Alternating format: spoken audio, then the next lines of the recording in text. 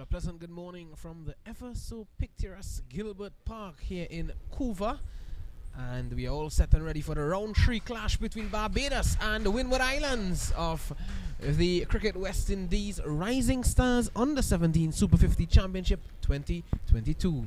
And getting things underway here for Barbados. With the ball is Jatario Prescott. And with the bat for the Windward Islands, Stefan Pascal and Mahid Lambert. And Windward Islands winning the toss this morning and electing to take first strike here in Gilbert Park. Alongside me, Andrew Chan for commentary of this game. And that's 2 good deliveries there from Prescott, just outside the line of the off stump. The first delivery he had Pascal fending outside the line of that off stump, and luckily didn't take the outside edge, but the second delivery was a bit wider than that, and Pascal was not interested. Good morning, Andrew Chan, how are you? Good morning, Visham, and good morning to all our viewers once again on the Cricket West Indies YouTube channel. And yes, it's a lovely day here at Gilbert Park as we see Prescott coming in once again. Yeah, another wideish delivery there, and it's tailing into the right-handed Pascal. And a very lovely morning at Gilbert Park, Andrew Chan. It is. It's a lovely morning at Gilbert Park, and what I want to see is the Windwards Islands batting click. Yes. Because their bowling has been excellent so far. Their trio of pacers, Devin Tyson, Solomon Bascom, and Kervin Gassia has done quite well, but their batting hasn't clicked. They fell quite dramatically to Jamaica on Sunday at the National Cricket Centre. Yes, yes. Nice run up here from Prescott. Yeah. A good run up. This one driven nicely through the covers. And it's running away very close to that boundary there, but a good stop. The fielder doing very well. Yeah, and there's a mix up there. And luckily Pascal deciding to go back. And yeah, 2 runs. The Windward Islands team, they're off and running this morning. Yeah, and you mentioned the Windward Islands team, their batting not clicking, but their bowling have been impressive, and you would really want to see these batsmen stand up. The top order batsmen, they've gotten starts, they haven't been able to push on. You would want one of these 2 players, Mahid Lambert or Stefan Pascal, if they had to get up to a good total, you would want one of these guys to bat through the innings. Here's Prescott. Excellent delivery, just pulling back the length a bit and straightening his line. Yeah, and Pascal is the Windward Islands captain, so he's one that would definitely want to stand up. And of course, Devonnie Joseph has gotten starts in the 2 games, and we know what a class batsman he is. So he will definitely want to come to the party today. I'm impressed by Prescott. He seems to be a very, very tall fast bowler. He started off a little bit wider, but he's getting his line quite right. So it'll be interesting to see how the Bajans go about this. Prescott having an excellent start thus far. This time driving again is Pascal, and it's going to be 4. So the first boundary of the innings for the Windward Islands team comes off the bat of Stefan Pascal, their captain. A good-looking shot, Andrew Chan. Yeah, and that also ends off the over at 6 without loss. So a good, decent start here for the Windward Islands. That's a run rate they would love to maintain right throughout the course of this innings, and it looks. Just to let our viewers know that the weather looks lovely at Gilbert Park here. We don't expect any rain, of course, and if you have any wood nearby, just knock on it just to make sure that we don't get anything. As Joel, the cameraman, decided to prove me wrong and show some grey clouds over the Couva area. Thank you very much, Joel, for making me look as silly as ever. Well, there are some grey clouds, as you can see, there to the eastern end of the ground. One would hope, though, from a fan perspective and from all of us here, that the rain does not come and join us here at Gilbert Park, and that would be very hard for both teams as they will be looking to get into this round 3 clash very early. New bowler coming into the attack for Barbados, number 10, that's Kyron King. And Mahid Lambert is going to be having his first strike of the morning. But it seems that all the teams in this under-17 tournament have some quality pace bowlers. Even Trinidad and Tobago and Guyana, they have some good military medium. You're getting the faster bowlers coming out of Jamaica and Barbados, as we see here. We'll have to have a look at Kyron King and what he can bring to the party. But the batting, there are some good batsmen around, and there have been some very good scores. Lovely action there from Kyron King, smooth as ever. And yes, you know, Andrew Chan, today I think it's going to be the battle of the seamers. The guys like Solomon Bascom, Kevin Gassi, Devin Tyson, all of these guys from Windward Islands. Now we are seeing the likes of Prescott and King for the Barbados team, who's known for their excellent fast bowling over the years. It's going to be the battle of the seamers. I'm excited. I'm sure you are as well, Andrew. After this ball, we'll discuss that. Excited, Andrew? Yeah, very good bounce there from Kyron King as well. He has a very long, smooth action. It sort of reminds me of Shamar Holder a little bit there. Very, very long, skinny fellow. And I just hope that Cricket West Indies, of course, they're putting on this tournament. And it's a lovely tournament to see the talent on display. And I just hope that they work with the various associations to ensure that these young fellows go off to the next step. This time he's edging, pass slip, and that's going to race away for 4. Mahid Lambert is off and running with a boundary. Fortuitous, but safe. Yeah, flashing at one outside the off stump, but it's the power play overs. You might, if you're going to flash hard, getting a thick outside edge, and it ran very, very quickly down to the third man area. And you can see, Visham, now that Gilbert Park is properly dried up, how quick and how good this outfield is as well. The bounce on the outfield is true, as is the bounce on the pitch. So it's clear that batsmen will get purchased for their shots, but it's a very good balance in terms of the battle between bat and ball. Yeah, perfect day for cricket here at Gilbert Park. I think to say the least. It's a hard deck out there. Good for batting, good for bowling. It's going to be an even contest between both bat and ball. In the last game, we saw Guyana defeat Trinidad Tobago by 9 wickets here. It was an excellent track for batting. But it's a very hard deck here at Gilbert Park. And I tell you what, the outfield is in spectacular condition as well. And it's going to be an excellent day of cricket once weather permits, we hope. That last delivery from Kyron King was very good. It was a full sort of widest delivery on the maybe fifth stump line. Mahid Lambert didn't move his feet at all. So you really want to get those feet moving, because these two really need to put on a partnership here. Neither of them have scores of note. Lambert has looked solid. There he is just tapping that one into the offside. Some pace here from King and both Prescott very early on.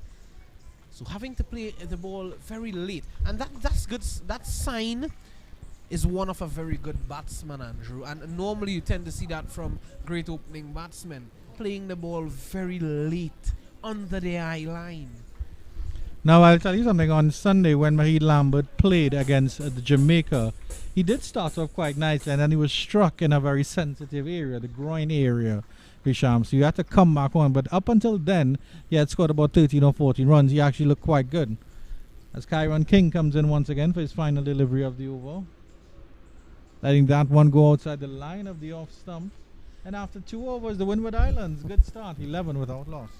It's getting a bit dark over Gilbert Park here now, Andrew Chan, as the cloud just coming across from the east. There's Mahid Lambert and Stefan Pascal. And King completing a good over. There's 5 runs coming off it. Well, our friendly neighborhood groundsman here at Gilbert Park did mention earlier that he did expect some sprinkles, but I don't think he expects any wholesale rain today. But at least, even though the rain hasn't come, and we definitely hope that it doesn't come, the ground will be a little bit cooler there for the players, as there's a nice breeze coming across with the little bit of cloud cover that they'll get. So that might make the pacers bend their backs a little bit harder here. Yes, certainly. And Mahid Lambert is gonna face up. Is going to face up to Prescott for the very first time. And this is going to be interesting. Mahid Lambert, from what I've seen from him in this tournament, he likes space on the ball. He plays the short ball very well. This is going to be a challenge though for him. There he is playing and then ushering a leave outside the line of the off stump. Wasn't sure whether to play or leave. In the end, he played at it though. Prescott's first over was a little bit wide, and he seems to be hitting his rhythm and his lines now, because that one was very close. I would say maybe on fourth stump line. Lambert was definitely fishing at that one. Good day to be fishing, Andrew. A good day for cricket. It's a good day to be doing anything on the ocean. You certainly wouldn't want to be fishing outside on the cricket field. This one, is he edging? No, he's not. Just driving, and the height of Prescott coming into play there. So, but you can see the bounce. That one was a full delivery, and Prescott, that one almost had tennis ball bounce to the keeper there behind the stumps. Full delivery and driven to the point region, and there's no run. Good fielding there. Yeah, just to that backward point fielder there. Remember, Barbados, they are the defending champions in this Cricket West Indies Under-17 tournament. Back in 2019, they were victorious. And Dexter Toppin, Barbados Cricket Association coach. This one pulled away. I told you that he plays the short deliveries well. And that one went all the way for 6. What a hit there for Mahit Lambert. Bit too short.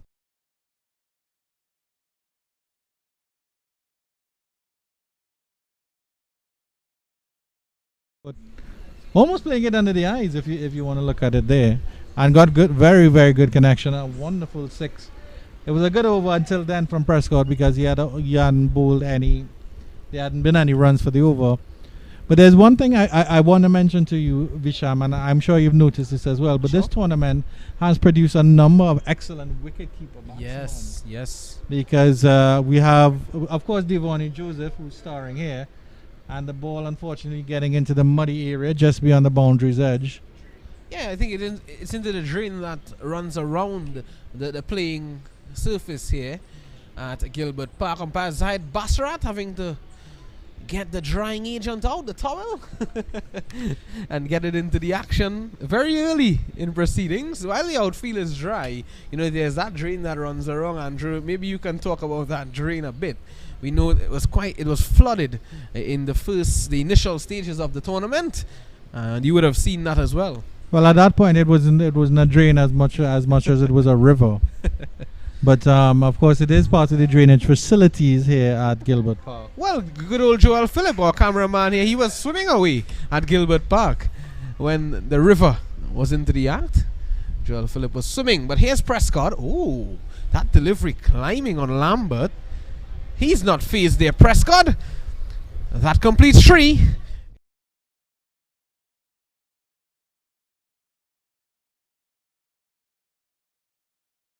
That been on the line of the body there, Andrew Chan. That could have had Lambert in some problems. Well, it's good to see that that Prescott was unhappy about being swatted for 6. So he responded with the best weapon in the fast bowler's armory. Well, one of the best weapons in the fast bowler's armory, of course. So a good bouncer, maybe badly directed, but it will definitely have Prescott thinking twice before he says, hey, I'm going to hook you again. But yes, as I was mentioning, so we have a number of wicketkeeper batsmen that have starred. We have Devonnie Joseph. Yes. Then, of course, Viren Bashu for Trinidad and Tobago. Tariq Williams played an excellent hand on Sunday for Jamaica. Karen King continues. The delivery outside the line of the off stump. I'm left alone here. And the number 32 is behind the stumps here for Barbados.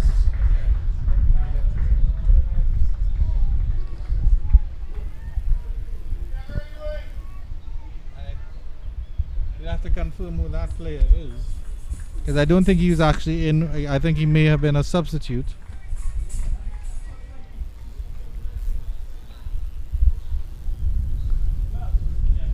Here's King, and Pascal allows it to go into the gloves of the wicketkeeper. Yeah, but I'm not seeing any number 32 on the team list that was presented to us. So we'll just have to find out. But it looks as though that's Dakio Worrell. But we'll have to confirm that, Andrew. Yeah, we will have to confirm that one. They have Dakio Worrell Morris listed as their keeper.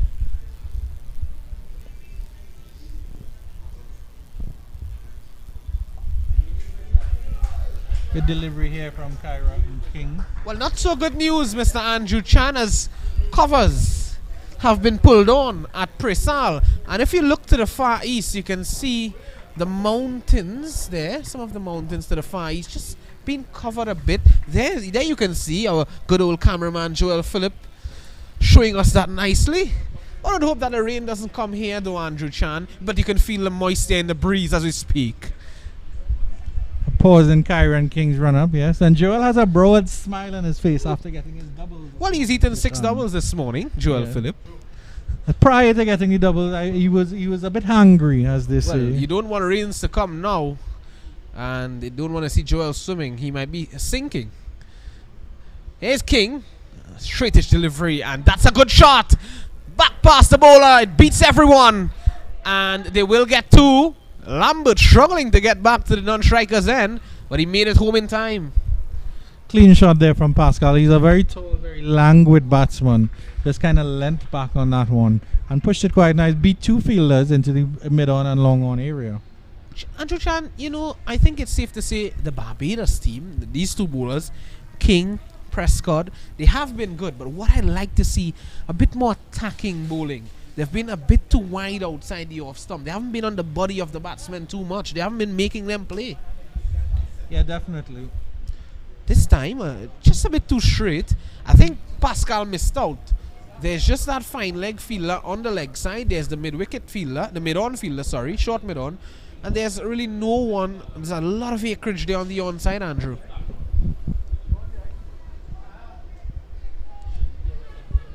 Yeah, so Nathan Seeley, the captain, will definitely want to have a word with his players. Andrew, isn't that rain that's joined us here at Gilbert Park? I'm seeing some drizzle. I think there is a little bit of rain coming down here. And we'll have to see how the umpires look at it here. Well, the first extra of the game as well. The wides have joined us. And the gentlemen, the groundsmen, seem to be coming on right now. Oh, they're getting the covers on ready here. Oh my goodness. Is it Ronnie Bikram Das that's just brought the rain here at Gilbert Park, Andrew Chan? Well, the umpires are still out there. The decision is yet to be made. So play will continue. At least they might get this ball in before they decide, but it's not particularly heavy. A lovely drive again here by Pascal up to the mid-off region, and there is no run. The umpires are conferring, and I believe that they will be... Well, they're running into their positions. So at the end of 4 overs, Windward Islands, decent start here, 19 without loss. Yeah, so just 2 runs in the over. 17 without loss after 3. It's now 19 without loss. King 7 runs, in his 2 overs. 12 runs to Prescott in his 2. So 4 overs have been bowled. 19 without loss, Andrew. The start of both teams, what do you make of it thus far? Very early days in the game as yet, but maybe a bit of wear and tear on both teams because it's been a fast-paced tournament. The delivery there by Prescott, he'll get his line right there, fishing on that one, Lambert. Yeah, so after the first over, they were 6 without loss, 13 runs coming in the next 3 overs. And Prescott, he has been good, but he's been a bit too short at times and too wide as well. Need to correct that here. The raindrops getting a bit heavier. We'll have to wait and see what the umpires think. To the west of us, though, it's clear, but to the east, where the rain normally comes from, doesn't look good. So I'm coming back I'm definitely feeling it getting heavier now, and they will go off now, and the covers will have to come on very, very quickly here, because in a split second it's just gotten extremely heavy, and the hard-working groundsmen will be running very, very quickly to cover up the pitch and, of course, the run-ups. And I don't think that little bit of rain will affect the hardness of this Gilbert Park pitch too much once they get it covered right now. Yes, it was a very hard deck to start. And yeah, you can see the groundsman getting out there quickly, getting the covers on. And normally a good group of groundsmen here at Gilbert Park. Oh, and there's a slip and slide there from one of them. It's not a water park, Andrew Chan, it's Gilbert Park. Don't want to be sliding around, but the covers can be quite slippery. But the score at the moment, 19 without loss. And just 2 balls bowled in the 5th over. And Windward Islands, of course, winning the toss this morning. Stefan Pascal calling it right. out there. 19 without loss after winning the toss and batting first. Mahid Lambert, he's on 11 not out of 12 deliveries. Stefan Pascal, the captain, he's on 8 not out of 13. Kyron King, he's the pick of the bowlers thus far. None for 7 in 2. And Prescott, none for 12 in 2.1. That's the situation at Gilbert Park. The rain has joined us here, and we hope that very shortly the rain will ease and we'll have play. Until then, and until we have good news for you, on behalf of Andrew Chan and I, we'll be back shortly.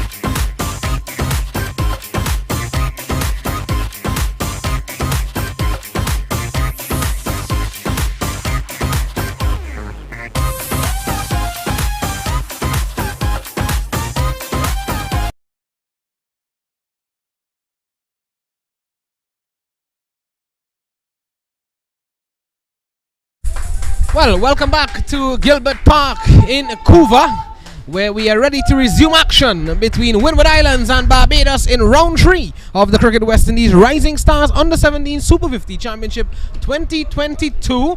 The rains have eased, the sun is back out in all its glory, and well, Andrew Chan is alongside me. Good afternoon, Andrew. We are ready again. Well, good morning, actually. It's 11:31 in Trinidad and Tobago. Yes, stop rushing the day, Visham Lalman. It's still morning. It's just about 11:30, and we are resuming play here. Just to let you know what happened, of course, after 4.1 overs, the Windward Islands got to 19 without loss. Tamari Prescott and Kyron King, the opening bowlers. And the game has been reduced to 44 overs. So that's what's happening here. We'll have a 44 over game. A good platform laid by Stefan Pascal and Mahid Lambert, and they'll be hoping that they want to continue with that, Visham, as everything settles once again. Yeah, it settles, and remember the rains came at about 9:49 a.m. Just about 4.2 overs bowled, and well, it eased at just about 10:10, and well, the covers were starting to come off at about 10:20. And there was some concern about the northern end and the southern end of the ground, but more so the northern end. The run-ups were a bit damp, and the umpires allowed it to dry out. And well, there was some sand that was spread as well on those run-ups in the damp areas. But here's Prescott.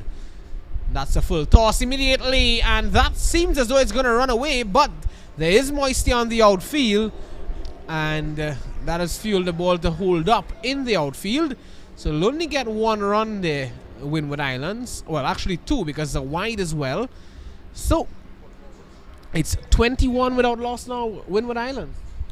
Yeah, so Prescott has clearly gotten a bit cool, sitting on his kicking his heels, waiting for the game to start back, and that won't be a loosener. And the tambourine is out from the Bajan contingent.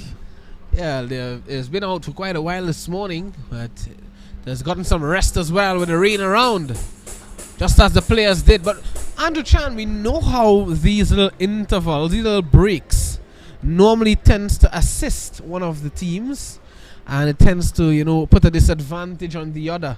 We'll have to wait and see what happens. Well, the Windwards would have to show some good fortitude to come back from this, because I think breaks like this normally affect the batters more than the fielders, because the bowlers will send on one or two deliveries and get into their rhythm, and the fielders, of course, will be happy to be back out there. That's an excellent delivery, though. Tailing into the right-handed Lambert was right up into the block hole. The fans enjoyed that ball. Well dug out by Lambert, you'll have to say. He played that very well, got down the bat very, very quickly. And so Prescott is starting to hit his lines and lengths, and what you'll want to do is maintain this. We don't have the parameters, Visham, but I'm assuming that at least maybe one or two bowlers will be allowed to bowl 8 to 10 overs, because it's a weird number, 44. Time edging, and just past that slip fielder, running down to third man. They will get one.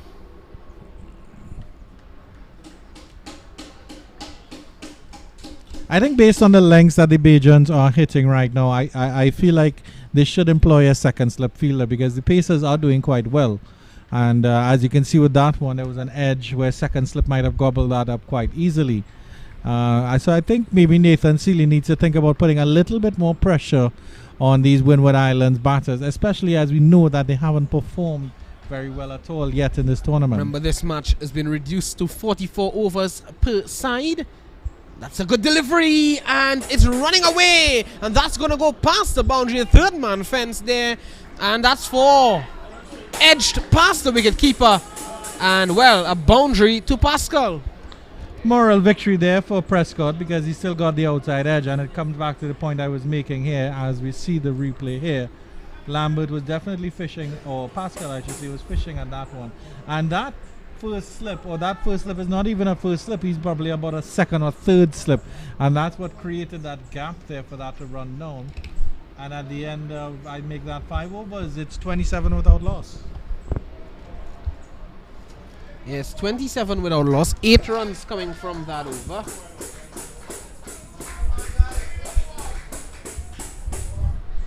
And Prescott going for 20 in 3. A bit expensive from the big right arm seamer, the opening bowler for Barbados. The Vuvuzela is out as well, Andrew Chan.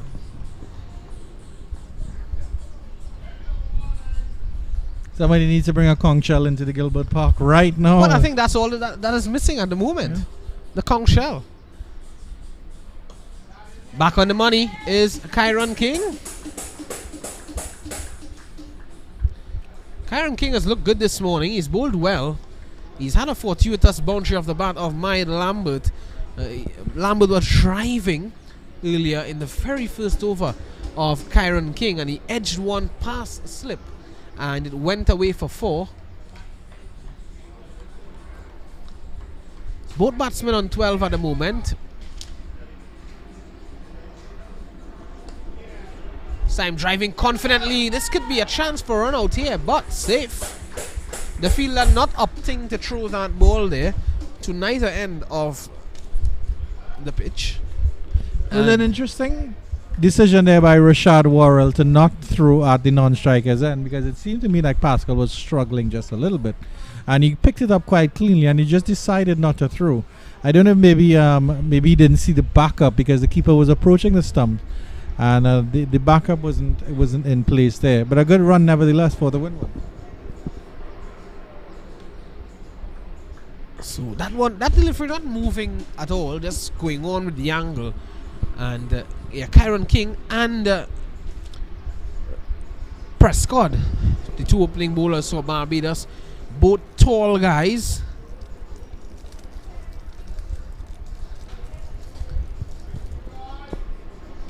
And well, they have a tall batsman for the Windward Islands as well. That's Stefan Pascal, the captain of Windward Islands. Some strong men on both teams, I must say. And these two teams, the bowlers, opening bowlers of these two teams, not just the opening bowlers, but first change as well. I should say the seamers on both the Windward Islands team and the Barbados team. Certainly, I think you can say, Andrew Chan, from seeing them, you can say that West Indies seam attack for the future looks a bright one. And the continuous trend of producing good seamers. Chance for on the non-striker's end. And Mahid Lambert, where was he going? I'm enjoying this spell by Kyron King, though, because he's either back of a leg and tucking the batsman up. And it seems like his stock delivery is coming back into right-handers, which is quite strange. Normally you see right-handed pacers moving the ball away from right-handers, but he's bringing him back in very, very good. Using that seam, using that extra bound, tucking up the batsman, he's putting them under just a little bit of pressure here. So one smash through the offside, and that's 4. What a lovely shot there from Stefan Pascal, the captain of the Windward Islands. Absolute disdain from the big right-hander. Yeah, he got some width there, Kyron King, approaching wide of the crease and staying that ball was very wide. I actually think if Pascal had left that, it might have even been a wide, and he cut that in front point for a wonderful boundary. 4 runs, disdainful as you mentioned there from Stefan Pascal. He's a very languid batter, as we say, and he looks like he has a little bit of extra time, which is a hallmark of all the great players, and he just stood up and delivered that one to the cover boundary. Just to give you a word of what's going on in the other game at the moment at Power Gen, where Trinidad and Tobago is taking on Leeward Islands. Trinidad and Tobago, after 12.1 overs, they are 31 for 3. This one flicked away this time, but he finds the fielder. Yes, 31 for 3 Trinidad and Tobago. Kavir Budusing, he's on 5 of 34 deliveries, and Orlando James, he's on 1 of 7. And that completes 6 overs. It's 33 without loss. It seems that Trinidad and Tobago is a bit on the back foot there with 3 wickets gone already.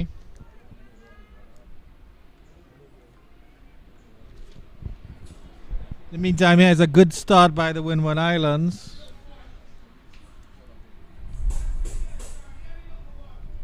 Tamari Prescott, a little bit expensive at this point, but Kyron King has bowled quite well. 3 overs, none for 13.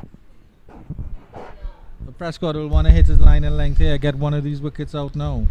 He's edging and he's gone! The first wicket down for Barbados here now. What a lovely catch at slip. The crowd erupts here at Gilbert Park. The Vuvuzela is out. The tambourine is out as well. And so is Mahid Lambert driving outside the off stump. And my oh my, Prescott strikes. Yeah, the Bajan contingent enjoyed that one as Giovanni Joseph, the vice captain and wicket keeper batsman for the Windward Islands, comes out, and we know he's a class player. So they've laid a good platform here. Unfortunately, Lambert getting yet another start. That's 13 he scored, and then he scored 14 in the last game against Jamaica, and then against the Windward Islands he also got, or the Leeward Islands I should say, he got 8. So he's clearly getting starts, but he hasn't been able to turn them around into something a little bit better. But you can see that Prescott, when he gets that ball on line, and he's been troubling, the good deliveries that he did get have been troubling the batsman and asking questions outside the off stump. Expansive drive from Lambert and getting the edge to the keeper. Yes, certainly. And Andrew, you know, that was an excellent catch at slip as well by that man at number 6 on his back. That's Joshua Dawn at slip for the Barbados team. Excellent fielding, you have to say. The bounce as well doing for Mahid Lambert. Looks to be Devoni Joseph who's come out to the middle, as you rightfully mentioned. And I believe Joshua Dawn's mother is here as part of the Bajan contingent.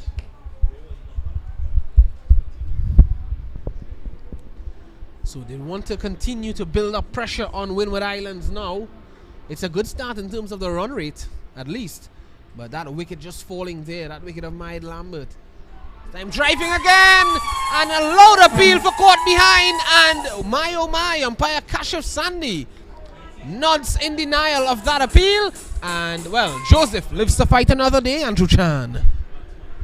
Well, I think that was definitely an ill-advised first shot here. As you see the replay here, I think that ball was very, very full, and I think Joseph, that ball actually passed Joseph before he even played the shot. But again, ill-advised here. Prescott obviously working up ahead of steam here.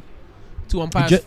Just got the wicket of Lambert as well, so he'll be feeling a little bit better about his line and length as well, despite being a little bit expensive in the early exchanges. Yes. Comes in again here. This time shortish delivery, and that's well run there from both Pascal and Joseph. So Joseph is off and running. Just to give you some more news there from PowerGen, the rain has joined proceedings at PowerGen, where Trinidad is taking on Leeward Islands. Trinidad and Tobago, they are 32 for 3. And the 2 umpires for today's game right here at Gilbert Park, umpire Kashif Sandhi and umpire Zahid Basarat, the 2 standing umpires for today's game. Prescott short and wide, and Pascal misses out. Andrew Chan, I always tend to ask myself, it is something I continue to see, and I ask myself why. A ball short and wide outside the off stump, and you are looking to take that ball from outside the off stump and pull it onto the onside rather than uppercut the ball or cut it backward of point, forward of point as the case may be, or run it down to third man. Well, it might be a little bit of that T20 sort of. This one into the air and just over the mid-off fielder's head, and Pascal will get 2. Yes, Andrew, as you were saying, sorry. Yeah, I think it might be a little bit of that T20, the good old heave-ho, the agricultural shot swiping across the line coming into play there. But you're quite right. If you have a bowler who's bowling pace and you get a delivery outside the line of the off stump, wide outside the off stump, just use it and cut it, because there's no fielder behind point. Yeah. And the third man is fairly fine-ish. So once you get it over that fielder point, you more than likely will get runs. Time flick nicely, backward of square leg. And Achilles Brown, that man, cleaning that one up. And Pascal gets yet another 2 runs. That's vital runs for the Windward Islands. At the end of 7, it's 38 for 1.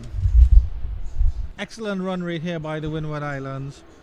They've started really, really well here. And this is the sort of momentum that they would want to maintain throughout the innings. Of course, this match has been reduced to 44 overs. So, decent exchanges, you have to say, in the early exchanges of this game. Kyron King, the slightly better bowler, but Prescott has been rewarded with the wicket. And this should be an interesting competition now here between Devonnie Joseph, who we know as a talented batsman, and then Kyron King, who has been quite impressive so far in his 3 overs. Yeah, Devonnie Joseph certainly a force to be reckoned with from this Windward Islands team amid their exciting bowling attack. Devonnie Joseph has certainly stood tall amid his short stature. He stood tall as a batsman for the Windward Islands, but he will want to go big. And this time around, he's had starts in the tournament thus far, but he'll want to take those starts and turn them into, maybe half centuries and centuries, as the case may be. We've already seen 1 century in this tournament against Trinidad and Tobago. Guyana's Rampertab Ramnath had 101 not out. And here is Joseph driving nicely for 1. Yeah, pleasant drive there from Joseph. And of course, the important thing is, Visham, that of course this tournament is hosted by Cricket West Indies and organized by Cricket West Indies. And of course, there are representatives of the Cricket West Indies, selectors or scouts at every game. So it's an opportunity for you to show what you are capable of in front of the movers and shakers and the decision makers. Yeah, certainly these tournaments are set up for you to, showcase your wares, showcase your talent, and of course you have to thank Cricket West Indies for continuously giving these guys the opportunity over the years, and despite the COVID-19 pandemic, getting these tournaments up and running now. This one pulled away, and there is a fine leg fielder. So only 1. Yes, you have to thank Cricket West Indies for, getting these players out there, funding these tournaments, and really pushing these players' talents forward. It's only when they have these opportunities the selectors are going to have a chance to look at them and really, maybe after this tournament, look at developmental work with some of these players, and these players can really push their way into the West Indies teams of the future. Here's Kyron King rushing on to Devonnie Joseph. Good pickup by the keeper behind his stumps, getting around very quickly there.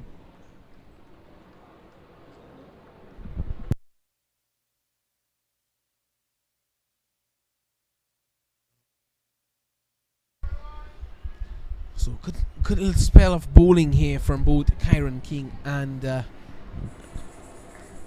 of course the Cricket West Indies selector here is none other than Anthony Hollis Gray. Well, Anthony Hollis Gray is a good guy. Loud appeal there, but the keeper wasn't interested, and umpire Zaid Basharat just walks across, looks to have a look at where the bowler is landing, and he's having a word with Kyron King as well. Yeah, so in the short conversation that we'd had with Mr. Gray here at Gilbert Park, he definitely enjoyed the pace bowling for sure, because of course he was a man known as a pacer, and is still known as a good pacer. He'll be very excited to see what these young fellows are offering here.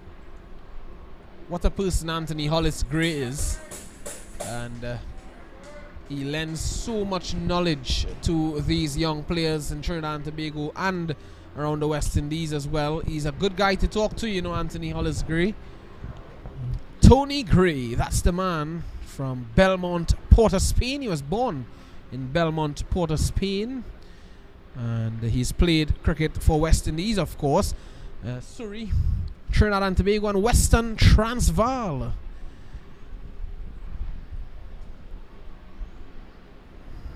King comes in for the last ball of the over. It's a rising delivery outside the line, heavy off stump, left alone by Devonnie Joseph, and the Windward Islands end the 8th over at 40 for 1. Let's have a look at this replay here. A bouncing delivery. Ooh. Tempting. I think Devonnie Joseph had a sniff of that ball, and he would have known how that wide ball smells. But of course, Visham, I want to stress that these young fellows, this is an under-17 tournament, so these fellows are 16, 17, barely 17, maybe some of them even 15. And I hope that there's proper management of the workload of these young fellows, because right now they're in a tournament I hope that that recovery phase happens after the tournament, because we don't want a young fellow with talent breaking down and getting a lot of injuries in his early years, in his formative years of cricket. Because if one of these young fellows, let's just say Tamari Prescott, makes it to the international stage to get the West Indies and wear that treasured maroon cap, we want him to be fit and rearing for a long time to come. This is a poor delivery from Prescott that's played away. And a little misfield there at deep backward square leg allows Pascal to get through for 2. And welcome 2 runs. They're 42 for 1. Captain and vice captain out there for the Windward Islands, and they're 2 of the chief batters for the team.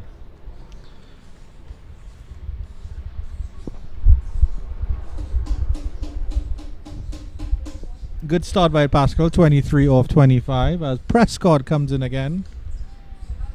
Excellent delivery there from Prescott. So he's into his 5th over, and I believe that they would want to give him a rest after this 5th over. Of course, the game reduced to 44 overs, and of course, due to that rain delay that we had, just about 9:50.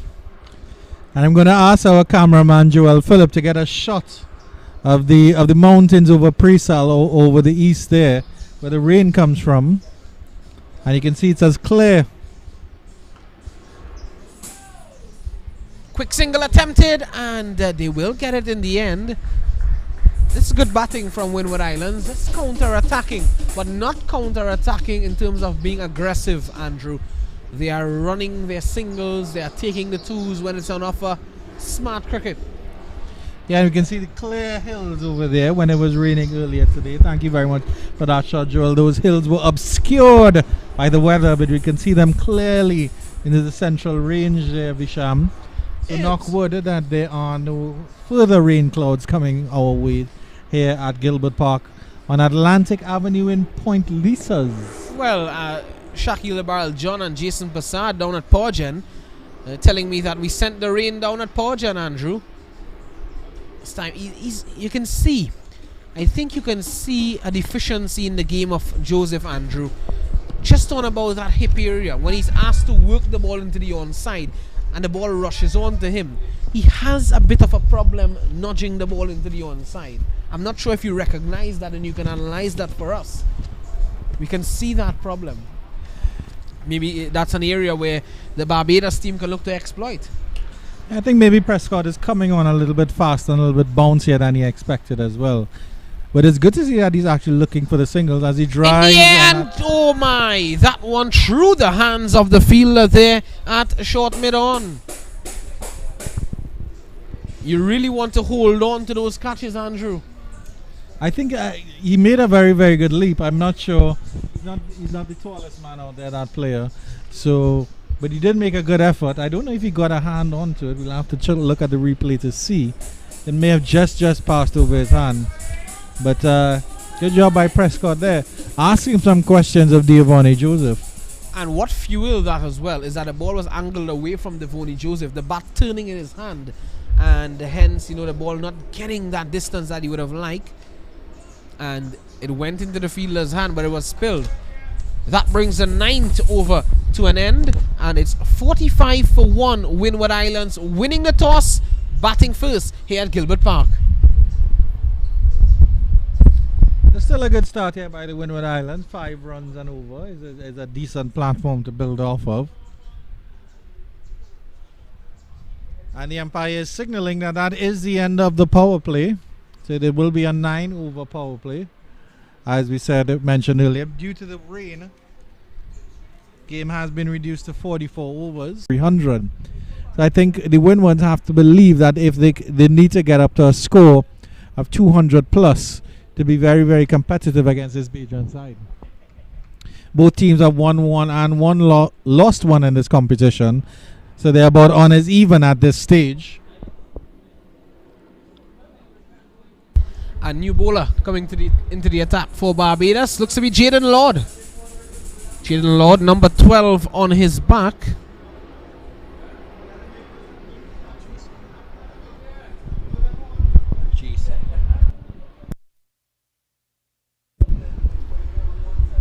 So just having a false start there, Jaden Lord.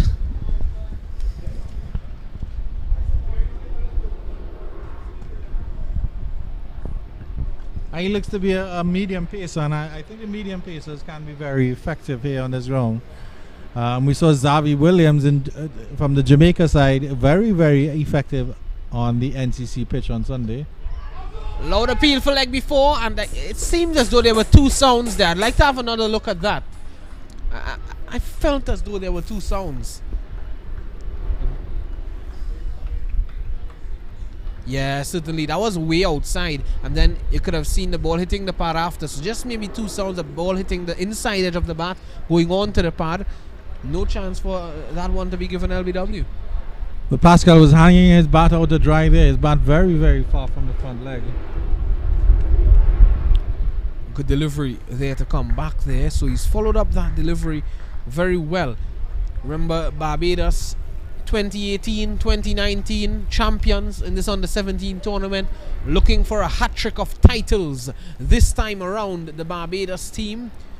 And of course, Coach Dexter Toppin, he was the coach of the team in 2018 and 2019. And this one smashed away over the offside. That could be 6. It is. What a blow from Stefan Pascal. Yeah, that one sat up, and it was given. He was offered width there as well, so he just cut it over the deep extra cover region.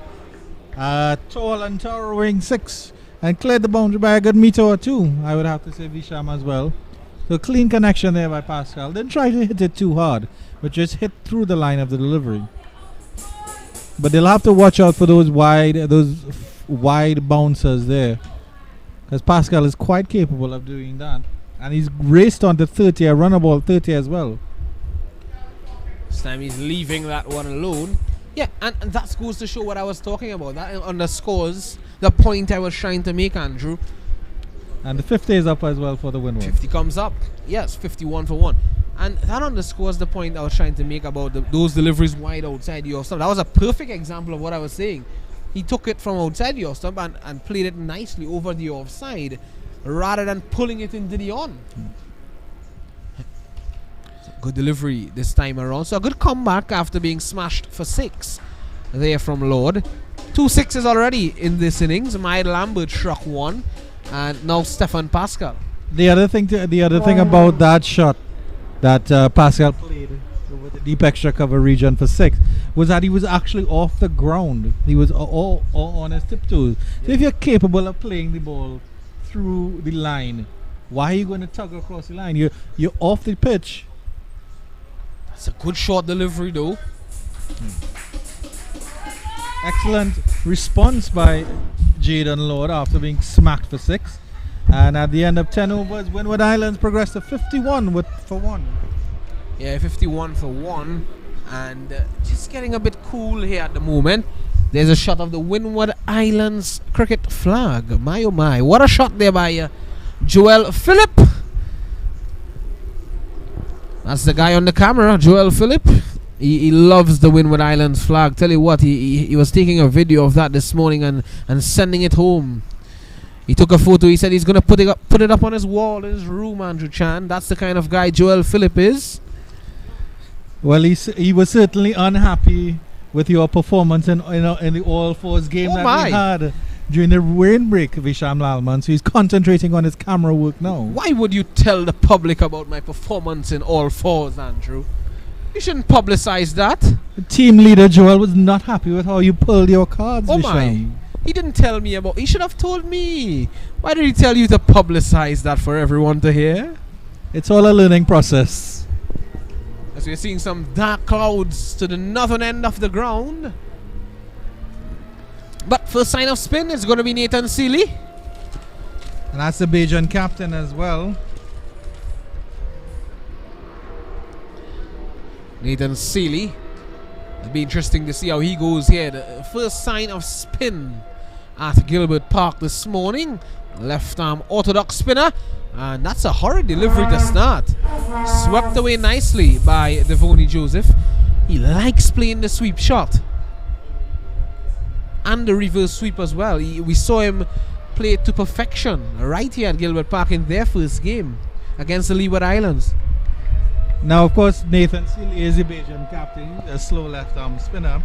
And I'll give you some information about him. As you mentioned, Barbados is seeking a hat-trick of titles after this delivery. Another attempted sweep there by Devonnie Joseph. Now, Seeley actually plays in the Barbados Cricket Association Division 1 Super Cup. Yeah. And prior to this game, he had 6 for 23 in 9 overs versus the Police. And 9.3 overs, 4 maidens, 7 for 7 versus Carlton here.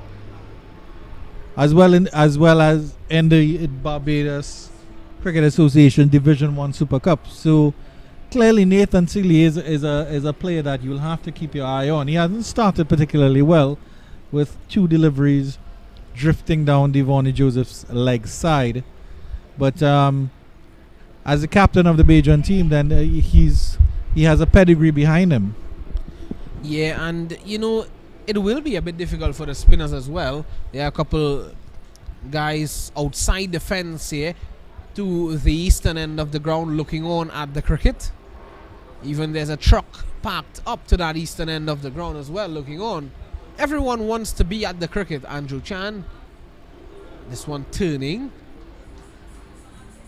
too wide to interest Stefan Pascal. Captain versus captain here. Let's see which captain will come out on top.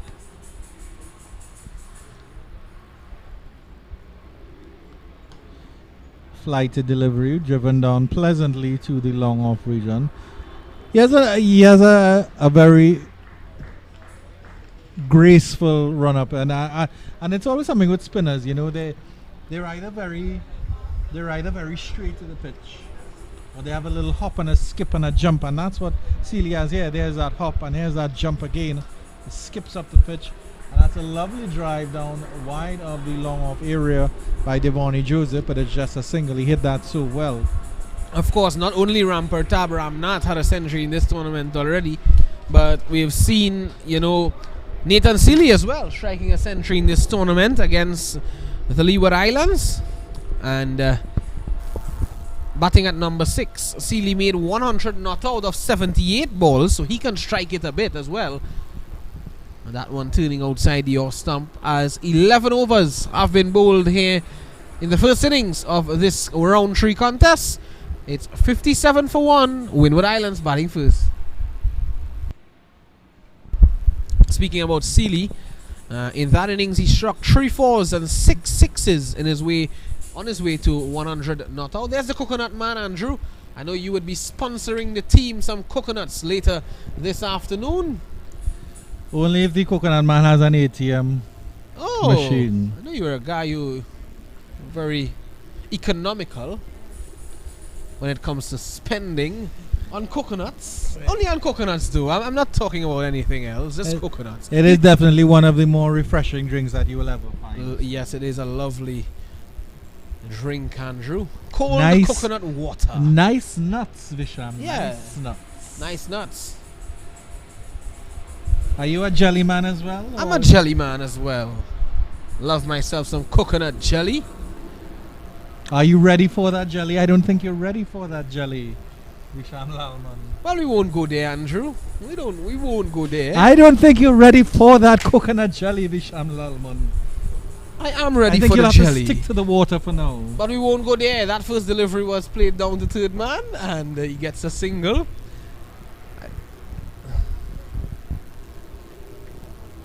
Good exchanges here so far between Stefan Pascal and Devonnie Joseph. This is an important partnership for the win. Oh my goodness, that's a wonderful delivery.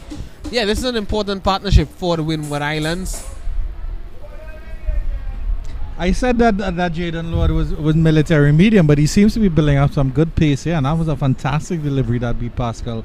Almost had him squared up there.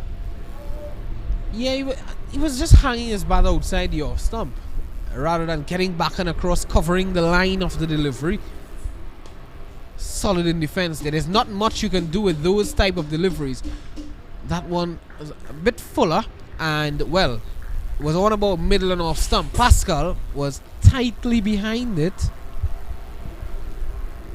The Bajans still have their wide slip in place, which is good to see, keeping that pressure on the Windward Islands batters. So I'm playing it square of that cover fielder. He gets a single. So just rotating the strike here, Stefan Pascal. I think he needs to get some runs. The skipper of the Windward Islands team. He's due. He's due for some runs here. Well, I think it's very difficult as a captain to also open the batting, and then of course if you are out very cheaply, then your team sort of demoralized from that. I always admire Craig Braffett, the West Indian Test captain, for opening the batting. I think it's a very challenging job. And of course, and then Craig, he bats so very long, and I think it was twice in Pakistan that he carried, or once in a game in Pakistan, he carried his bat in both innings. He was on the team. He was on the field for 5 days. That was prior to when he was captain, or it may have been when he was temporarily captain for a tour in the United Arab Emirates. Signaled wide there by the umpire. Feisty bouncer there from Jaden Lord. One for the over. A little bit too far over Giovanni Joseph's head. Well directed though, you have to say. I think that's a bit harsh on calling that a wide though, because it seemed to me just about in line with Giovanni Joseph's helmet. That was a bit of a harsh call on the wide there, Visham. Well, the umpire is in the best seat, has the best seat in the house to make the decision, so we just have to go by his. This time Joseph leaving it alone into the gloves of Worrell. And the 12 overs have been completed. It's 60 for 1. Windward Islands maintaining this 5 runs and over run rate, and they're just about getting those 5 runs and over. Good 2 overs there by Lord. His first over went for 6 after being clattered for 6 by Stefan Pascal, coming back good in this over for just 3 runs. Nathan Seeley also went for 6 in his first over. So we'll see how he goes here.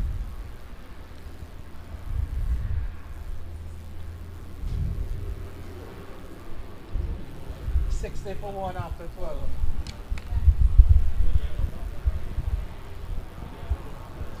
Seeley continues. Pleasant drive by Pascal to the long off region, and that's an awkward bounce, and that will go through for 4.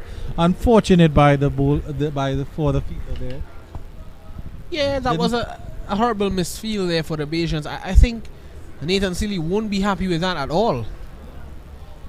That was a lovely shot though by Pascal, but he would have thought that he would have only gotten 1.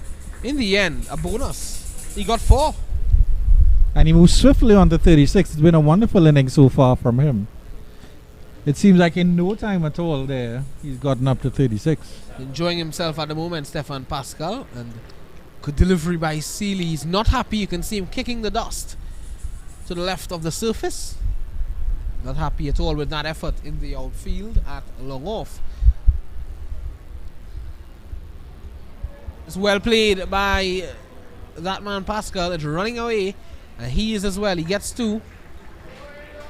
They need to break this partnership here, is the Barbados team. They don't want to let these two get away. Excellent running between the wickets there, between Pascal and Giovanni Joseph.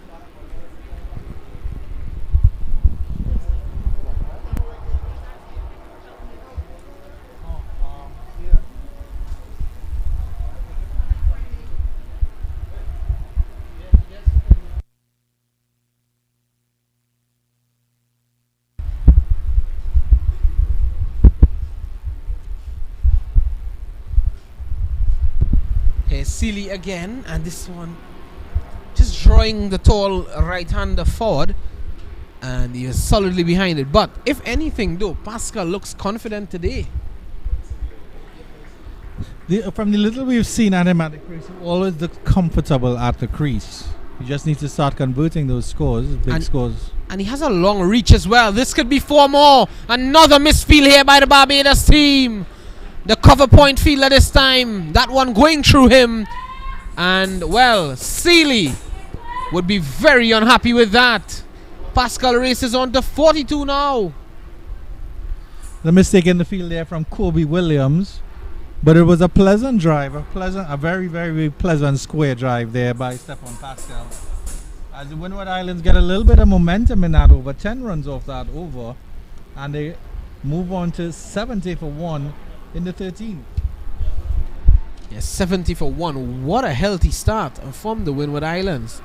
The Barbados team needs wickets here. It needs to put some pressure on this Windward Islands team. There's some, I can see the mountains again, some dark clouds hovering, and some rain looks to be coming over the mountains to the east. Again, Andrew, we pointed out this about Devoney Joseph. He has that difficulty with those short deliveries that are rising on him, on the body, in that blind spot of the right-hander. He has some problems playing those deliveries there, especially with the bowler coming over the wicket to him. He's bowling that ball right into that blind spot of the right-hander, of the left-hander, sorry. This time he's looking to play that ball into the offside, but he's bowling that ball there into that blind spot. So it makes it difficult now whether or not he is to play that ball into the onside or into the offside. Obviously he'd want to nudge it into the onside, but certainly he's having some problems. I mentioned that before. I think it's just that he's trying to nudge it into the onside to get that single like that, just like that. That's what he wants to do, and that's what he's working at. And maybe the ball just hustling him a little bit. And as you mentioned, that blind spot, it's a sort of moment of indecision. Do I play straight? Do I play forward? And maybe it's just a little bit straighter than he expected. And he'll wear it on his hip for a little bit, but hopefully he has adequate protection there. And of course, these are young boys, so their muscles and bones will rebound quite quickly.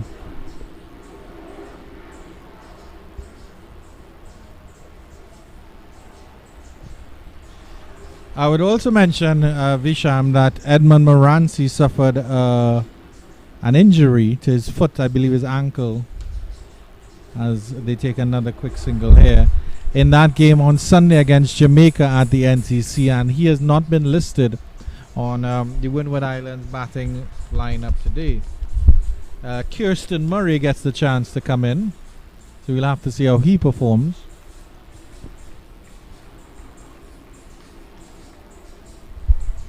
Yeah, unfortunate for Edmund Moranci that he is not here, listed on the team for the Windward Islands. This time is that edged. That's past the keeper, and that's going to run away for 4. Yes, a bottom edge there, it seemed, from the bat of Joseph. A welcome boundary, but a fortuitous one indeed. Yeah, Joseph has definitely looked a little bit scratchy. I mean, he's playing the foil here as Stefan Pascal is really setting the pace here, 43 or 46. And I'm smelling food, Visham Lalman, as it approaches lunchtime. Smelling food?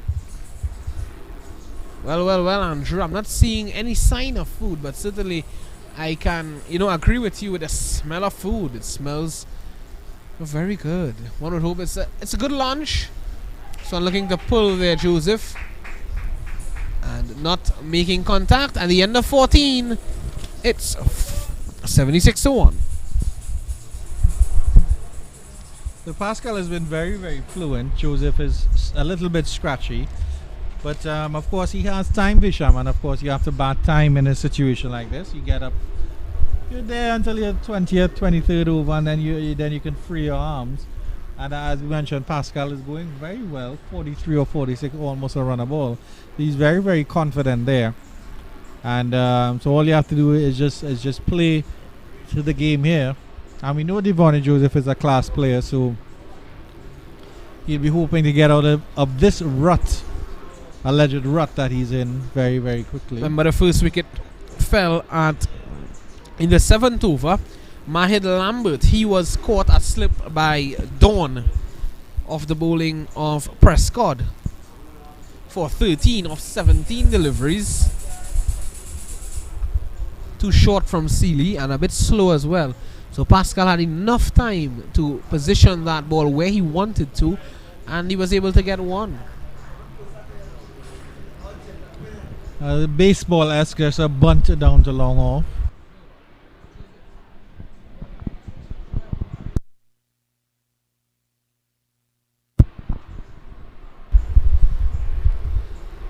Well, Joel Phillips seems to like rain, rain. I don't know why. He's showing us rain. I know he likes to swim a lot, Joel Phillips, especially when the drain here at Gilbert Park is filled. But there's some rain coming from the east, Andrew. That's not a good sign. There are the hills. It's covered at the moment. Yeah. I don't know what it is with Joel Phillips, but he seems to have an obsession with water, Visham Lalman. He likes water. Yes, he does. He does. And I heard he was trying to invade your house for a lime this weekend, so you can turn the hose pipe on him as necessary. This one swept away nicely by Joseph. Andrew, where are you getting this? Why is Joel not coming to me with all of these things? He's coming to you. I'm not sure. But we are into the 15th over. It's 78 for 1. Well, Visham, you know how them boys are. Them boys, they're always doing what them boys want to do. Oh, them boys. Okay. Yes, certainly. Good guys, Joel Philip, Michael Rupwa, and Nisham Mohammed. Joel behind the camera today. And Michael and Nisham, they're all behind the computers. Very good guys, I must say. I want to say good afternoon as well. Well, yes, good afternoon to Dave Passad. Dave Passad, who is at Prisal. And also Shakil John, Anil Lakan, Vidya Ramphal. And Jason Passad at Power Gen. But there are a number of the Barbados fans. That's a Guvuzela in her hand there, Andrew. Both yeah, of the them, noisemakers, and here we go again. Both of those supporters having Guvuzelas, and there's a tambourine as well. You can hear the sounds of the tambourine, the Guvuzela, and the families of these players urging on these youngsters to do well. It's good to have them coming to Trinidad and Tobago for the tournament. You know, it's good to also see them touring with their kids to give them that support. Yeah, the proper Bajan rhythm section here. Good delivery there. And Joseph is able to push that one into a single. And Lord continues.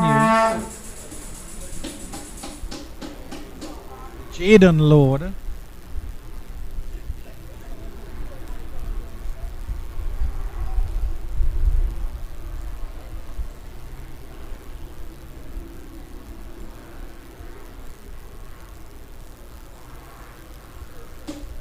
Lovely venue here at Gilbert Park, and of course it is free entry to all our viewers. If you are in the Point Lisa's area, do come down, enjoy some cricket. Excellent delivery there by Lord.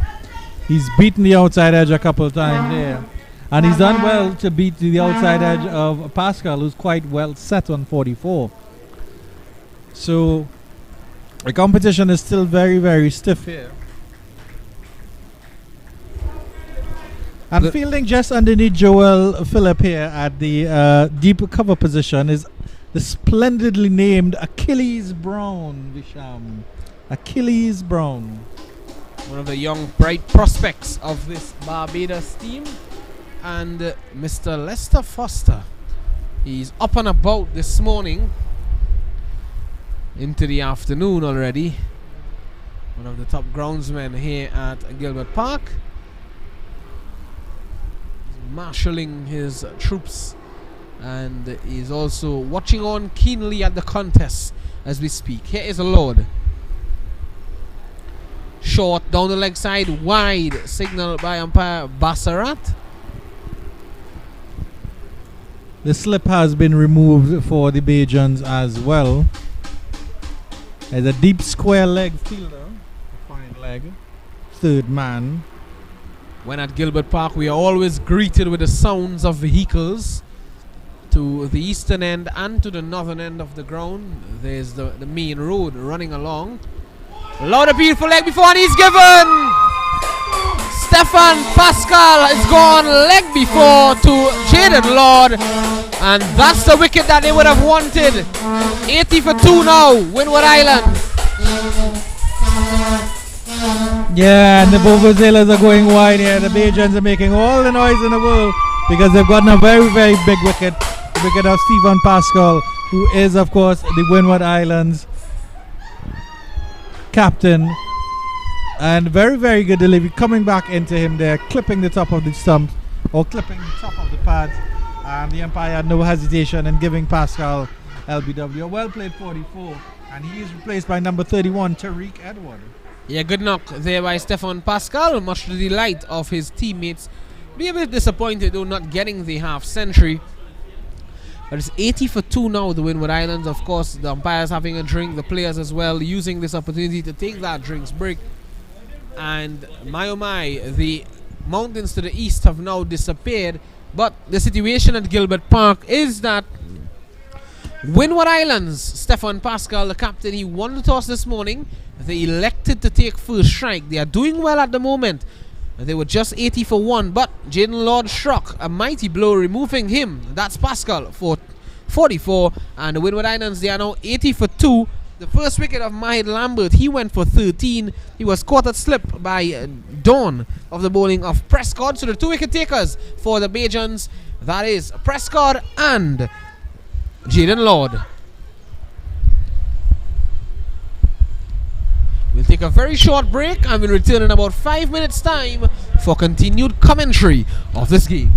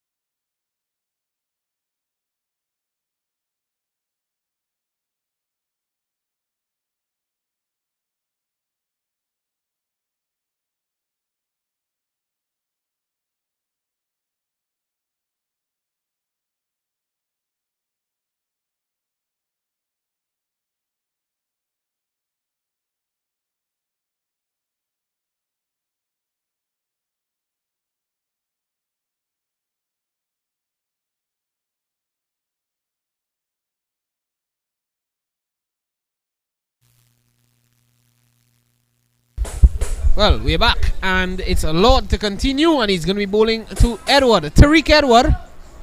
And this one, he's looking to play it into the offside. It takes an inside edge, and you can see some dark clouds hovering there. Edward will be glad to get off the mark immediately. As the field adjusts now for the left-handed Giovanni Joseph.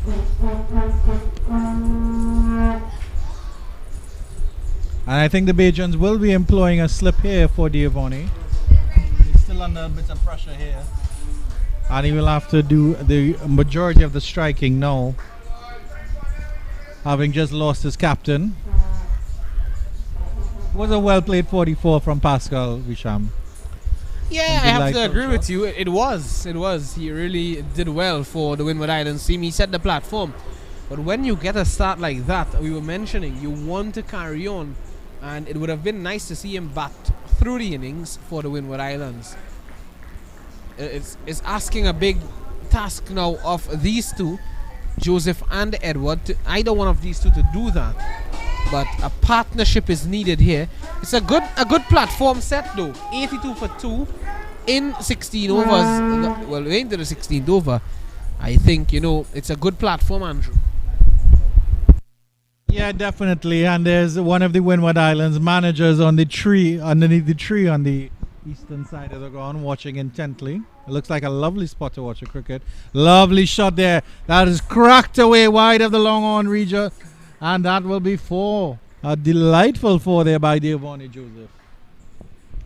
Elegance from the left-hander, pulling that one away forcefully.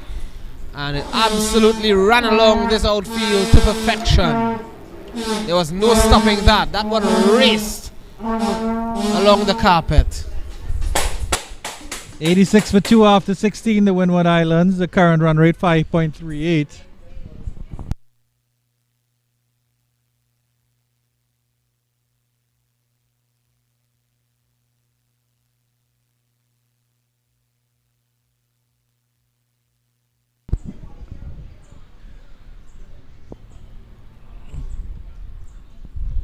Bajan captain Nathan Seeley will continue.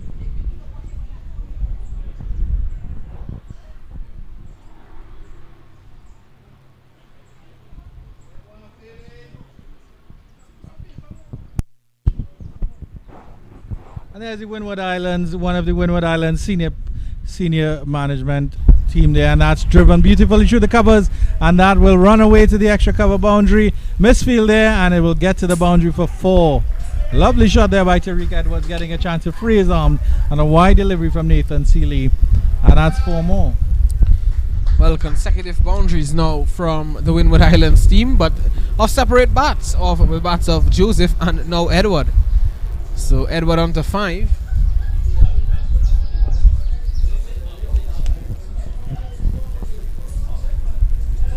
Windward's progressing quite well here. Lovely delivery by Seeley. Good response there.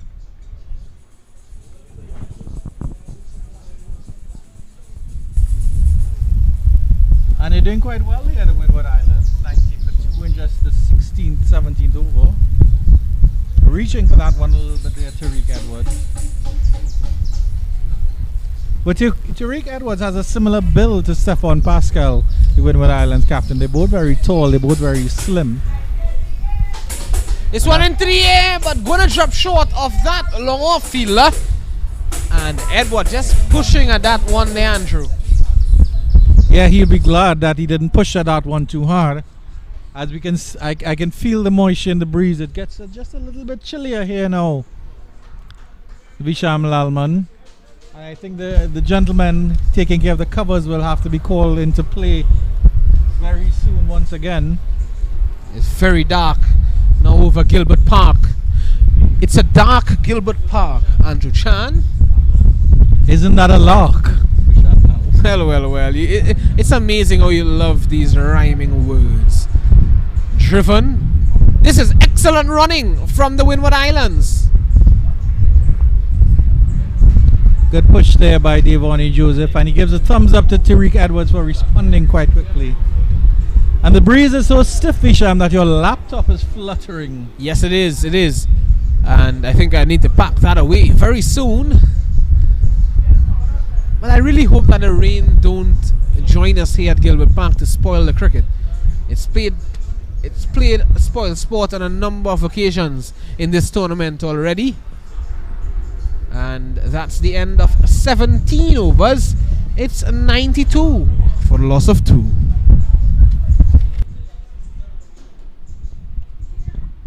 It's a very stiff breeze, and the end that Nathan Seeley is bowling from, I think it would assist him as a spinner, because the breeze is of course blowing from south to north, sort of south to northeast, so that will help him slow the ball through the air. And then of course the Jaden Lord will have the breeze at his back here, so he will enjoy this, help him get a little bit of extra pace going down. And the Windward Islands flag is fluttering quite strongly here, again from a south to north direction here. The sun peeking out as we speak. It's good running again. Turning over the strike there, Devoni Joseph. This is one of the hallmarks of his game. The ability to turn the strike over, and he has the ability as well to change gears when needed. Lord is now into his 5th over here for Barbados.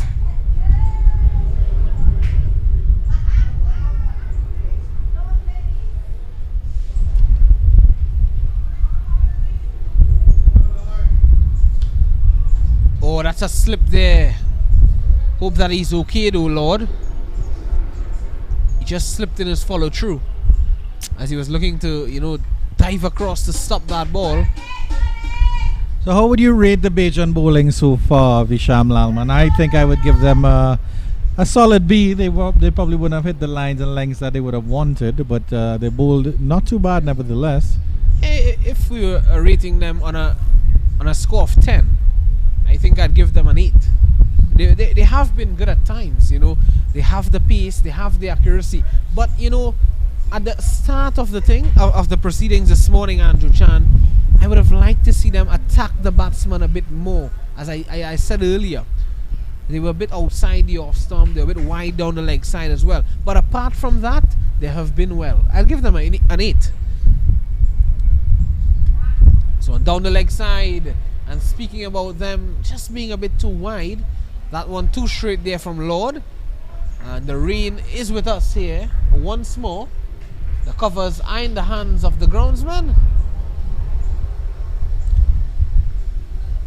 And the umpire has signaled for the covers to come on as Tariq Edwards runs off very, very quickly.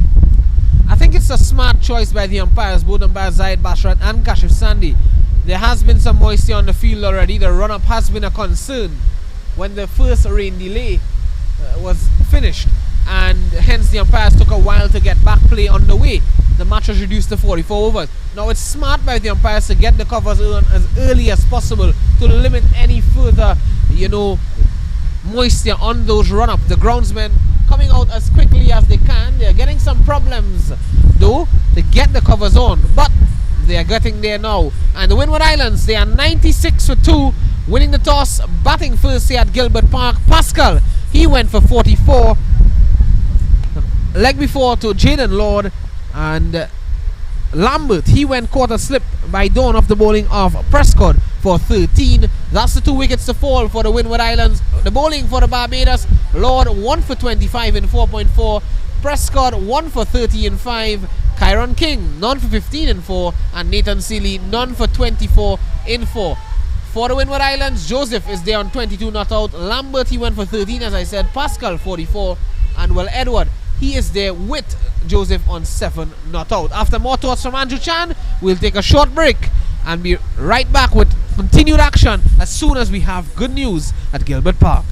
And unfortunately, the 3 worst words to hear in cricket: rain, stop, play. It's come down again. Windward Islands doing really, really well. It's been a stop-start game, and so they've done really well to get to 96 for 2 in 17.4 overs. The Bajans, they would not be overly happy with their bowling performance so far. A little bit wide, a little bit too loose. The Windward Islands have done well to maintain just about 5 runs and over. And we'll take a short break from our team here at Cricket 360 in this Cricket West Indies Rising Stars Under 17 match between the Windward Islands and Barbados. As soon as we have an update, we will get back to you.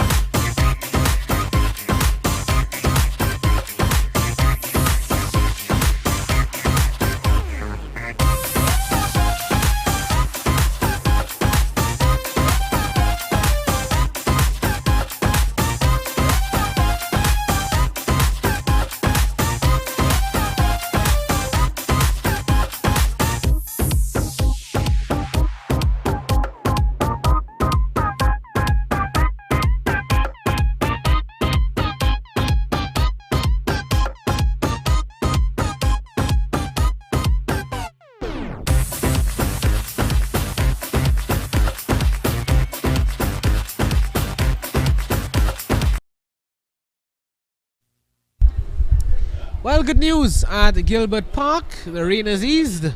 And, well, cricket is ready to be played once more. It's the Windward Islands taking on Barbados. Windward Islands 96-2 in 17.4 overs. And, well, umpire Kashish Sandhi and umpire Zaid Bashrat, they are out there now. It's still a bit dark over the Gilbert Park area, but the rain certainly disappeared. The sky just a bit blue to the eastern end of the ground. More to the north, you can see a bit of grey clouds again. But good news though, Andrew, as I welcome back you into the commentary box. Andrew Chan, how are you? Yeah, good afternoon, viewers. And of course, we are at the mercy of the elements, and it's very unfortunate when it's stop-start cricket. But the players are out and they're ready to go again. Jaden Lord has 2 balls to complete his 5th over. The game reduced to 41 overs now. So what initially started at 50 was reduced to 44. And down to 41. Let's see how much cricket we can get in as Lord continues here. Good delivery outside the line of the off stump, steered into the point region, and a single there for Tariq Edward. So that will be good for him. Those legs that were very immobile for a little time, moving again, and he'll be glad to get that run to get off the strike. You have the very first ball after the break as well.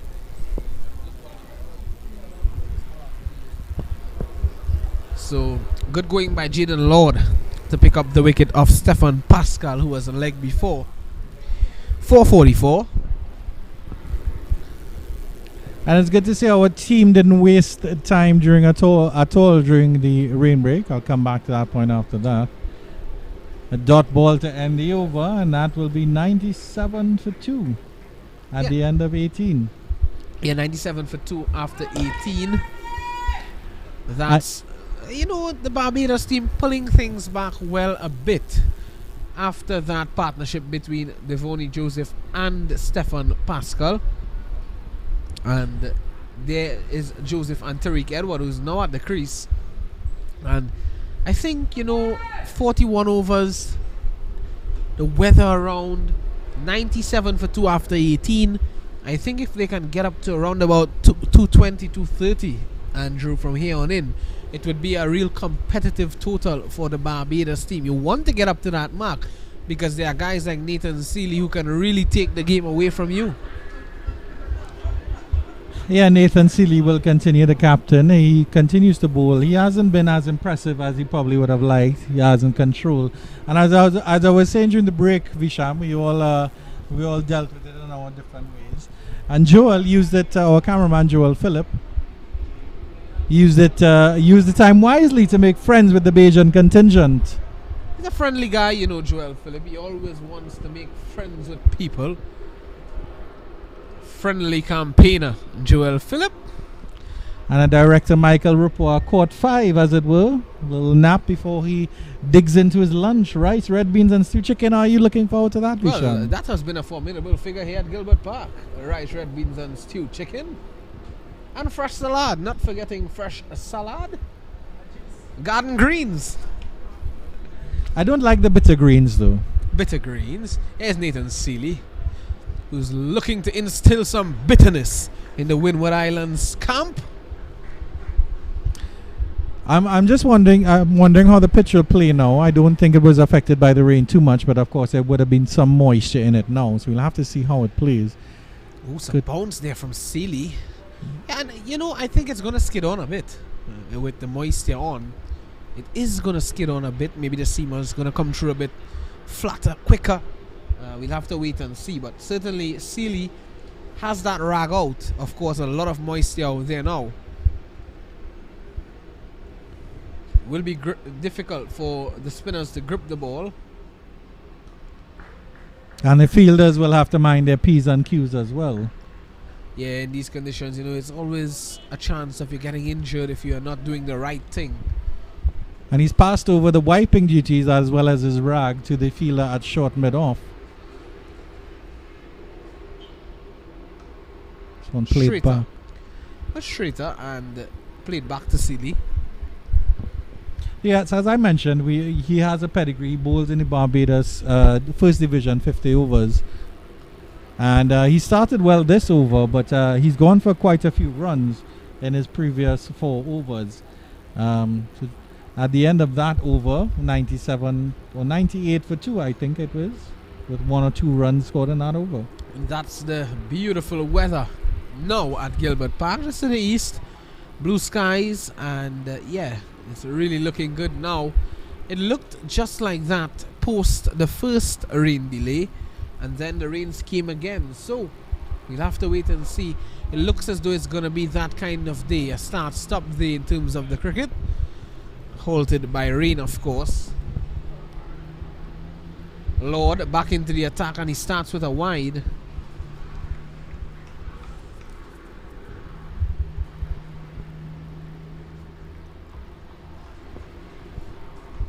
I think I was deceived by Lord, because when I first saw him and I saw his short run-up, he seems to be a medium pacer, but he has a bit of pace about him. I think it's his fast arm action, similar to Jofra Archer, I would say. Yeah, very similar. I really like that comparison there between Archer and Lord. He approaches the crease slowly, and as he runs through and he steps that front foot forward, that right arm of his comes around very quickly. Yeah. You have to say. Because it's not a long run up at all, maybe 8 or 9 yards, if so much. Maybe about 12 yards. Lots of similarity. Jofra Archer. Let's have a look again. Look at that run up. Yes, certainly. Lots of similarities as it relates to the approach of Jaden Lord in relation to the approach of Jofra Archer as well. Well done, Andrew. Yeah, but it's good to see that I don't know how natural it is, but if it is a natural action, then that's wonderful, because Jofra Archer, I should say, has a very clean and pure action. As pure as they come. Here's Jaden Lord down the leg side, ticked away fine, and that's 4. Well, the fielder didn't make an effort to get around. He just allowed it to go past the boundary. The 100 comes up for the Windward Islands. Smart looking shot there by Joseph. It's now 102 for 2. Yeah, badly directed there by Jaden Lord, striving for a bit of extra pace on bounce, but misdirected, and that's easy pickings for Devonnie Joseph. A little fine tickle and 4 runs. Tickle me, Devonnie. Well, Lord would just be a bit unhappy with how he bowled that delivery. He wanted to get it a bit wider. There he wants to be now, Jaden Lord. But well played there by Devonnie Joseph. Good adjustment there by Jaden Lord to come back after misdirected delivery down the leg side. And what would you say the state of the match is, Vishama? Because I would say it's on as even, maybe a slight upper hand there from the Windward Islands. But you feel as if Barbados can prize out a wicket or 2, definitely if they get rid of Devonnie Joseph and Tariq Edward, who have some potential and pedigree about them, that this could be a very different ball game. I think it's great going by both teams. You have to give both teams their credit, and hence I say, it's an even contest thus far. It's in the balance. 102 for 2. We into the 20th over. It's in the balance at the moment. Like you said, Andrew, we have to appreciate the performance of both teams. Wow, what a magnificent delivery there from Jaden Lord. Yes, and if Barbados can get a couple wickets here in quick succession, tell you what, the Windward Islands can be on the back foot. Look at fast arm action, getting the ball to just come through a little bit faster. And Devonnie Joseph was fending at that one. He was lucky he didn't get an edge up. Windward Islands, though, survive. 102 for 2 in 20 overs. That represents a good return. So as you mentioned, 220, if they get to 220, would be very, very good from here based on this sort of average. They'd be looking at getting that 200 in the 40 over mark, which of course would represent a good total if it was a 50 over game. But it's 41 overs, reduced by rain twice this game. 21 overs to go here at Gilbert Park. Caught, but straight to the fielder.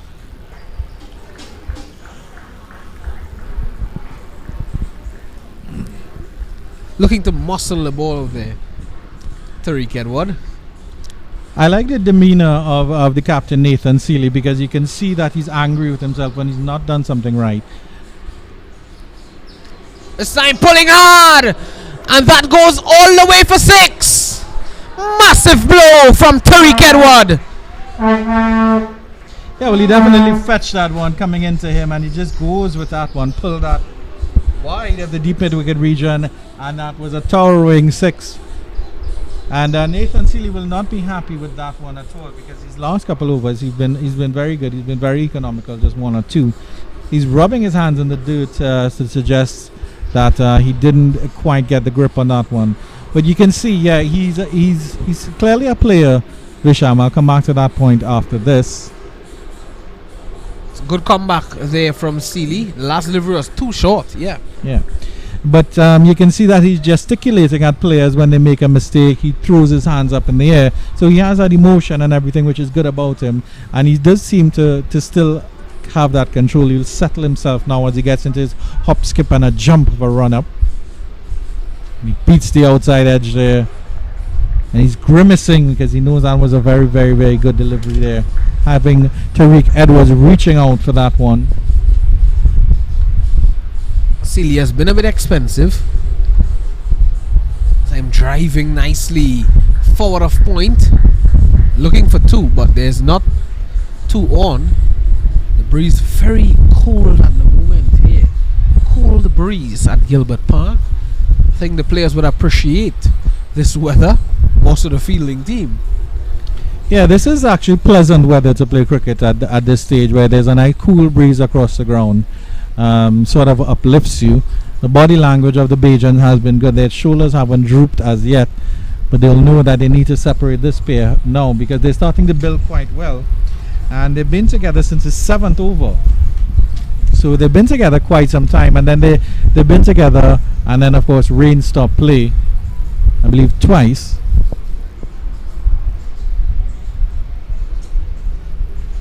Seeley to Joseph. Quick single there, but well run there between Joseph and Edwin. At the end of 21, it's 110 for 2. You know, Andrew, I think I have a suggestion for the Windward Islands team. Well, for actually the Barbados team. We mentioned earlier on about 3 occasions that we have seen Devoni Joseph in discomfort on about that hip region when the ball delivered into his blind spot. How about the Barbados team instill a short leg fielder and look to tuck him up? That could be a plan that can be implemented, Andrew Chan. Yeah, it's a good idea. But at this point, I would like to play devil's advocate and say that maybe at this point Devoni Joseph is quite comfortable at the crease, so it would have been a ploy to try earlier on. Well, because we have seen, and he has been tucking that ball quite nicely into the leg side and getting the singles. Well, he is, but what I'm saying is that you're looking for wickets. Sometimes you need to be a bit attacking when you're looking for wickets. Sometimes it pays off. You just never know. But I take your point, certainly. Change of bowling from the southern end. Number 6. Is that Joshua Dawn? Yeah, that is Joshua Dawn. The off spinner, Joshua Dawn, a bit too wide to start. Devoni Joseph, rightfully so, disappointed with that choice of shot.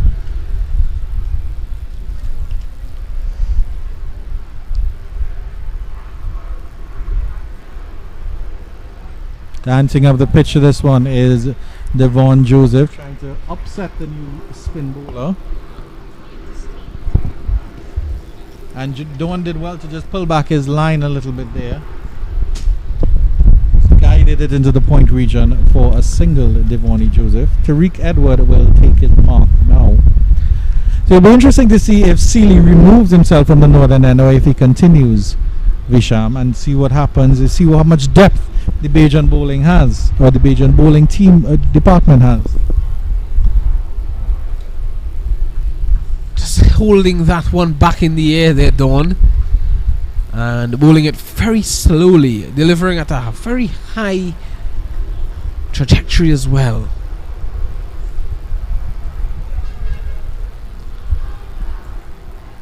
Just a stifled appeal there, and they'll get through for a run very easily in the end.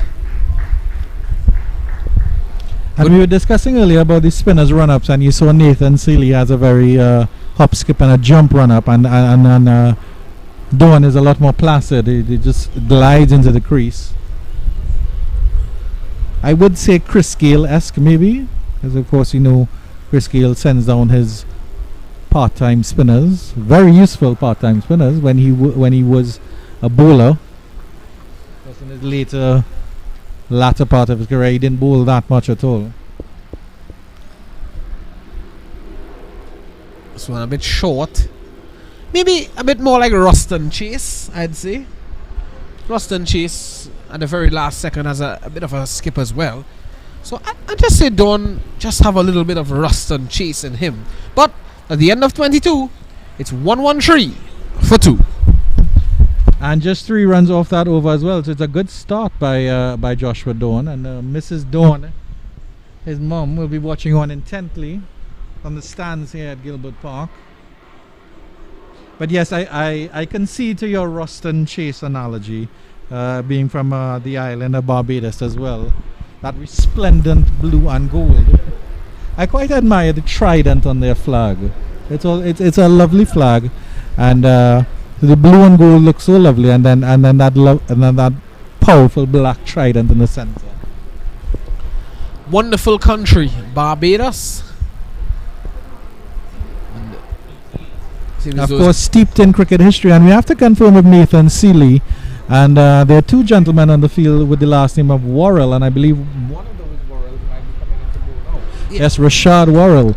So we'll have to confirm if they are related to, of course, the great West Indians Derek Seeley and Sir Frank Worrell.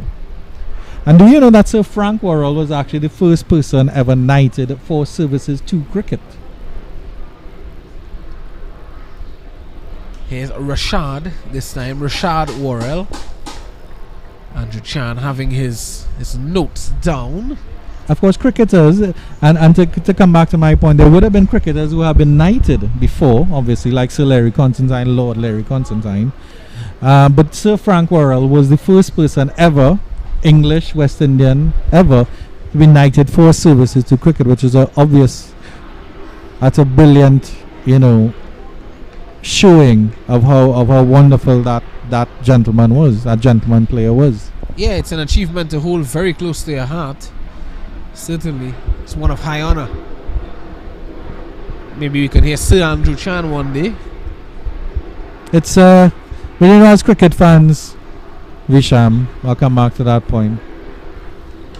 Driving up Ashley, and there is protection. There's Achilles Brown down there at deep extra cover. Yes, Andrew, as you were saying. Yeah, as cricket fans, we know what generation of cricketers we grew up with. We grew up with the Curtly Ambroses and the Courtney Walsh and the Brian Laras and the Shivnarine Chandapal. And you hear about all these greats, the Michael Holdings, the Sir Gary Sobers, of course the late Malcolm Marshall. Desmond Haynes. The 3 W's, Worrell, Weeks, Walcott, if you want to go back that far, Ramadan and Valentine, even seeing Larry Constantine. And you hear about them and you always wish that you could have seen them in their prime and in their pomp. Even Viv Richards as well. Yeah. I was wondering how you left out Sir Viv's name from that list. I'm quite jealous of our fathers who saw the great West Indians of the 70s and 80s. Were winning and taking apart a team and being at the fit of their prime was just something that was a given almost, Yeah, that was a special time, as you would have heard stories, of course, by many. You've seen documentaries and so forth, read books as well.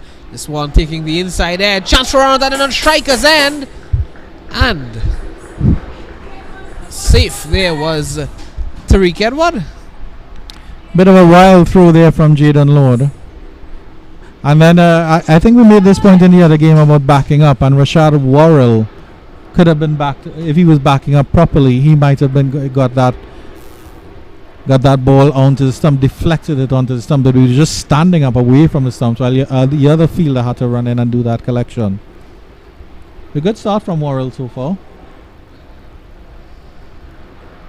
Going back deep into the crease there, Joseph, and leaving it alone into the gloves of the wicketkeeper Dakio Worrell. Exaggerated lead from Devonnie Joseph. Number of batsmen now, of recent times we can consider with a lot of exaggerated leaves. Manas Labuschagne, one of those guys. This one popped into the air and didn't go to hand. He's rehearsing a pull shot, and that completes 23. It's 115 for the loss of 2. And the Bajans are pulling back the run rate just a little bit here. It's exactly 5 runs and over. It's exactly 5 runs and over at this point. And at one point it was hovering at about the 5.5 runs and over mark. So the bowlers that the Bajans have transitioned into doing quite well here. Well, I'll ask our director Michael Rupert to pull up the Bajan bowling card when he can, so we can have a closer look at it, Visham. Well, my good friend to the left of me, not Michael Rupert, neither Nisha Mohammed, but the Bajan supporter is struggling at the moment with that Guvuzela, I have to say. Maybe Joel Phillip can go and assist very shortly. There's a delivery that's turned on to the onside, and no run, Andrew Chan. Maybe you can go and try your luck at blowing the good old Guvuzela. I would not want to waste my time or breath or spittle. This time he's pulling and just not in control of that shot at all.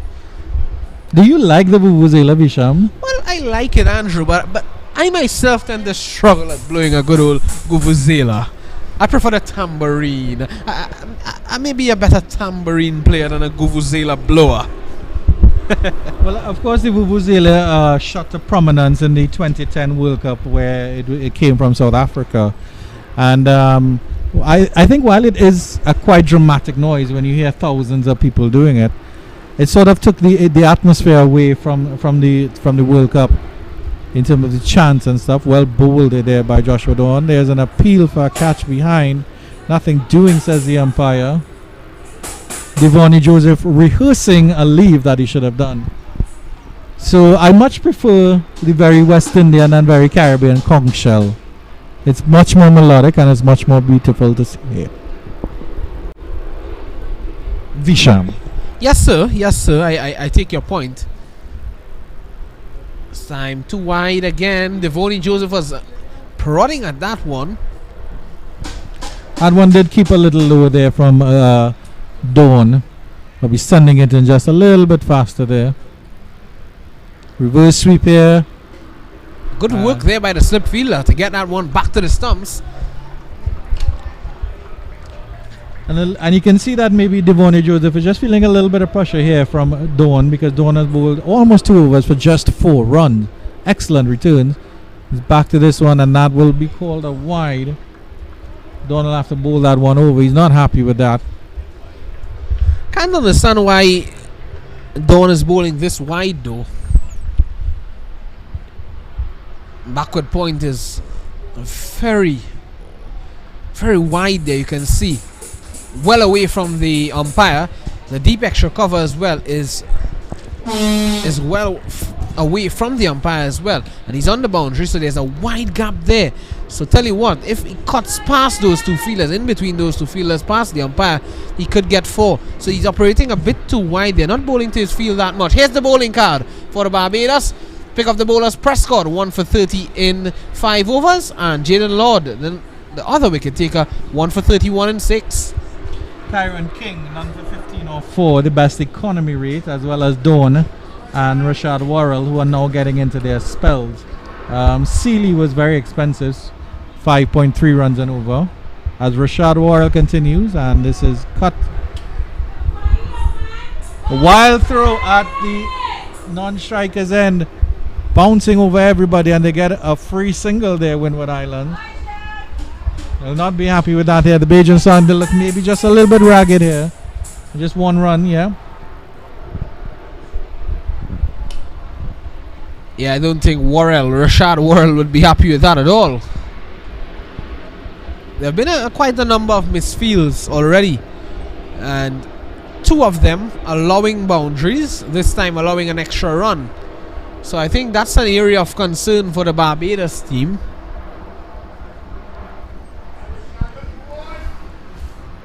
I think it's just a matter of concentration and focus here, because they look a little bit stagnant in the field here, as almost as if they're waiting for something to happen.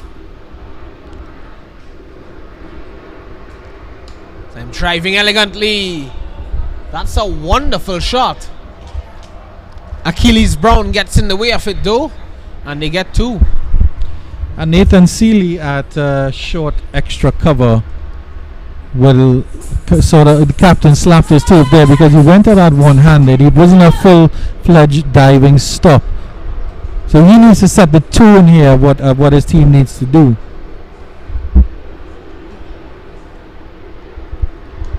Short, wide, excellent feeling at backward point, but he couldn't release in time.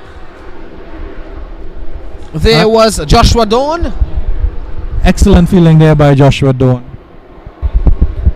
And that's what the Bajans need to do. They need to lift their spirits up a little bit. They need to be a little bit more proactive in the field,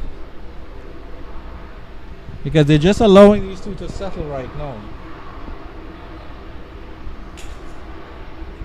And they've been together since the 15th over. Edward is an excellent player. He can hit the ball a long way. And Devoni Joseph, as I said before, he has the ability to change gears. He can play the touch game.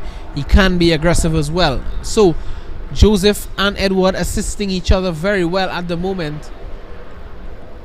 I think the Windward Islands will be the happier camp at this time.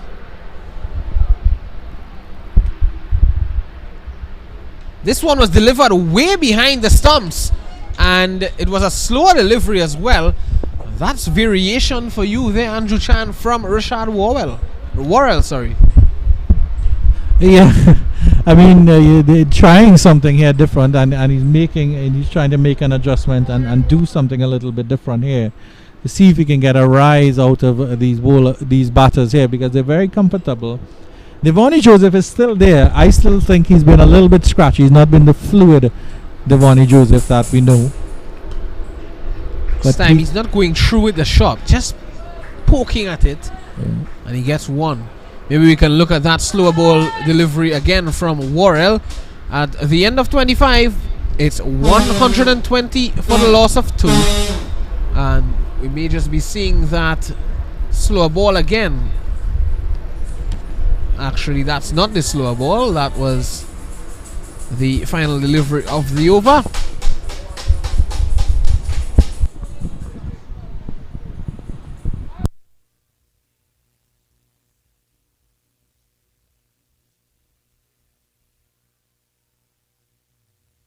.121 for 2 at the end of 25.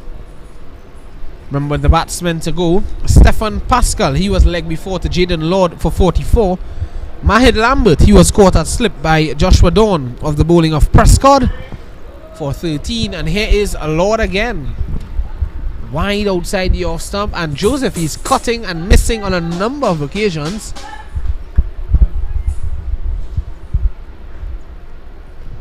Time cutting and making contact past that fielder at backward point. Extra cover, having to assist, and they get 2. You say Joshua Dawn has been a little bit wide, but he's been bowling quite well. And there's that delivery that Rashad Worrell bowled from so far behind the stumps. Tariq Edward getting that inside edge and it is scuttling away for a single. A lot of people leg before, not out, says umpire Zayed Bassarat.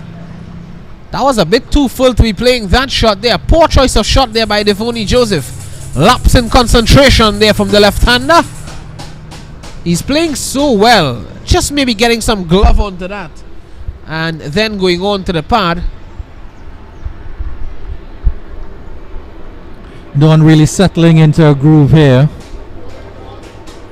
That one looked very, very adjacent, so there had to be some touch of bat or glove on that one. Dancing on the pitch is Devoni Joseph, and he strokes it down the ground, and they will just get a single.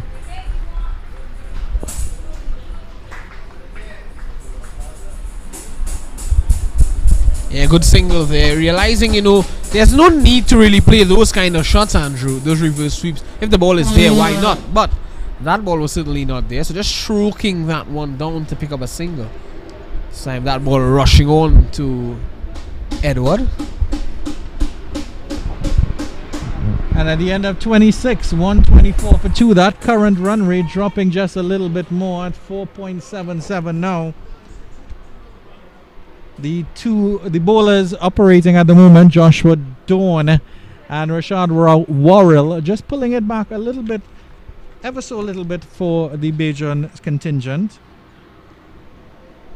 But what they'll really be looking for now is wickets, because Joseph and Edward are very much settled at the crease. They've been together since the 15th over.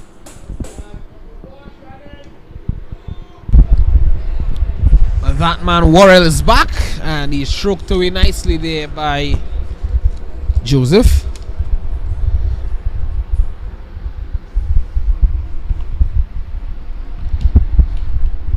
I think wickets needed here by Barbados urgently. Nisha Mohammed getting into his red beans and stewed chicken.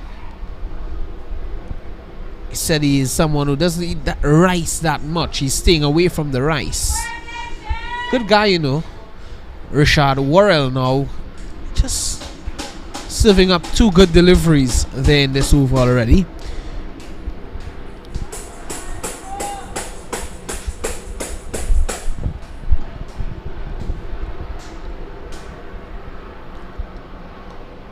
This one kind of just climbing on, and a direct hit there, but looks as though Edward was in, and very early as well.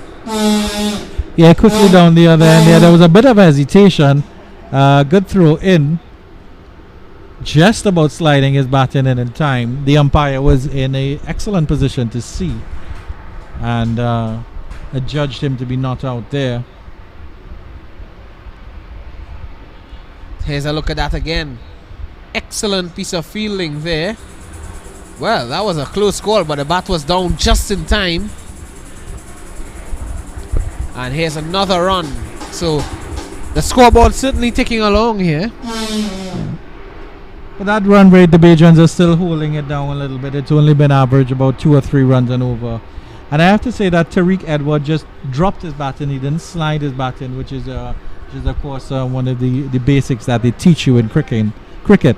So you'll have to remember that, and hopefully his manager and his coaches take a little bit of note of that, because it's all about the basics, isn't it, Visham? Going back to the basics and learning the basics at a young age. It is, and even at the international level, we see players sometimes not sticking to the basics, and it costs them quite a lot, Andrew. Yeah.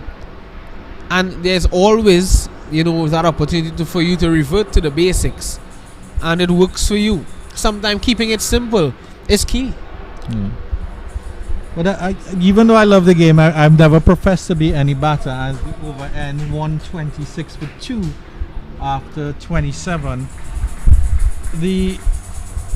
How batsmen know where their off stump is always the biggest challenge in the game. And I've always wondered how the best batsmen really understand where the off stump is, because even if you take your guard, you move a little bit to your right, you move a little bit to your left if you're backing across. How do you know exactly where your off stump is, and judging that excellent judgment of where the ball is pitching, to know where to play it and when to leave.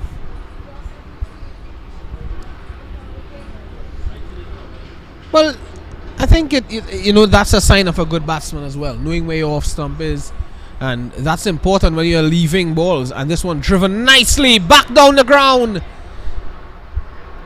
Jaden Lord comes around and limits them to 2.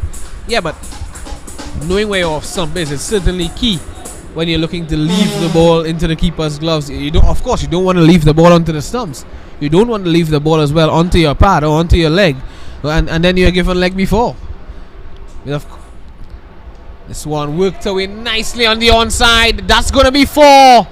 Lovely shot there by that man Devoni Joseph. He goes into the 40s now. He moves on to 42 And the ball goes into the drain. A poor delivery there from Dawn. Too short. Down the leg side as well.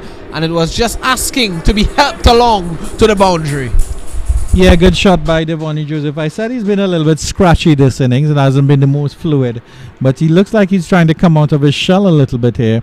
That drive down the ground, the previous delivery for 2, that was such a pleasant drive all along the carpet. And before he knew it was down to the boundary. And that one, and that last delivery, of course, making hay while the sun shines. And a wide delivery down the leg side. Meat and drink for a batsman of his caliber. Well, I was saying that the ball would be difficult to grip for these spinners. Dawn certainly being put to the test here. Time driven uppishly. And just short of the field, that short cover there looks to be Rashad Worrell.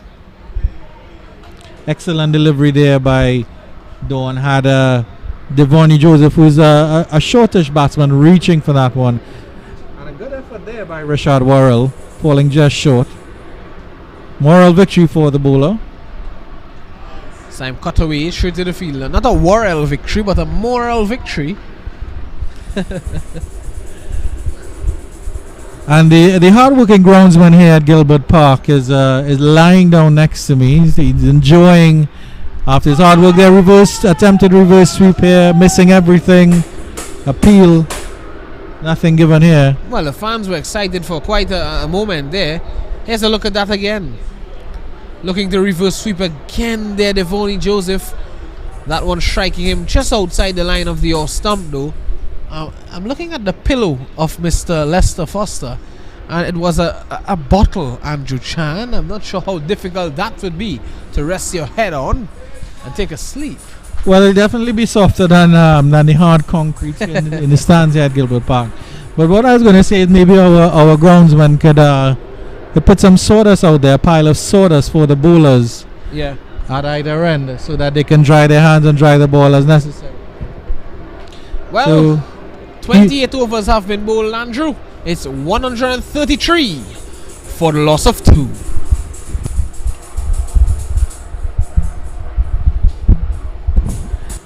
Yeah, good stuff here from the Windward Islands and both Barbados, because it's turning into a very, very good contest here. It's an even contest between bat and ball. The Windward Islands, again, I would say, have the ascendancy here. As we run through the scorecard here, Stephen Pascal, LBW by Lord for 44. Mahid Lambert caught by Dawn Bowler Prescott for 13. And the not-out batsman, Devonnie Joseph, doing quite well there, 42 of 69. And Tariq Edward, 21 of 31. That's a healthy scorecard there for the Windward Islands so far. Nice partnership building here between Joseph and Edward.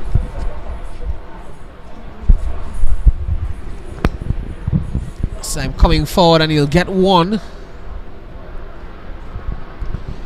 And I think both batsmen are really in the groove here, Visham. They understand the game. They're understanding this partnership quite well. As 50 partnership just got confirmed there. 50 partnership. 54 of 76. And they know that right now they don't need to do anything too dramatic. Just get the singles, get regular singles, and of course when a bad ball comes along, put it away. Devonnie Joseph closing in on a half century. We'll have to see how he comes up here against Rashad Worrell. Time a ball that is pitching and moving away from Joseph. Excellent stuff from Rashad Worrell. It was angled in and it just moved away as it pitched. Yeah, this pair of Worrell and Dawn have done really well in just pulling back the run rate a little bit here. Windward Islands galloping on at a solid 5 runs and over. They've just come back just down a little bit here. Worrell not getting the ball to rise as we saw from the two opening bowlers, Prescott and Karen King. They get through for a single there, the Windward Islands. A little bit of confusion within the batsman. There was a good diving stop there by Nathan Seeley, but he didn't get the ball cleanly, and I think if they had gotten the ball cleanly, might have been in trouble there. But the two batsmen bumping gloves. I think they've just been told that they have a 50-run partnership. So they're clearly saying to each other, okay, Come on, pal. Let's keep this going. Edward has done well. Turn nicely. Gets one. Brilliant running from the Windward Islands. That has also assisted in them being in this position thus far. Yeah, Rashad Worrell has bowled really, really well, and now they're trying to put a little bit of pressure on the fielders here, because Rashad Worrell has controlled his bowling quite well. They're not getting him away for any boundaries here. As Devoni Joseph settles. Delivering Slow that delivery. one behind the stumps, an appeal for a caught behind. Nothing doing.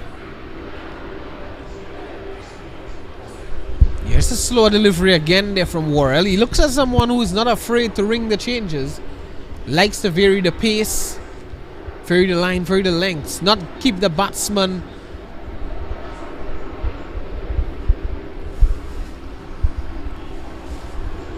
so I was saying, not keep the batsman accustomed to one type of delivery. A bit too wide this time, and umpire Sandy acknowledges that and signals a wide. Yeah, so Worrell, he looks as someone who always looks to keep the batsman guessing. That's good.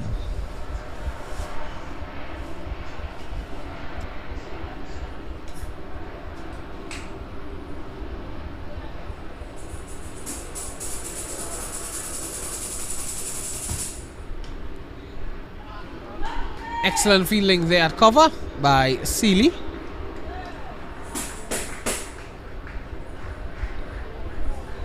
"29 overs bowled here at Gilbert Park. Windward Islands batting first here in round 3 of the CWI Rising Stars Under-17 Super 50 Championship 2022.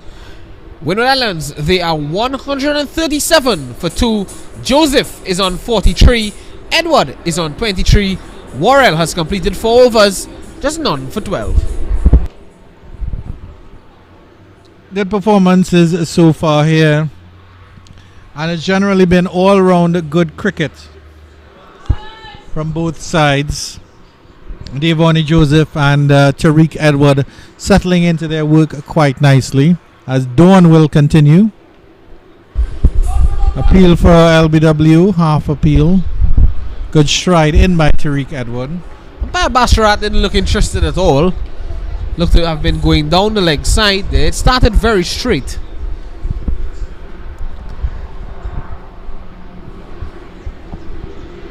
.137 for a loss of 2. That's how it stands here at Gilbert Park. One of the few venues for this tournament, Gilbert Park. We are also seeing matches taking place at the National Cricket Centre, not too far from here. This time worked down to long on. He gets 1, looking for 2, not on. Seeing matches being taken place at the National Cricket Centre, also at Presal at the Internally Park, and also at Powergen, Signed Village. So those are the venues for this Under-17 tournament.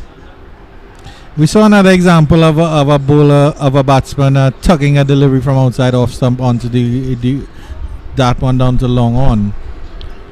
And I think Tariq Edwards, seeing that there's a big gap in extra cover, there's a short extra cover, but other than that, if you can get it past that short extra cover fielder, the fielder is at deep cover. He's coming around a little bit now, but there was an opportunity there. Well, of course, he's coming around to deep mid wicket for the left-handed Devoni Joseph. Quicker delivery there from Joshua Dawn.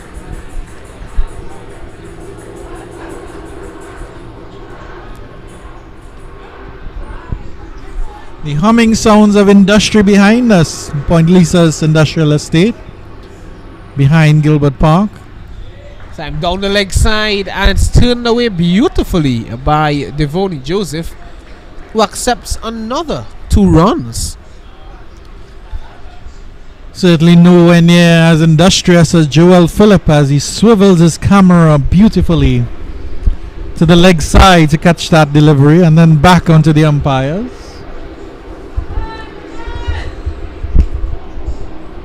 Excellent camera work there. Always in the frame, Joel Phillip. He's rarely out of the frame, you know, Andrew Chan. He always is in the frame. 30 overs bowled, it's 141 for 2. Well, you are in the presence of an artist, Visham Lalman, and Joel Phillip always paints a pretty picture. He does, and I think he's going to paint the picture of the roundabout. Right here to the northeastern end of the ground. Andrew Chan knows all about that roundabout here at Gilbert Park. And I'm sure Joel would love to turn the camera slightly to the left and see that fast food place that he would love to go to right now. Yeah, well, that's Joel's second home, you know. Oh dear, oh dear, oh dear. Yes, that's where he normally he parades that area. Joel Phillip. Mikey Roper as well fancies himself in those areas, those parts. But back to the cricket. 141 for 2. 30 overs have been bowled. Andrew Chan, I'm putting you on the spot. Final score for the Windward Islands team. Do you care to give a prediction? I don't. But for the sake of argument, I am saying over 200, maybe just about 200. Giovanni Joseph and Tariq Edward would just got some water and probably some instructions from off the field as to how to approach this innings. I have a feeling that that they will just be sedate. I think maybe for a couple over or an over or two again. But Giovanni Joseph did take a liking to Joshua Dawn in the last over or in the last couple overs, so he might be trying to chance his arm here. But it will be Rashad Worrell from the northern end of the ground continuing. And as we look at Worrell continuing, Achilles Brown has left the field and Jaden Webster has now come onto the field to replace him. Jaden Webster, Dre Springer and Zion Brathwaite. They have all been left out of the Barbados team today, playing 11. Doing substitute duties. Then back of a length. And playing it with soft hands. There was Joseph.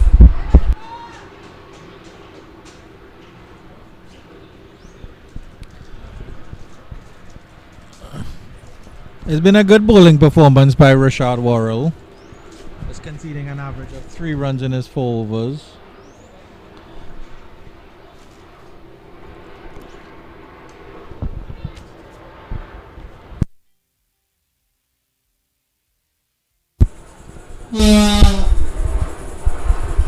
Visham Lalman is yet again a man worthy of praise.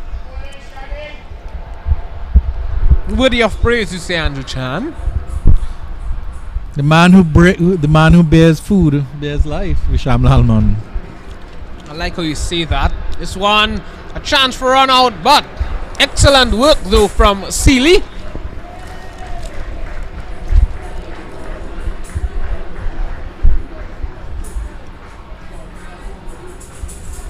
Half century to Devoni Joseph. What a knock there by the young man. Brilliant hand being played here by Devoni Joseph, young left-handed wicketkeeper batsman for the Windward Islands. Finally getting his half century in this tournament. He has had starts and now he has worked his way to a brilliant knock. He's been one of the star players, Devoni Joseph. That was a very close run again there. Turned down into the backward square leg region. A short fine leg, I should say, by Tariq Edward. So Devoni Joseph has no time to enjoy his 50. He has to come back on strike immediately.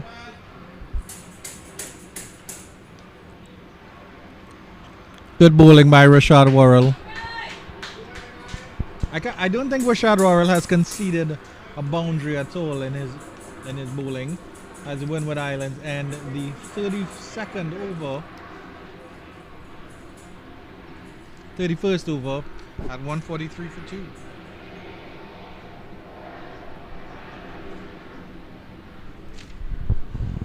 Wood.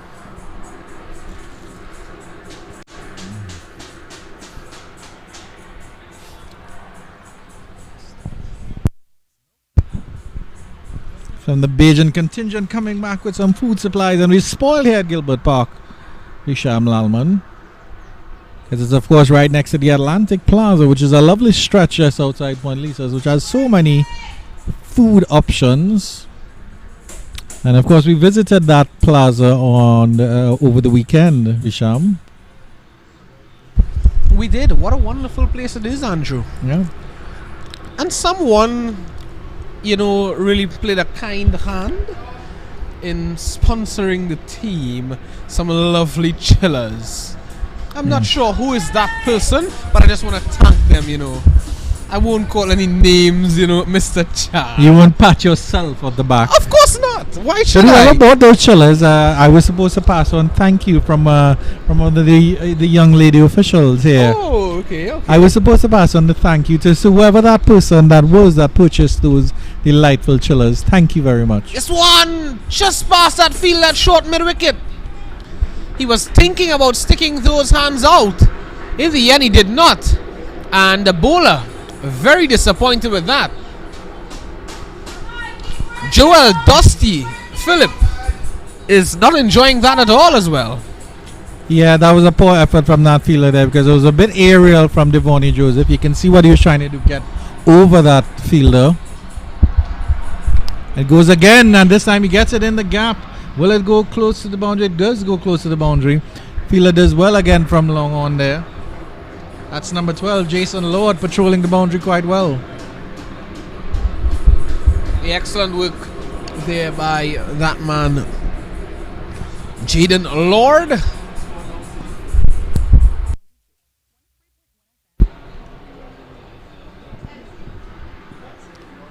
Joseph on strike, and he goes over that field, and now he will connect with it. He's been trying that shot.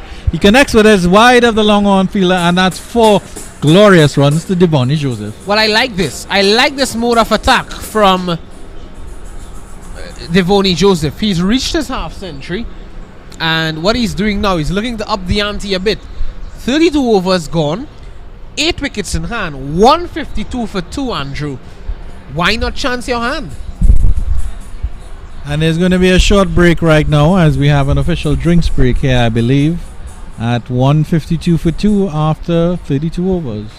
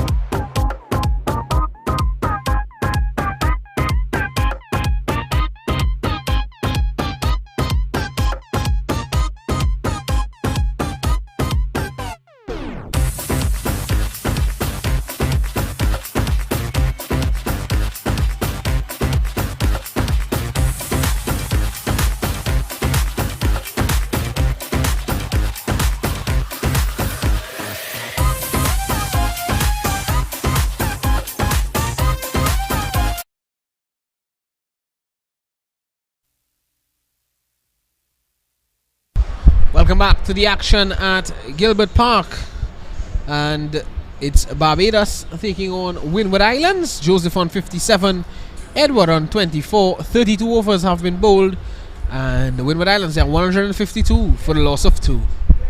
As I welcome back Mr. Andrew Chan. Good afternoon, Andrew. Yeah, good afternoon, and to all our viewers. And just to remind you, the Windward Islands have 9 overs left to see what they can get, as it's a 41 over match. 152 for 2. Devonnie Joseph well set on 57. Tariq Edward doing quite well as well on 24. So these two would want to bat for at least another 5 or 6 overs. They would of course want to complete the innings. We'll have to see if the Windward Islands maybe have any power hitters to come in maybe a little bit later on, if these two are separated. It's been an excellent partnership by these two so far, Visham. Yeah, and Seeley, the captain, coming into the attack. Short, wide, crashed away through the offside, and good stop there by the fielder at deep extra cover.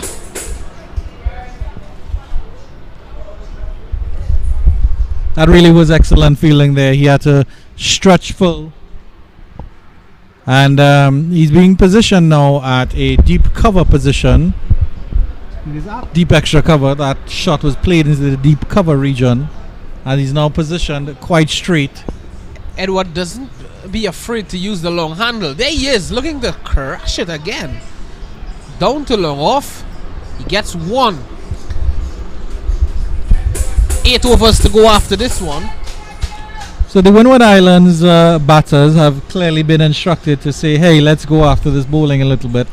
I think definitely the spinners, Seeley hasn't bowled well. He's been very, very expensive. So they're looking to target him a little bit. He's bowling flat. He's not giving the ball that much air though, Nathan Seeley.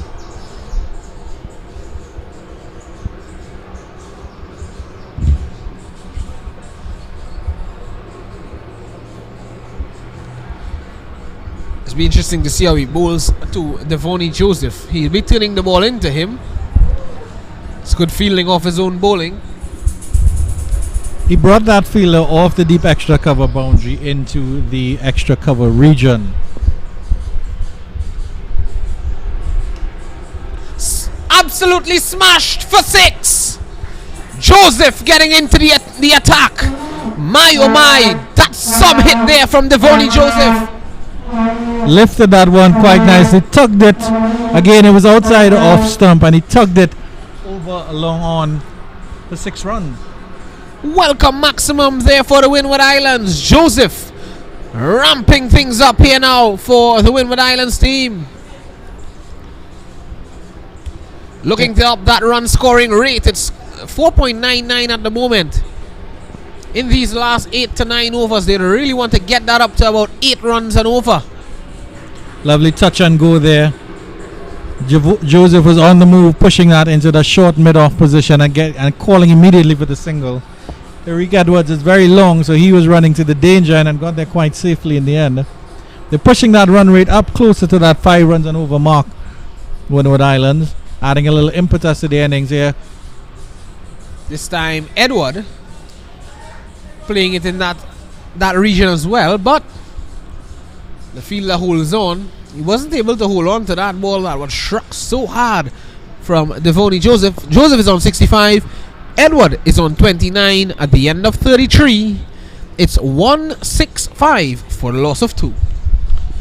I think Edward was trying to pull that one into the cow corner region there, but unfortunately it was a little bit baseball-esque and just went out to the long off region, maybe a little bit too early into the shot. Seeley may have just pulled that one back a little bit.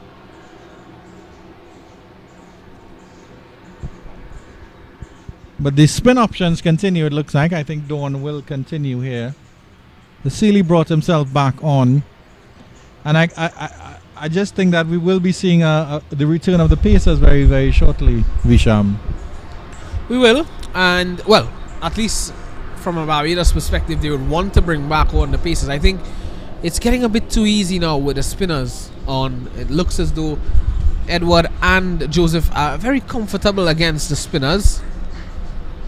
Edward doing the right thing, turning the strike over, giving Joseph that maximum opportunity to make use of whatever there is on offer. He's the set batsman. Both batsmen set, but what I'm saying is that he has more runs at the moment.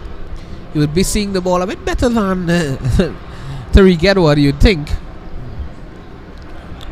Well, the platform they have, the Windwards, they have a license to go at the Bajan bowlers. So we'll see how they approach it here. And they have to remember to not lose their shape as well, as we saw Tariq Edward doing with that one as well, tugging across the line.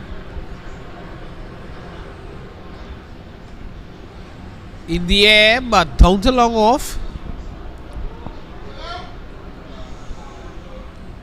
They could have gotten that 2 runs just as a result of that misfield, but Joseph spotted early that the fielder was coming in quite quickly, so hence he sent back Tariq Edward. Some worrying signs here for Joseph as he's shaking that left leg. It might just be a little bit of cramp there. Again, these two batters have been out there for quite some time. Joseph has actually been there since the 7th over. And then he was joined by Tariq Edward in the 16th. You know, Andrew, despite Tariq Edward being on 31 of 40, you have to say that he hasn't had the smoothest of innings. He's been in some trouble as well. He hasn't connected the ball cleanly as he would have liked. He got a number of outside edges, inside edges. But he is still there. It's a great effort, a great hand played by Tariq Edward, but he didn't look the best. This time though, he's striking this one into the hands of the long on fielder. Joshua Dawn strikes just as I was speaking about Edward not being able to get away the ball. He has struck that one straight into the hands of the fielder at long on. So he has to go for 32. The score now 170 for 3. The commentators curse there, Visham Lalman. You're now saying he was a little bit scratchy, and I was going to tell you can take confidence from Devonnie Joseph at the other end, because Devonnie Joseph was very scratchy as well. But it's still a good knock from Tariq Edward, and he sets a very good platform for his team. As Rashawn Lewis comes in, and he looks to be a stocky little burly batsman here. So I'm guessing he can hit the ball a long way. And an unfortunate end to the partnership, but a very good partnership nevertheless between Devonnie Joseph, who is still there, and Tariq Edward.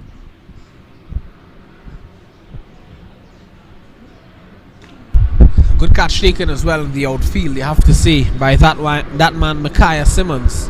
He settled nicely, didn't overrun the ball, he waited and he allowed the ball just to come to him. He waited that extra moment just to realize where the ball, if he needed to run forward, or he could have hung back, and in the end hanging back and taking a simple catch. There he is, Micaiah Simmons.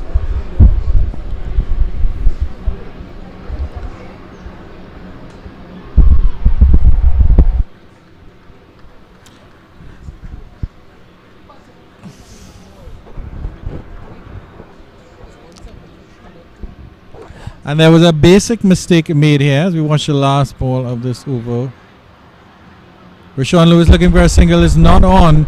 There was a basic mistake there earlier between Devonnie Joseph and Tariq Edward before the end of the inning, at the end of this over, before the end of their partnership, I should say, that Tariq Edward struck that ball all the way down to long on, and the batsman didn't cross. So the new batsman, Rashawn Lewis, had to face 2 deliveries from Joshua Dawn. So another basic situation here where Devonnie Joseph and Tariq Edward could have switched batting positions.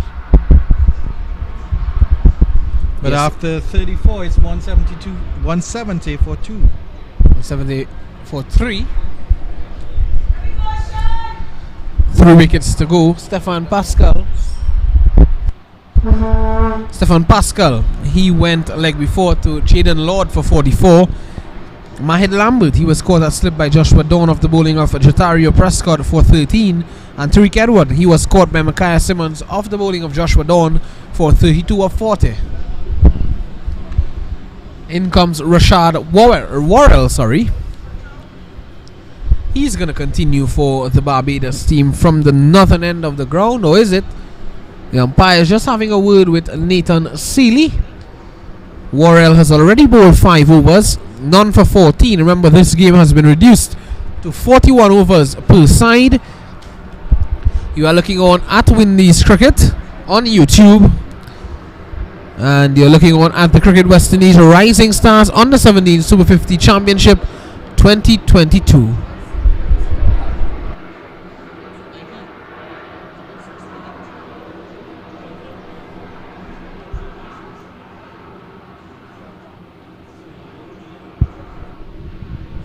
It would seem that Worrell is not able to bowl anymore. I don't know if he's bowled out.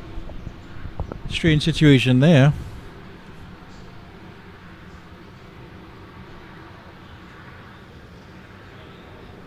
It's not going to be Worrell resuming action from the northern end.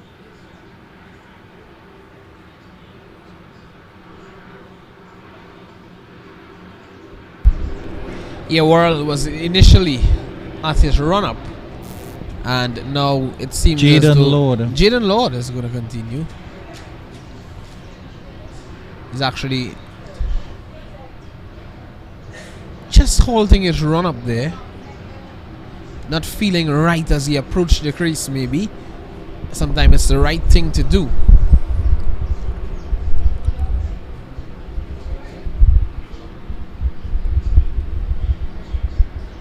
Six overs bowled already, 1 for 31, Jaden Lord.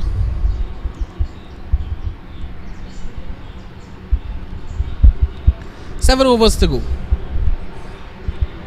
This time wide outside the off stump. Joseph is chasing at it. So the Pacers will come back to put a little bit of pressure on the Windward Islands batters here. Lord, of course, got the big wicket of Stefan Pascal, the Windward Islands captain. LBW 444, well played 44. Time he's driving again, expansively. Not confidently though, and just past that outside edge. And the Bajan contingent likes these two fast deliveries here. Lord immediately hitting his mark and his line and length, which is excellent to see from a young pacer coming back after quite some time.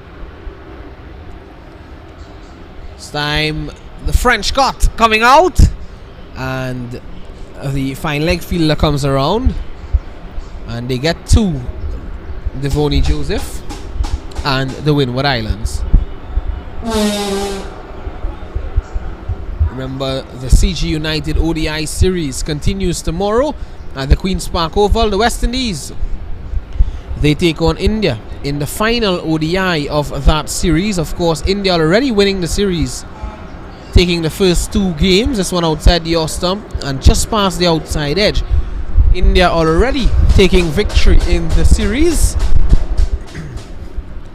And I saw some photos on social media with the Indian team. Looks as though they're in Tobago. They were in Tobago over the last day and a half or so, maybe. And what a way to relax after winning a series. Enjoying the beautiful Tobago. This one played down to Achilles Brown for 1. A beautiful place, the sister isle of Tobago. Yeah, most definitely. If you have the opportunity to ever come to Trinidad, you definitely have to visit Tobago as well. It's the typical Caribbean, I would say. Very laid back island. Lovely people, lovely food, lovely beaches. Rashawn Lewis has a bit of a challenge here on his hands. He's a new batsman to the crease, and he's facing a decent pace bowler here in Jaden Lord. We'll have to see how he approaches this. I say Lord is a medium pace than anything. This time it's a full toss that's cracked away down to long off. He gets 1, so he's off the mark there, Rashawn Lewis. And that completes 35 overs. 6 overs to go in this innings. It's 174 for the loss of 3. So the Windward Islands here still have, I would say, the upper hand because they still have batters to come.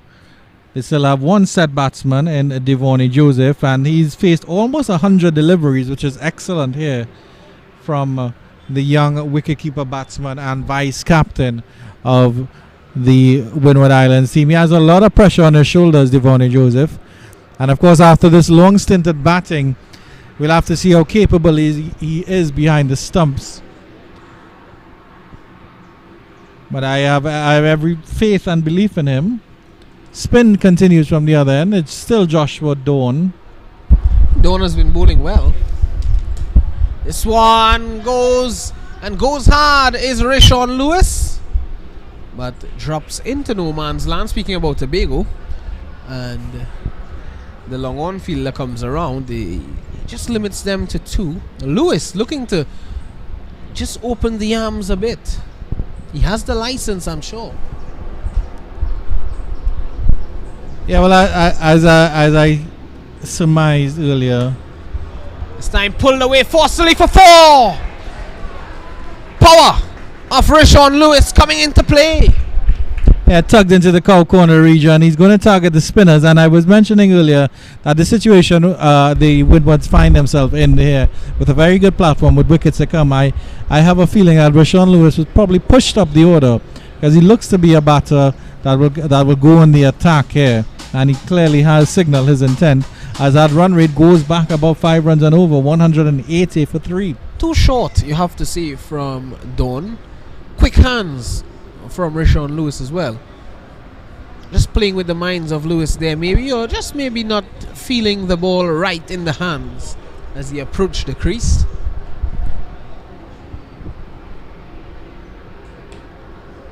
Looking to go big again. Moral victory there for Joshua Dawn, getting the better of Rishon Lewis. But he's still that, again, he's tugging that one across the line when he could probably try to go over cover with that. He's getting down on the back knee to try to loft it. That one going on the leg side might be a leg by, flicking the pad on the way through. And it is a leg by, as signaled by the umpire. Just awaiting some scores from the other game, that's Trinidad and Tobago versus Leeward Islands at Power Gen. Trinidad and Tobago, they are 164 for the loss of 5 after 37 overs. Andrew Rambaran, he's on 21 of 27. And Fariz Ali, he's yet to score.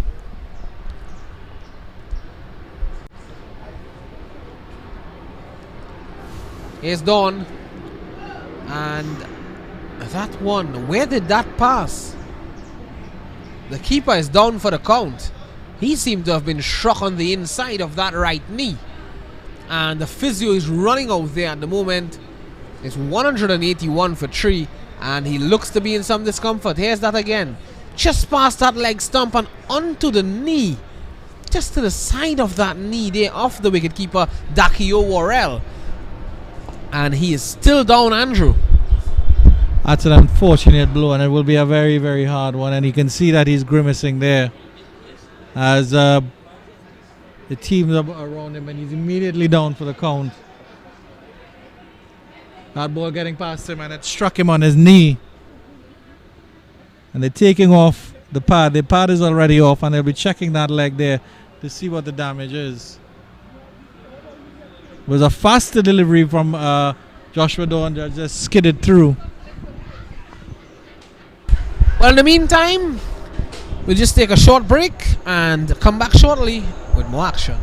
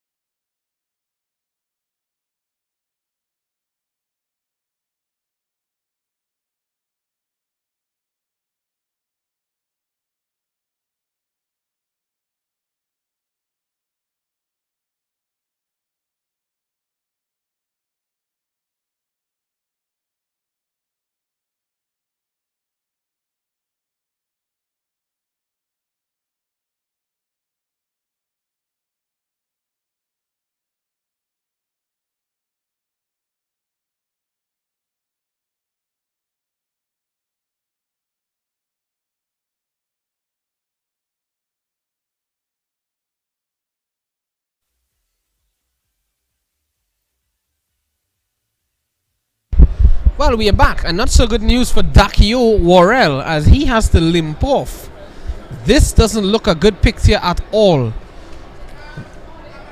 We hope and we wish Dakio Worrell all the best as he looks to recover from this injury of sort. Of course, he was just struck on the inside of that right knee. And my oh my, tell you what, this could be a very, very horror moment for Dakio Worrell as he leaves the park. And Achilles Brown, the man taking up the pads and gloves now and gonna assume wicketkeeper duties. Well, I mean, of course, it's very, very unfortunate for Worrell. But of course, the question is will he be able to come out and batter, or will Barbados be a batter short as they look to mount a chase against whatever total the Windward Islands post?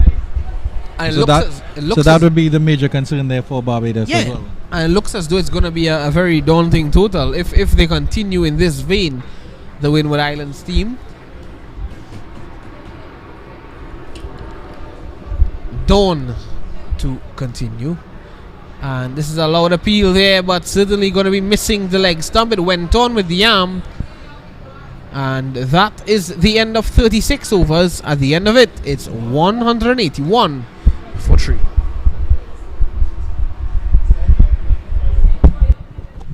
So Achilles Brown taking up duties behind the stumps. And I'm sure he's quite well versed in keeping as well, because most backup keepers on teams are quite good at this stage, Visham. And with these young fellows, I'm sure they would have all had a little chance and a little stint behind the stumps wherever necessary. Yeah, and we'll have to see how Achilles Brown enjoys himself behind the stumps.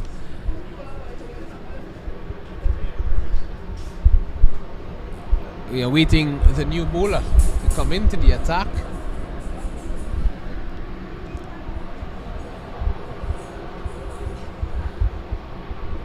In the meantime, it's settled in. The weather has settled down nicely. The sun is out, bursting upon the Gilbert Park, and the wicket would deserve that. It's just drying out a bit more, and the run-ups as well is gonna dry out. And there's a long period of no play at the moment. I'm not sure why. They're still wondering as to whom is gonna bowl. And it looks as though number 12, that's Jaden Lord, has removed his cap and he's going to continue. Very impressive pace bowler, Jaden Lord.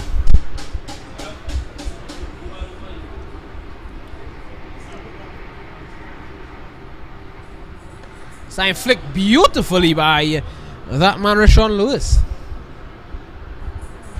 Clearly the power hitter in the Windward Islands team, because that was a pleasant flick and it got all the way down to forward square leg very, very quickly indeed. The pick of the bowlers for Leeward Islands today against Trinidad and Tobago at Power Gen.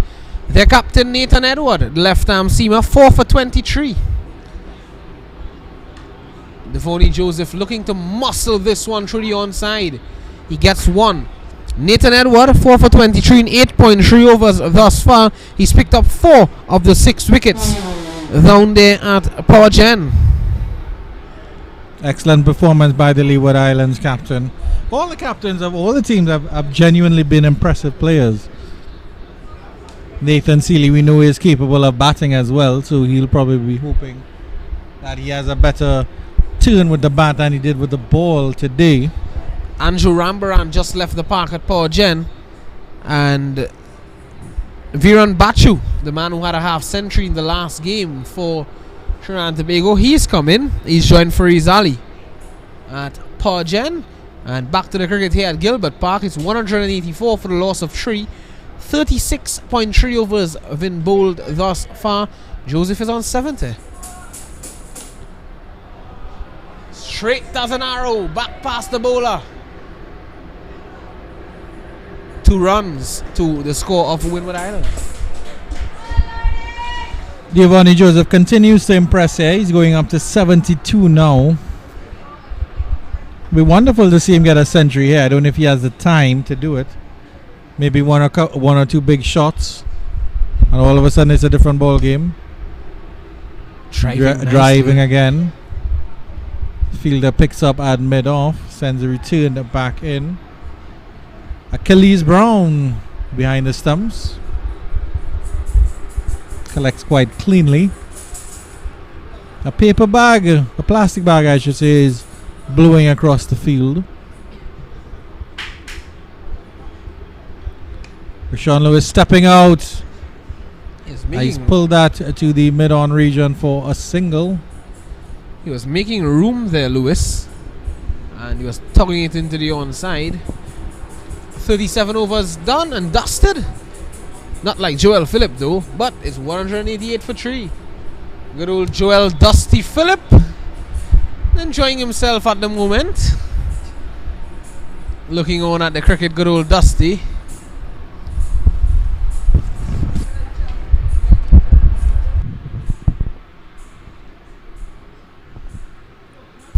Lord has finished 8 overs, 1 for 42. And I think, Andrew, last 4 overs, 8 runs and over from here on in. If they can get up to 8 or 10 runs and over in these last 4 overs, Andrew, this could go up to a healthy run target. Sorry. Yeah, 200 is definitely on the cards, and I think at this point, once again, they have nothing to lose. They have wickets in hand. Rashawn Lewis is clearly a batter who wants to get at it, and it will be pace from the southern end as well.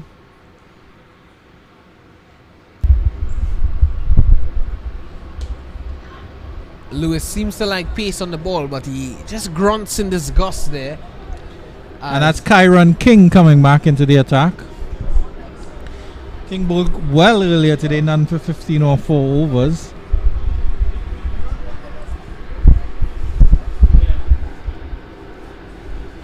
King and Jatario Prescott starting things off this morning for the Barbados team.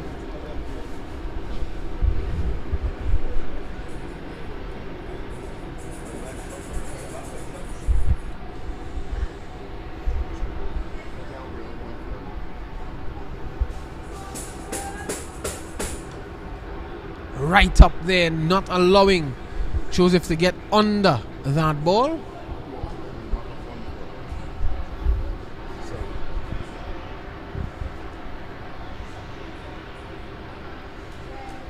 The Bajans will be okay with this. They don't mind giving away singles at all. What they don't want is Rashawn Lewis to latch onto any of these deliveries and hoist it over the ropes or get those boundaries up. 190 the Windwards. It's an excellent delivery there from Kyron King. And there's a stare from Rashawn Lewis, sorry. And good job by the substitute wicket keeper, Achilles Brown. That ball kept quite low. And of course it's made even more difficult because there's a rough patch between the stumps and the keeper. So if anything bounces there, it will definitely bounce awkwardly for those keepers. Not being able to get the ball away is Rashawn Lewis. Scoring just under a runner ball at the moment. Barbados have a very good batting lineup as well. So if you are a batting team and you are batting first, you want to set a good total. This one is true mid wicket, but there is protection. There is Joshua Dawn there. Rehearsing a more furious shot there, Devonnie Joseph. He feels he didn't get good connection with that one.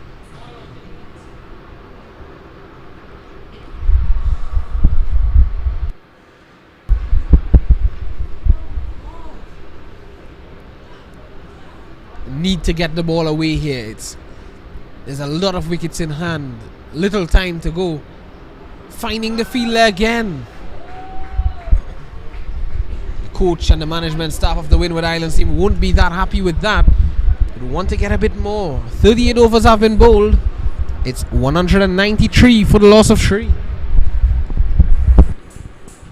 So the clear plan by the Windward Islands batters here to go after the bowling.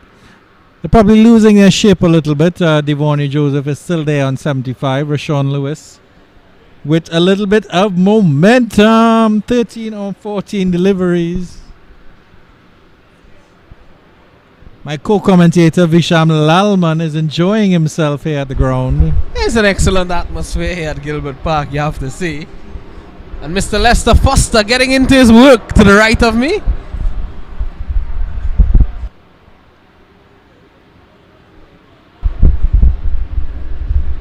Three overs left for the Windward Islands. And they'll be hoping for more than a run of all, but 18 runs. 18 runs, and of course the psychological fact of getting over 200 will play on the Bajan minds as well, so there'll be pressure there. Looking lovingly at your food, Visham Lalman. You're waiting patiently for these three overs to end. This one is into the air, and the fielder is looking patiently at this, and he takes an easy catch. He made it look easy, but it was certainly difficult. Up into the white sky, the white cricket ball. It's never easy, but he made it look easy. That's the end of Rashawn Lewis, whose innings never got going. That's the fourth wicket down now for the Windward Islands. Good catch in the end there by that fielder. That's Rashad Worrell. So Lewis leaves for 13. He's on his bike. Another wicket there for the very impressive Jayden Lord.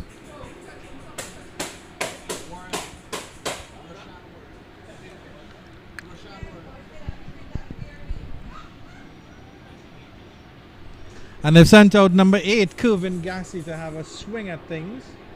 A very impressive pace bowler, but he seems to have a little bit of handle on the bat as well. So he could be a very potentially good all-rounder in the future. Kevin Gassi has a long reach. That's what he has. He's a tall guy. Kevin Gassi, he's at the non-striker's end now. Number 8.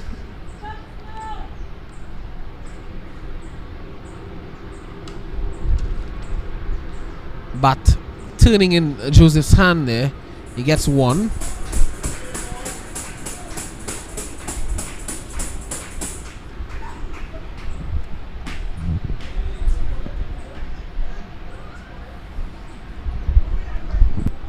Hey, Mike, now Joseph get a run there.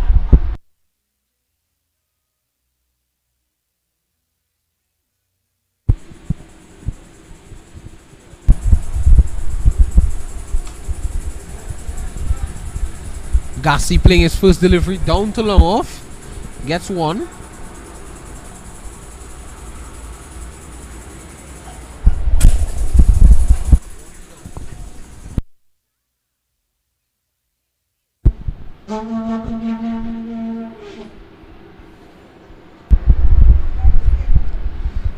Lord, short into the air. The keeper goes back. Achilles Brown, and what a magnificent catch! My oh my, Achilles Brown, you beauty! That's superb! Taking up the wicket-keeping roles from Dakio Worrell, and my oh my, Achilles Brown, that's sensational! Running back, it's never easy. And Andrew Chan, what a grab from the wicketkeeper. Joseph has to go for a magnificent 76 of 107 deliveries. Well, I don't even know what to say about that, as the Bajan crowd enjoyed that as well. That was a fantastic catch by Achilles Brown. He swirled on the ground as the ball swirled in the air. I think he overran it, and then he had to swirl on himself to get back, and it was a fantastic catch. An end of an excellent innings from Devonnie Joseph. He's really put his team in a position here where they can launch, and they have a very big score in their hand. However, Barbados have a little bit of the ascendancy now with 2 new batters at the crease. Key wickets for Lord. He's now got 3 for 44.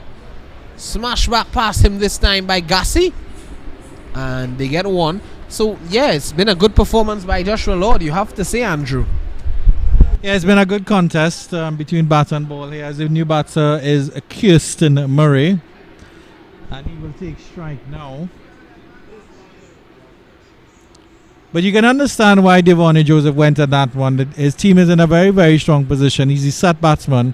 He's trying to push at this one outside the edge. That's the outside edge, I should say. And Murray is off at the mark with a single down to third man. And he will be on strike for the 39th or the 40th over. As the Windward Islands creep up to that 200 mark, they're 197 for 5 after 39.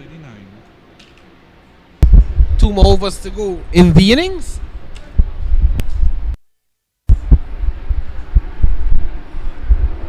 $197 for the loss of 5. I want to say they can get up to 220, but it's going to be a difficult task from here now. Gassi and Kirsten Murray would need to go some, and more as well. Well, the 2 best pacers from the Bajans are operating now. Kyron King, who bowled very, very well without much success in terms of the wicket column. And then Lord, who was expensive but got wickets. Down the leg side.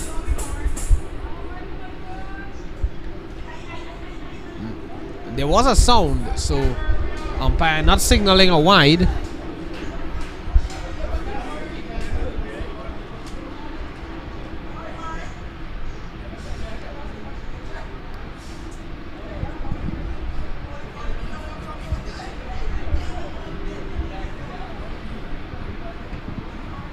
Turning this one away onto the onside. 1. Falling away now. I think the Windward Islands, the momentum that they had at the start and in the middle, I think you would have really thought that they could have get up to somewhere around 230, 250 with that start and that middle period from Joseph and also Pascal and as well Tariq Edwards. So they're really falling away now, Andrew. Well, of course, the 2 rain breaks. This one played nicely, but into the hands of the fielder at short mid-on. Joshua Dawn takes the catch, and that's the end of Kevin Gassi. Gassi has to go for 2. And speaking about the Windward Islands falling away, he was almost falling away there, and there he was. His wicket has fallen though. 198 for 6. Well, I wouldn't even say they fell away, but of course the rain breaks would have affected their fluidity. As the Bajans are in full voice here now and they're singing their songs in praise of these young boys that have clawed their way back into the innings, taking some good wickets here. And as I mentioned, Jaden Lord and Kyron King, the 2 better fast bowlers on show for the Barbados boys, and so they have done well to claw it back just a little bit. But it's sort of what you expect at the latter stages of a white ball game, especially with a team that has wickets in hand. They'll go all guns blazing. But at this stage, I would say that Murray and Edward really need to close out this innings, as Shanil Edward is the new batsman. Just playing that one to the fielder at cover. Yeah, but you know, sometime when you have wickets in hand and you tend to go all guns blazing, this either happens, you tend to lose wickets, or if it comes off, well then you're in a good position. But if it doesn't, then you tend to lose a lot of wickets, and the fielding team benefits as a result. Well, it's a sort of gamble of the dice, isn't it, Visham?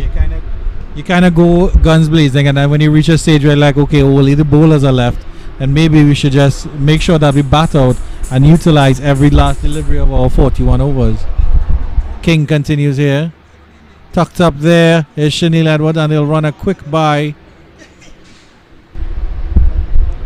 So being corrected, Andrew, it's Dakio Worrell, the keeper that has left the field, not Dakio. So we've just been reminded that the pronunciation of his name is Dakio Worrell.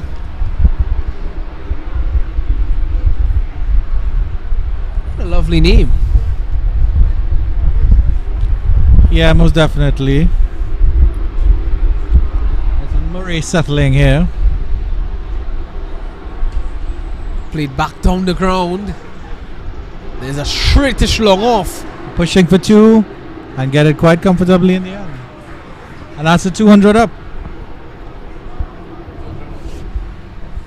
Yeah, 202 for 6. the Windward Islands. And that has come at the end of 40 overs.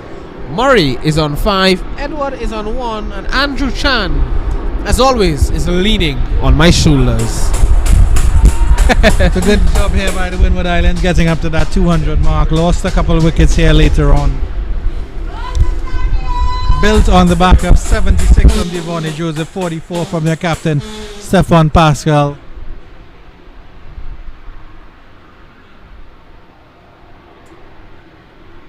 Jatario Prescott will bowl the final over.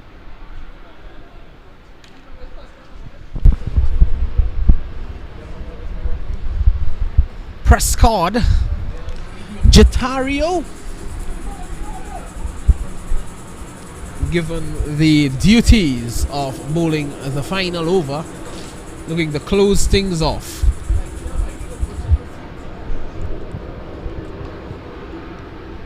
Powerfully played through the offside. Only one. This has been the type of finish we've seen from the Windward Islands in this last couple of overs or so. They haven't been able to really strike the ball as they would have liked to get quick runs, get some big runs here at the back end of the innings. It's really costing them a lot here.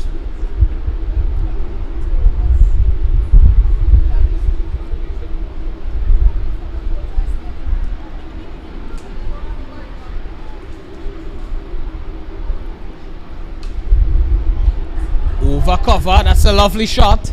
Long off coming around, but he's carefully moving himself around there, Rashad Worrell, because the outfield is a bit wet, and he limits them to 2.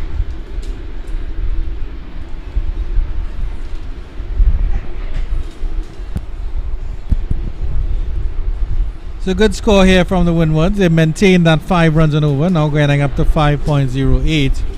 And we know, of course, their bowling is quite capable. It's they have to see if they maintain their lines and lengths against a formidable Barbados batting side as well. Prescott running in again, long arms, turned into the leg side, and that's a single there.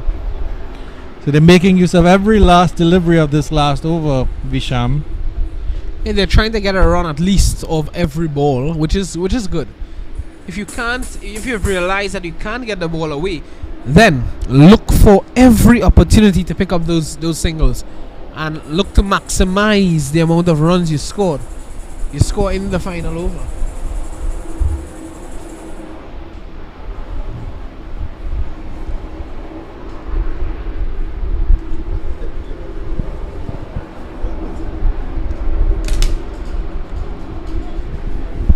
Prescott continues, just 3 deliveries left from the northern end. Dancing down and the he's pitch. bowled him. Edward goes. Prescott strikes for Barbados, and Edward has been castled here by Prescott. 206 now for 7.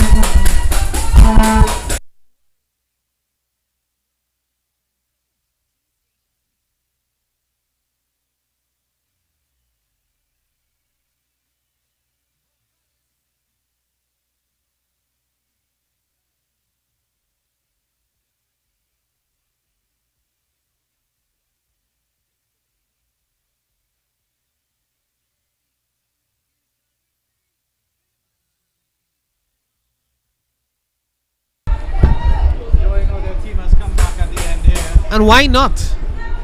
Really seen a good performance from their bowling team here at the back end. And the lady with the tambourine had Prescott in her pack. 19. Maybe a misprint, but she's definitely a fan of Jatario Prescott. 3,019 on her back. Prescott's second wicket.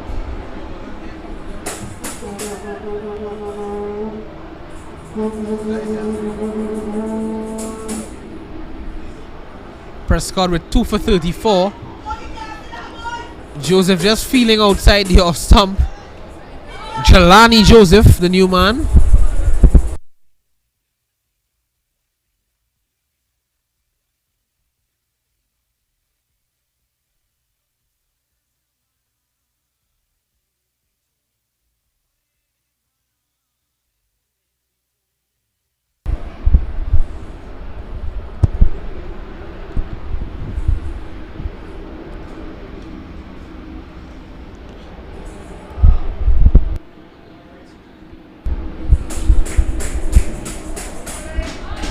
Well, that completes the innings of the Windward Islands, and they finish on 207 for the loss of 7 after 41 overs. Remember, the game had been initially reduced from 50 to 44 and then 44 to 41 after the second rain delay. And well, the Windward Islands, after having an excellent start, they are finished on 207 for the loss of 7. Excellent bowling from Jaden Lord with 3 wickets, Prescott with 2, and also we've seen Joshua Dawn with 1. There the umpires, Kashif Sandhi to your left, Zaid Bashra to your right, and 1 wicket apiece as well for Kyron King and batsman Joshua Dawn. Pick of the batsman, the batting team, 76 went to Devoni Joseph, 44 to that man Stefan Pascal, 32 to Tariq Edward, and 13 from both Mahid Lambert and Rishon Lewis. Andrew Chan, how do you sum up this innings from the Windward Islands? Assess the bowling performance as well of the Barbados team. Well, I think the Windward Islands did well given the 2 rain interruptions that they had. The Barbados bowlers kind of lost it a little bit in the middle overs. Well, actually, I should say the Windward Islands had the upper hand in the early exchanges. The Barbadians kind of pulled it back in the middle overs, and then they got a second win here from their fast bowler Jaden Lord and Jotario Prescott, coming back quite nicely to share 5 wickets between them. So I think it's a formidable total by the Windward Islands. They might feel that they may be about, as you mentioned, maybe about 10 or 15 runs short. But I think it's a good competition so far, a very healthy total on the board, and we'll just have to see how the Bajan batters approach it. Well, that was Andrew Chan analysing the first innings. Join us in about 20 to 30 minutes time for a chase of the Barbados team. They will require 208 from 41 overs.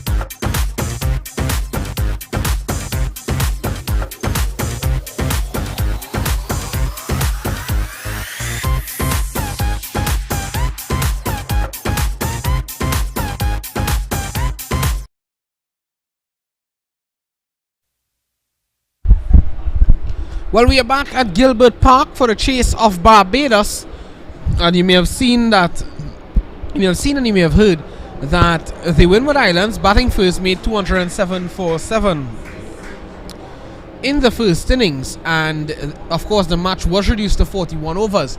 So Duckworth Lewis has had its say, and in 41 overs Barbados now require 212 runs for victory. And the opening batsmen for Barbados, Achilles Brown and Micaiah Simmons. And taking up the attack for the Windward Islands is going to be Solomon Bascom. Here he is. Left alone there into the gloves of Devoney Joseph. The first delivery was left alone there by Micaiah Simmons. Andrew Chan is going to be at the non-striker's end. Alongside me, Andrew Chan. Good afternoon. Good afternoon, Visham. Good afternoon to all our viewers once again on the Cricket West Indies YouTube channel. So scoreboard pressure here for Barbados. Solomon Bascom starting with a good first delivery, and there was immediately conversation with his captain, Stefan Pascal. Some adjustments in the field now. Fine leg, 2 slips, third man, backward point. Almost a gully fielder as well. Cover. Short mid on and mid off. Quick single here to start things off for Barbados. Micaiah Simmons, he's off and running. Excellent single there. Excellent work. And Achilles Brown, the backup wicketkeeper who took such a fantastic catch, is the other opening batsman here for the Barbadians. The young pride.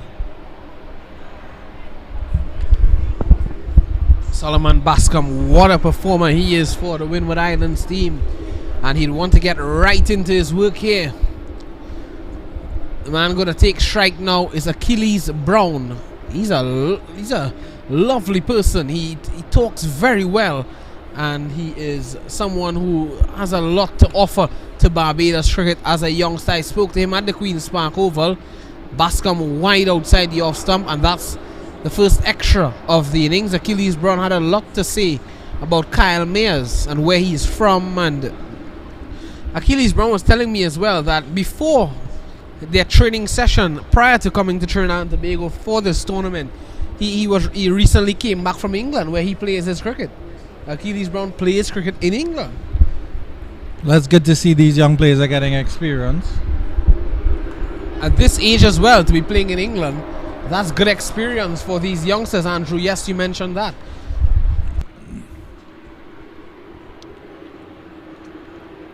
And of course, playing anywhere away from home would be a challenging condition, even though it's still the Caribbean. Coming to Trinidad and Tobago, having to acclimatize to the pitches and the fields, etc. It's all part and parcel of the game. You can't play on the same ground every day.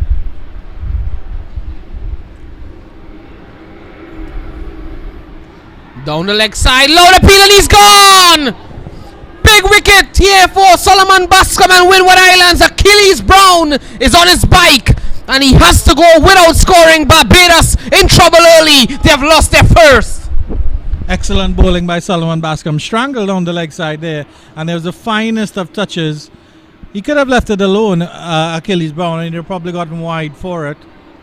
Joshua Dawn comes in at the number 3 position, wearing the 6 on his bat, and the early wicket here for the Bajans, well, that will definitely set back their chase.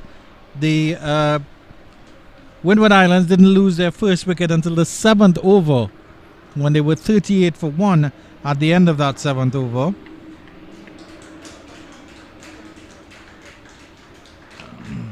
So not the ideal start at all for the Bajans, and disappointment there for Achilles Brown. And what an unlucky way to get out as well. Strangled down the leg side. Looking to play that delivery on the onside. It was way down the leg side, and it got a feather and into the gloves of Devoney Joseph. What he would have been better served doing though, Andrew, if he should have pulled it, or maybe he should have left it. Had he left it, he wouldn't have been out. Had he looked to pull it, he may have been better served doing that. But he was fending, and hence he is out of here. He is now under the tents, just in front of us.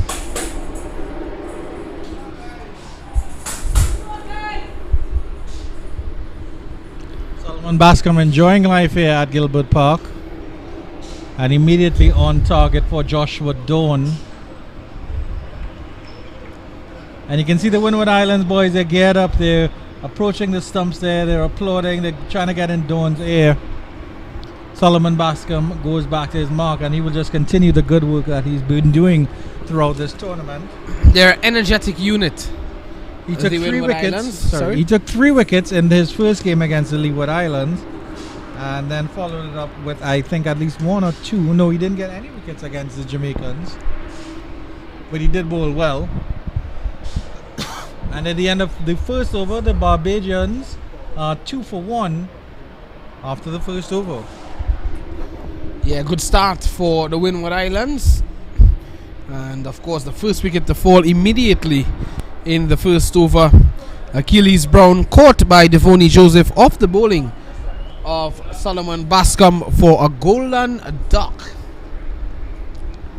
Josh Dawn comes out to the middle to partner with Micaiah Simmons, and it's going to be Kevin Gassi who's going to be given the opportunity to bowl to partner with actually Solomon Bascom at the top of the innings.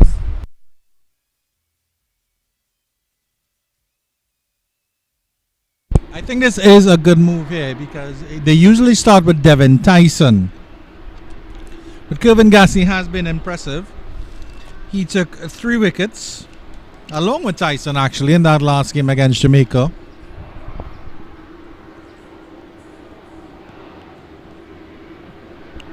Three very impressive pieces that the Windwards have here. Starts off with a loose delivery outside the line of the off stump, but Micaiah Simmons is happy to just let it go by.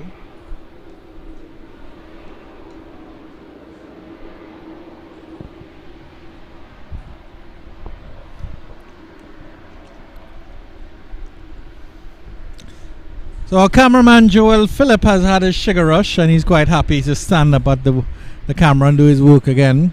Some dark clouds over the eastern side of the Gilbert Park ground. Good delivery, full delivery there. And Windward Islands, they pumped up these boys. Resplendent in their green and yellow kits with splashes of red.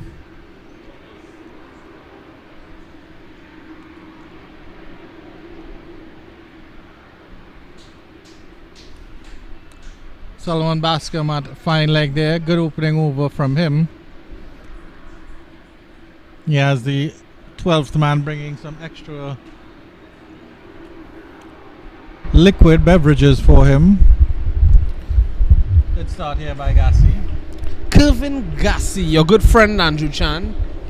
I know you like this young man quite a lot, the way he bowls. You said he was one of your favorites in that first game. Yeah, he bowled really well, and then this is of course the 3rd game I'm seeing him in, and he started off really well as well. He's a tall fellow, long arms, good approach to the crease, good control as well.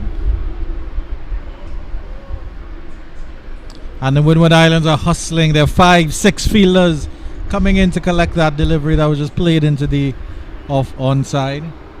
This is the energy you want to see as a bowling unit. When you're defending a total, you want to get into the batting lineup of the chasing team very early. You want to make some early inroads, and that's what we're seeing from, well, we already saw it from Solomon Bascom. Gassi would want to partner him here and do the same. No Devin Tyson in the lineup for Windward Islands today. I saw 2 left arm seamers warming up prior to this innings, and well, Solomon Bascom and Kevin Gassi. So no Devin Tyson, so hence Kevin Gassi, has been given the opportunity at the top of the innings. Yeah, but they have maintained with their left arm pacer Chanel Edward, who we should see probably as second change. Good over so far from Gassi. He's striving for maiden here, and he will get it here. That's an excellent over from Kevin Gassi, putting the brakes further on the Barbados innings, and it seems clear that that Solomon Bascom is the first choice bowler, and he's been doing his job excellently, and he's getting the support from the other bowlers. As the Bajans chasing on a very stiff target are 2 for 1 after 2. Remember, you are looking on at the Cricket West Indies Rising Stars Under-17 S50 Championship 2022.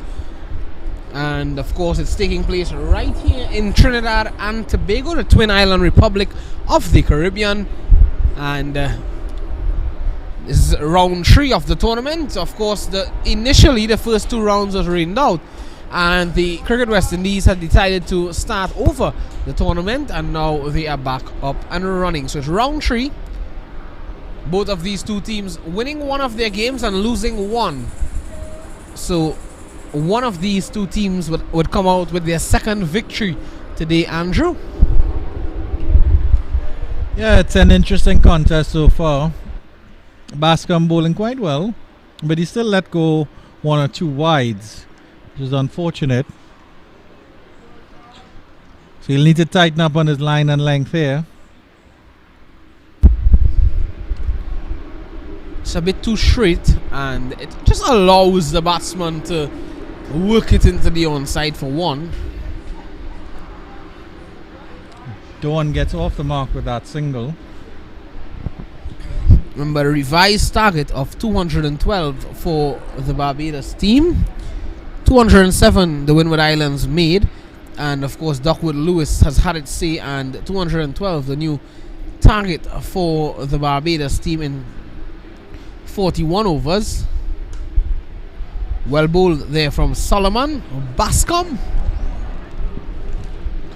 Yeah, he's starting to hit his line and lengths now.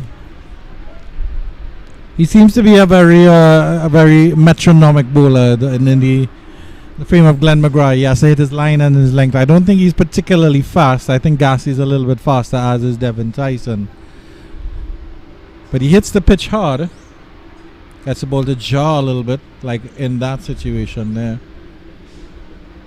Yes, he hits a hard length, and he has the batsman just in 2 minds whether to come forward, whether to play on the back foot, and that's what you like to see from your pacers. That 3/4 length, Andrew Chan.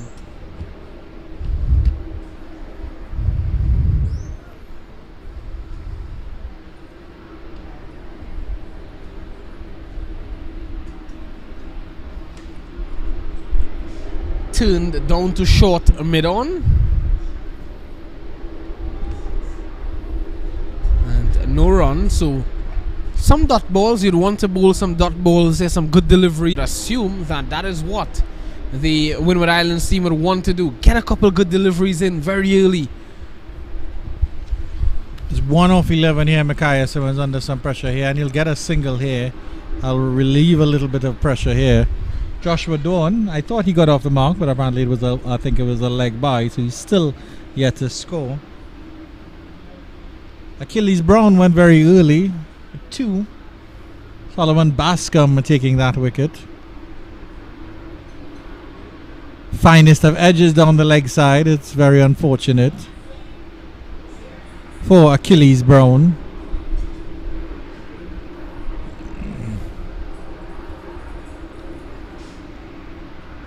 Bascom settling himself.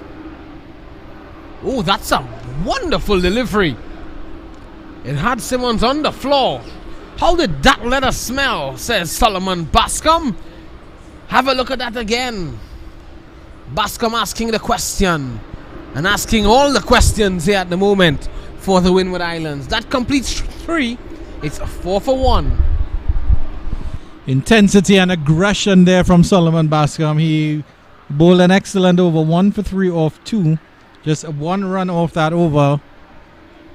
I think about 2 runs off that over. A wide and 1 run off the bat. He's keeping up the pressure here. And Gassi, who started quite well from the northern end, will be continuing. And he'll be hoping to keep the pressure up as well. Beautiful shot for Noron. There's a birdie up above as well, Andrew. There's a birdie above Joel Phillips' head. And there's always birdies around Joel Phillips. He's a guy with lots of feed. Drawn to him. Yeah, they're drawn to him. The sun is out here at Gilbert Park. And Joel Phillip with a broad smile across his face.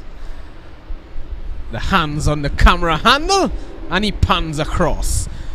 And here's Kevin Gassi. Ooh, some steam there from the gas man, Kevin Gassi. Not sensible there from Joshua Dawn, but you can see that he is under pressure here. He had to score a run. He had to get off the mark. And the Bajans in general are under pressure. But he's fending at a delivery, Visham, that he did not need to fend at. I want to say something, Andrew, but I know Jason Bassard and Shaki LeBarrel John will be coming for me after I say this. This one is a good delivery outside the off stump. But I want to say thank you for the donuts, Andrew Chan. Thank you for the donuts. I know my phone is going to go ringing off shortly, and Shaki LeBarrel John will be down my throat about something called a diet. But and Visham will be distracted here, steps away from the commentary position. He has a very important phone call to take. Plans for this weekend, Visham Lalman. Penny for your thoughts. Kevin Gassi continues to Joshua Dawn.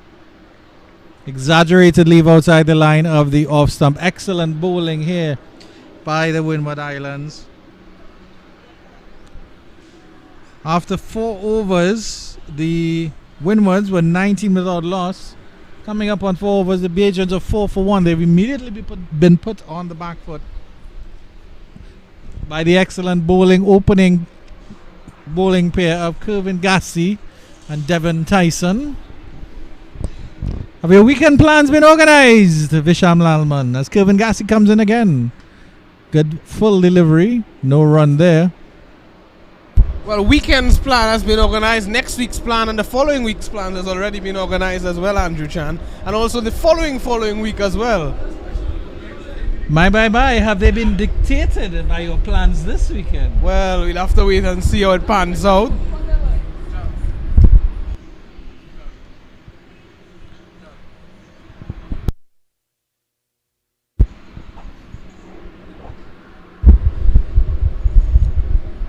Gassi down the leg side, pulled away. Bascom is down there. And single. Joel Phillip continues to smile here at Gilbert Park, and that completes 4. It's 4 for 1. No, it's actually 5 for 1.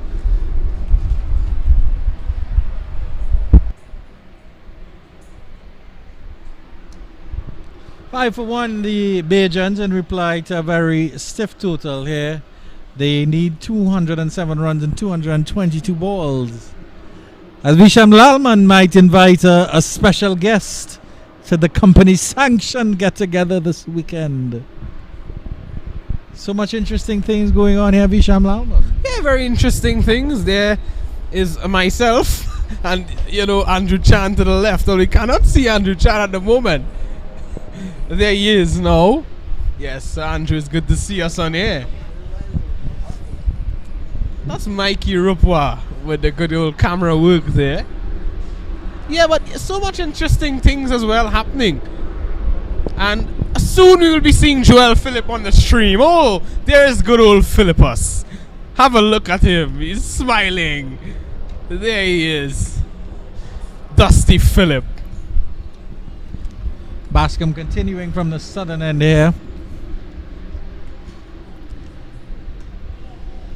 This one coming back in sharply there from the hand of Solomon Bascom. King Solomon, that's the man. King Solomon indeed, and this ball tucking up Micaiah Simmons here. Look at almost playing it on. Ball coming back in sharply, as I said. It pitched and tailed in to the right-hander.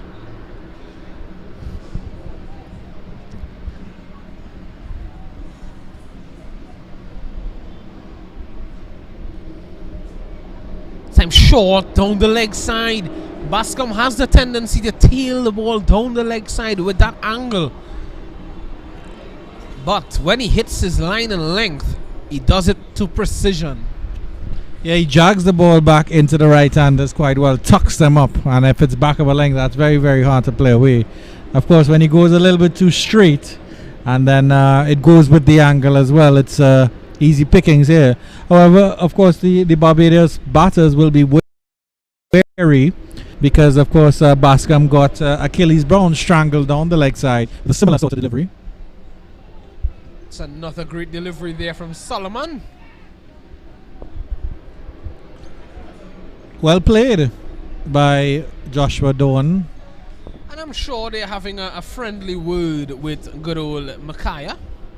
Not Micaiah Nintini, but Micaiah Simmons.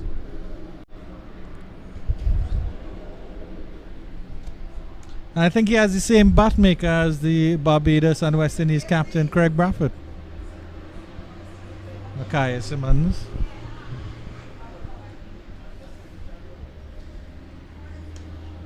There's a lovely delivery there again from Bascom. Umpire Zahid Bassarat in your shot.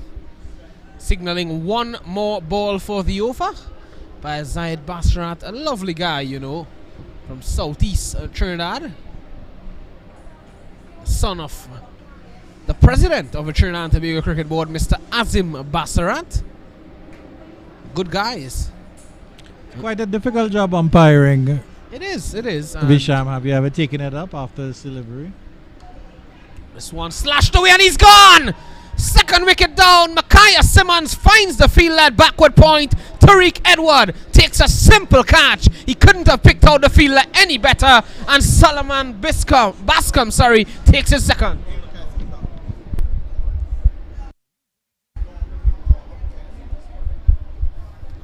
Actually, Joshua Dawn, the man striking that one into the hands of the backward point fielder. And he has to go now without scoring of 12 deliveries, Andrew. Yeah, unfortunate here, and the pressure really telling on the Bajan batsman. You can tell that Dawn looks very despondent there as he trots off. Not happy with that one at all. As McCollin comes in to bat here. Very, very unhappy Joshua Dawn. The Barbados contingent trying to lift his head up there with the tambourines. But you can see that he's very, very unhappy with himself. And the Windward Islands in the ascendancy. Bascom on fire, 2 for 3 off 3 overs.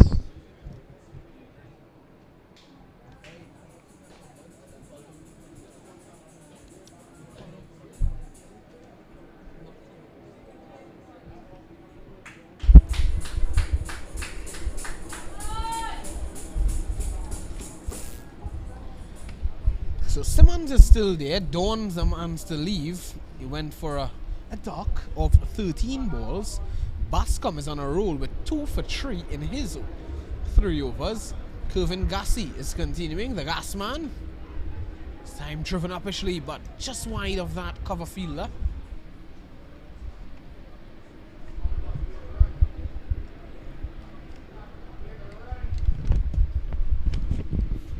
So Keith McCollin comes in at number 4, wearing the 30 on his back. And his team in all sorts of trouble here, the Bajans. They're limping along at 7 for 2 here.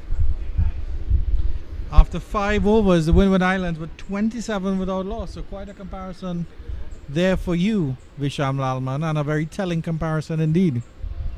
It is, and yeah, 205 from 215, Andrew Chan. It's a difficult task for the Bajans. And, you know, losing 2 wickets in the power play is never good when you're chasing a big total. Yeah, it's all about consolidation here from Micaiah Simmons and Akeem McCollin. Solomon Bascom, the main destroyer. 2 for 3. And Kevin Gassi doing an admirable job from the other end, ensuring that the Bajans don't get any foothold at all in this game.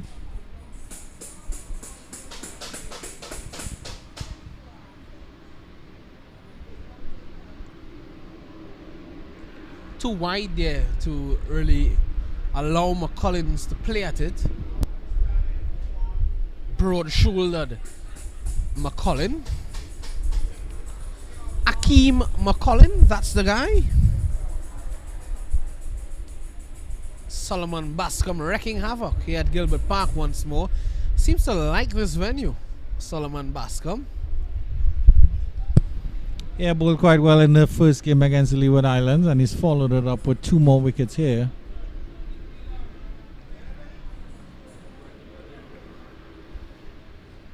Feeling down there at fine leg is Solomon Bascom. A quiet time down there, so he has a chance to contemplate and collect his thoughts before he comes back in for a next over. So the Windward Islands team just silencing the fans of Barbados at the moment. The Vuvuzela, the sounds of the Vuvuzela and the tambourine have eased here at Gilbert Park.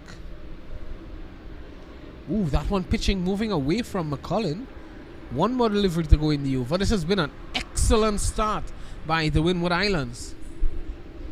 Yeah, we always knew the potential that their bowling department had with Solomon Bascom, Devin Tyson, who's not playing today, and Kirvin Garcia, as well as Shanil Edward. But it was important that their batters came to the party today and got them a formidable total. That is definitely the scoreboard pressure, I think, is telling on Barbados at this point. 7 for 2 after almost 6 overs. And it will be 7 for 2 after 6 overs. That's a fantastic start here by these 2 Windward Islands bowlers. I don't think their management team and their captain, Stefan Pascal, could have asked for much more. Garcia has completed 3. He's bowled 3 overs, none for 1. And Bascom, 2 for 3. In his 3 overs as well. So, what a partnership this is proving to be for the Windward Islands. Just some dark clouds around, but during the lunch break we saw lots of dark clouds, but it has since then passed Gilbert Park. It's heading down south as we speak. Solomon Bascom to continue. Edged and gone! Bascom with 3 now. He's absolutely getting into this game. My oh my, Simmons goes now. 3 down for Barbados, 7 for 3 inside 7 overs. Have a look at that delivery again from Bascom. Just short of a good length, rising, coming back into the right-handed Micaiah Simmons. And what a good catch taken there by Devoney Joseph. Excellent bowling here by Solomon Bascom. That's 3 wickets in not much at all. And the Bajans are really struggling here as their captain Nathan Seeley has a very, very big job to do here. And he's the one that's replacing Micaiah Simmons.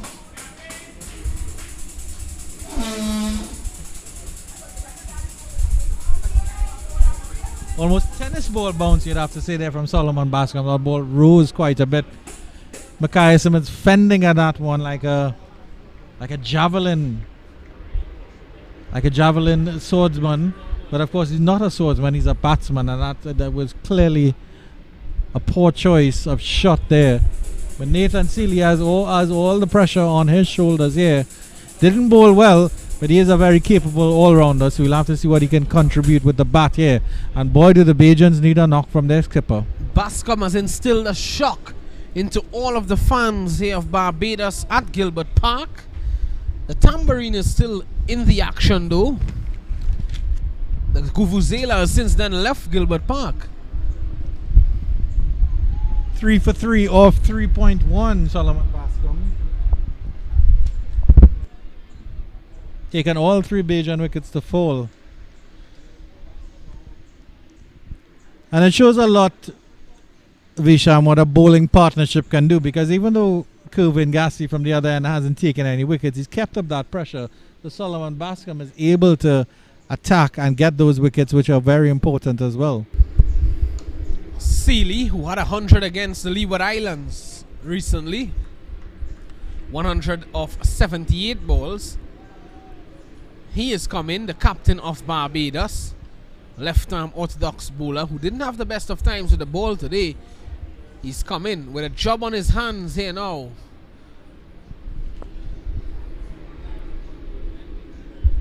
Still maintaining the 2 slips is Stefan Pascal.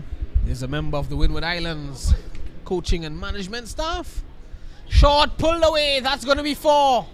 Lovely shot by Nathan Seeley. Counter attack, so to speak, for the Barbadians.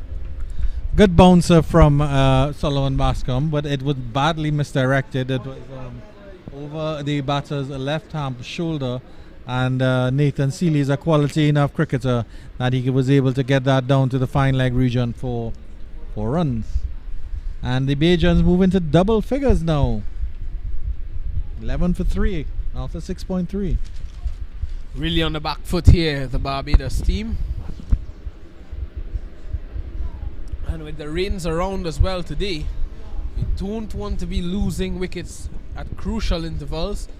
And with the score this little as well, the Duckwood Lewis factor can come into play as well, Andrew Chan.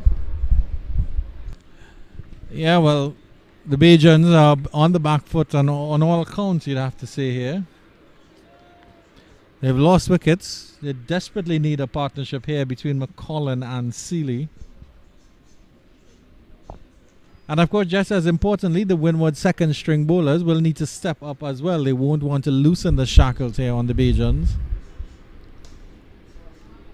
Stein playing that one on the onside, the ball taking the inside half of the bat. Seeley's a genuine player, solid as a rock, Nathan Seeley.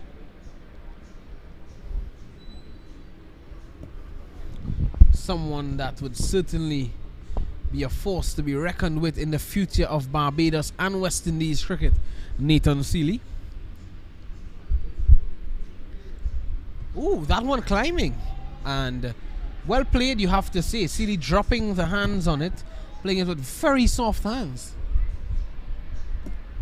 Clearly Bascom has a very good short ball when he gets it on target. We've seen a couple of them. He had Joshua Dawns and Mackay Simmons ducking and bobbing and weaving. At the end of another successful over for Bascom. At the end of 7, the Bajans are 11 for 3. And the Vuvuzela seems as stuck as the Bajan batsmen now. Yeah, suffering Vuvuzela at the moment. But you have to give the fans credit. They've come out to support the Barbados team, and they are really doing a good job. They want to see a better batting performance though from the Barbados unit. Here's Kervin Gassi to stop that. Down the leg side. Good stop there by Devoni Joseph, but it has taken the top of the glove and not being able to hold on cleanly. So 2 runs to the total.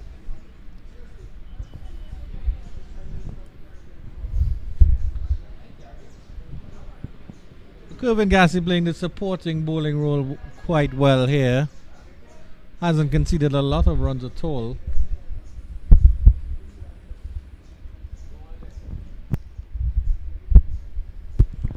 So Seeley's just going to have a word with McCollum.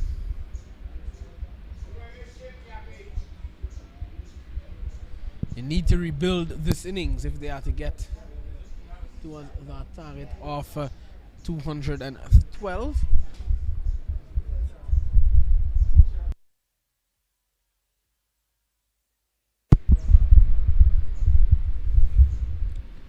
This time edging, taking the inside edge, running down to fine leg.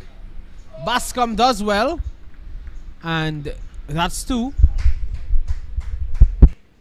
Excellent work there by Bascom. He's run all the way around from fine leg to almost behind the keeper, directly behind the side screen. I actually thought I was just going to beat him, but he managed to bend down just in the nick of time and stop that ball from going over the boundary ropes. Despite bowling quite well, Bascom looks a bit world weary, you'd have to say, Visham Lalman. I think he's very tired. Yes, he's now on his haunches there down at fine leg. And the Windward Islands would hope that he hasn't done himself an injury and is maybe just a little bit tired, a little bit jaded here. Back up on his feet.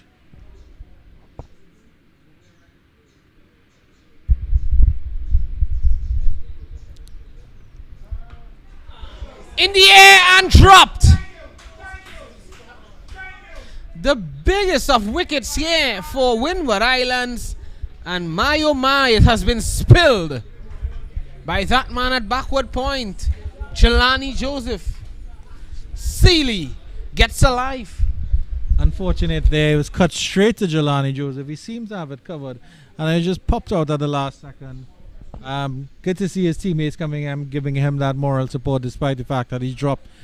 I guess you'd call that a dolly there, Visham Nalman. He really dropped an easy one there.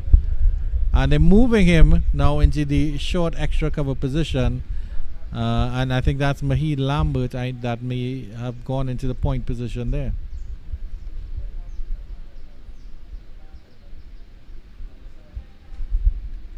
Getting some bounce there, Kevin Gassi.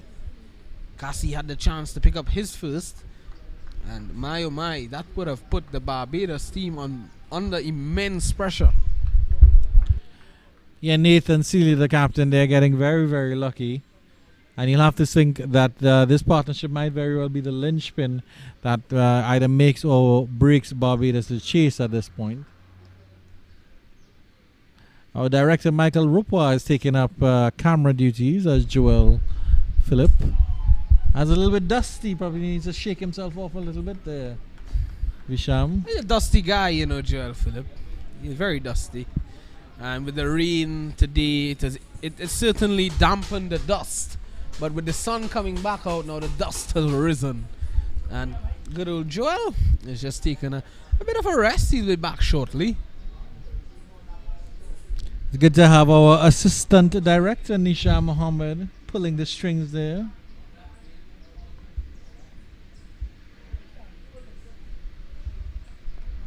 Well, he is certainly showing you another string for you to pull.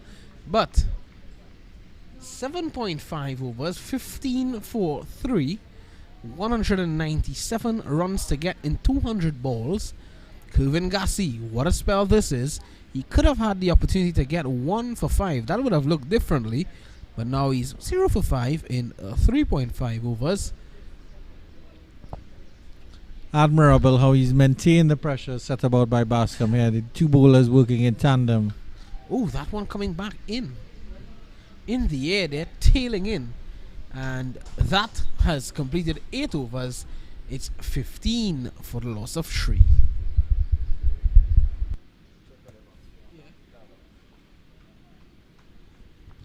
Superb bowling by the Windward Islands opening player as the power play comes in. And just to give you a comparison, after 8 overs, the Windward Islands were 42 for 1. At the same stage, the Bajans are 15 for 3. So they're really under the pressure here. And not surprising, Stefan Pascal is continuing with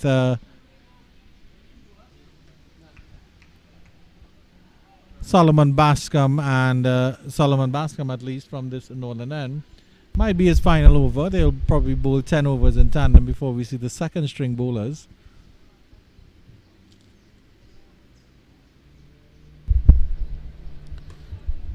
Yeah, you want to close off when you're opening bowlers on top of their game, and as much as you want to save a couple overs for the back end, you really are tempted, Andrew, to look to push them forward to get a couple more wickets, put the batting team under further pressure. If Solomon Bascom will get 2 more wickets here, how different will this look for the Barbados team?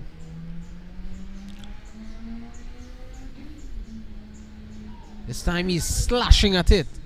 Delivery that's coming back. It's too close to cut though. Thought that was a poor choice of shot. Excellent bowling by Bascom here. Stock delivery seems to be coming back into the batsman, but then he's able to either pitch it short or get a little bit fuller as well. When he pitches back of a length, he appears to be very, very dangerous. He uses the bounce quite well. He uses the seam quite well.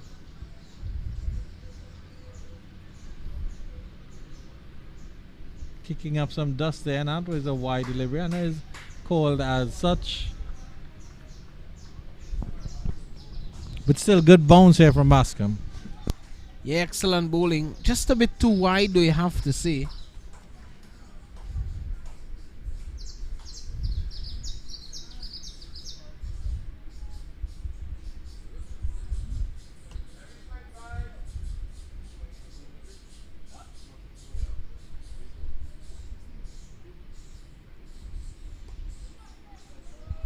This one played back to the bowler, who just allows it to go to the short mid-on fielder.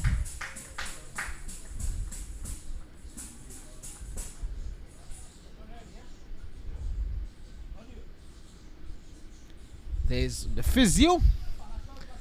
He's making his rounds at the Gilbert Park as well. He was out there on a number of occasions today. He assisted Dekio Worrell when he was injured. And he also assisted Solomon Bascom. This one slashed away powerfully for 4. Backward of point by McCollin. And that's more like it, says the fans. McCollin finally getting off the mark. He's been there for quite some time there.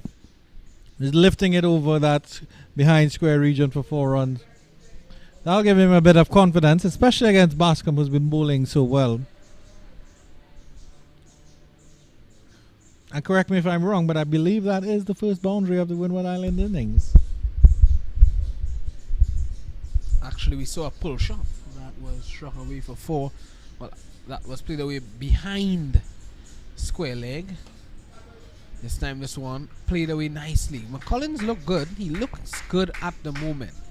We've seen batsmen had starts not being able to carry on, so he'll want to push on. McCollin, they require a solid knock from either one of these two batsmen here, if not both batsmen. Joel Phillip is still yet not to be found. Well, his word coming to hand is that Joel Phillip is trembling downstairs. Maybe it's the weather. Might be the weather. Here's Solomon Bascom. Down the leg side. And not a wide signal by the umpire. So, 9 overs have been bowled. It's 20 for 3.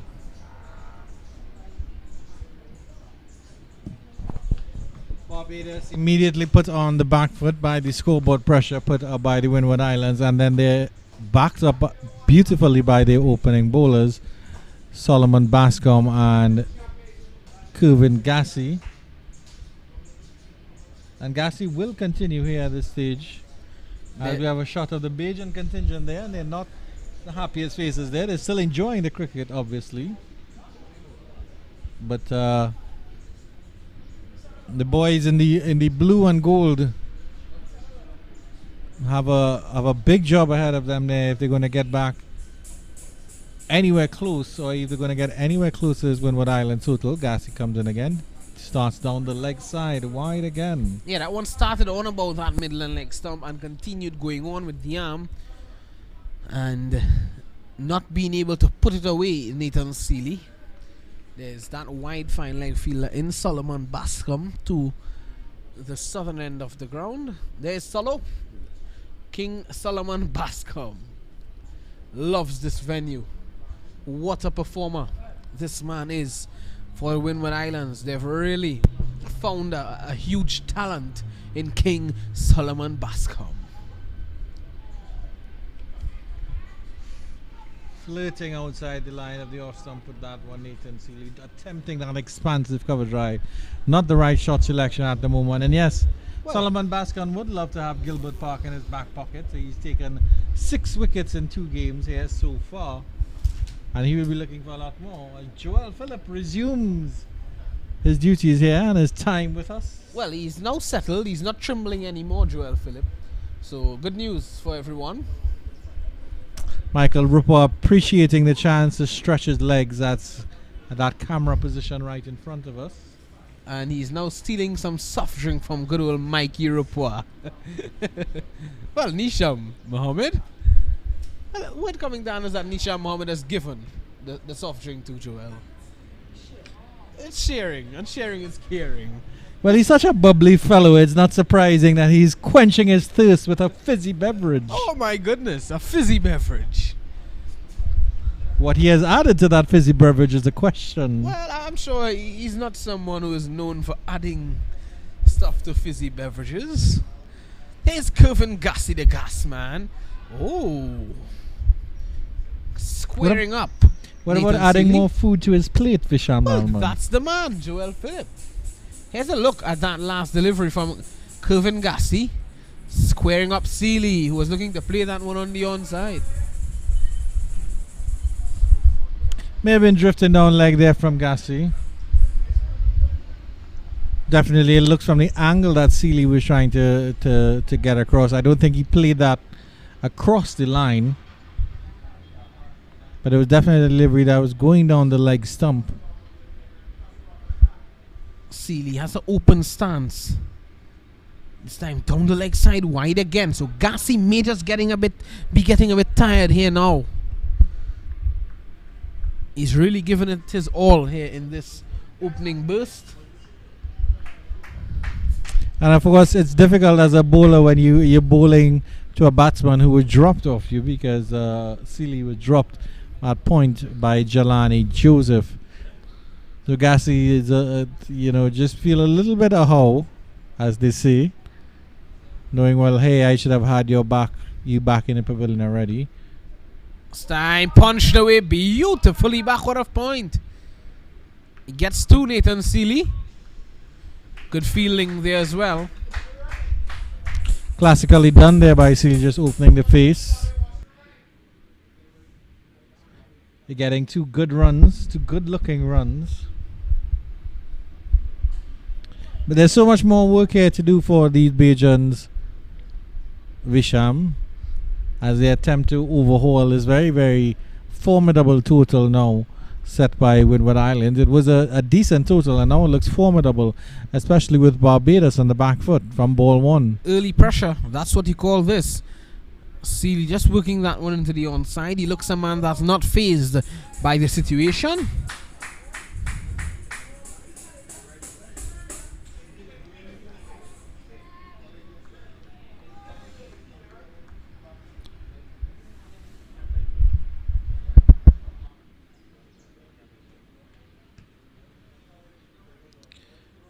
.24 for 3 after 10 overs.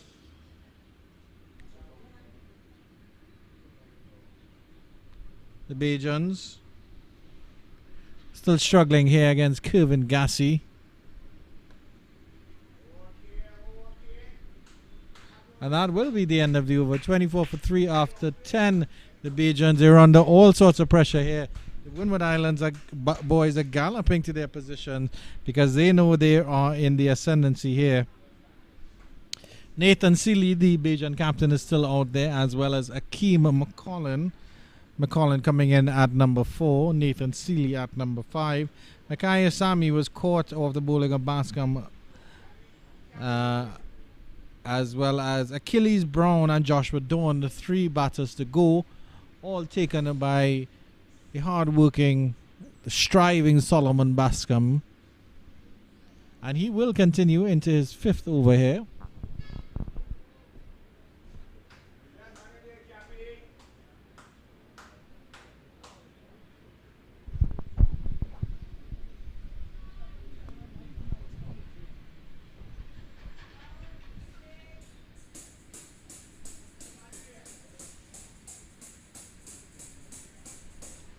So Windward Islands in the ascendancy. They want to keep the shackles on the Bajans. Starts off with a good delivery outside the line of the off-stump. Bascom fast. Getting through to keeper Devani Joseph very, very quickly. Stefan Pascal still maintaining that first slip, and he has himself at first slip. Or should I say a wide second slip. Bordering on third. Cut away beautifully, and that's caught. That's cut. Made good connection with that one, Sealy. But unfortunately, he could only cut it to the field at point. And Bascom strikes. It's his 4th wicket here. Wide delivery. Sealy cuts it quite well, but didn't get over it. And the field at point took a very, very, very good diving catch. And that's the end of the Bajans captain knock. The Bajans slipped to further trouble here. 24 for 4. All the wickets taken by the hard-working Solomon Bascom.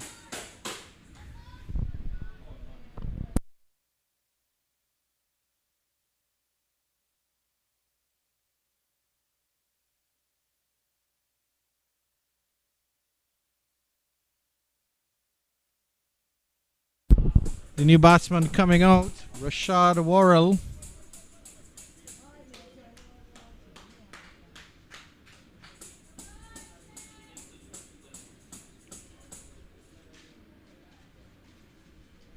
It's really been an unfortunate batting attempt here by the Bajans, and they slip into further trouble. 24 for 4, Visham Lalman. Nathan Seeley got good connection with that, just couldn't keep down the cut shot, and the point fielder took an excellent catch. Well, he was dropped at backward point in that similar position on the other end, and now he almost fed the fielder at backward point again. It's as though before the game, as a coach, when you'll be hitting catches for the slip fielders and that guy at backward point, I think Seeley was giving the Windward Islands practice. Have to admit, it was a very good diving catch as well at point, because that ball was dying on the fielder. And the tambourine lady is asking all the questions here. The Bajans want to know what is going on. Rashad Worrell, left-hander at strike. Tucked up again by Solomon Bascom. It's been impressive here from Bascom. 4 for 12. Hisham Lalman. He's been really one of the pick of the bowlers here for the Windward Island. Boy, and oh boy. And it's an uphill struggle here for the Bajans. Andrew, this is a talent that I think West Indies cricket cannot sleep on. I tell you what, Solomon Bascom certainly one for the future of West Indies cricket. I'm not sure what your thoughts are, but for me, Solomon Bascom, they can't afford to sleep on this young guy. Well, he definitely has the potential. He's only 16 or 17 years old. It'll be interesting to see how much taller he gets. But he has a very good run-up, and that's his uppish Lee. Fielded well at the short mid-off region.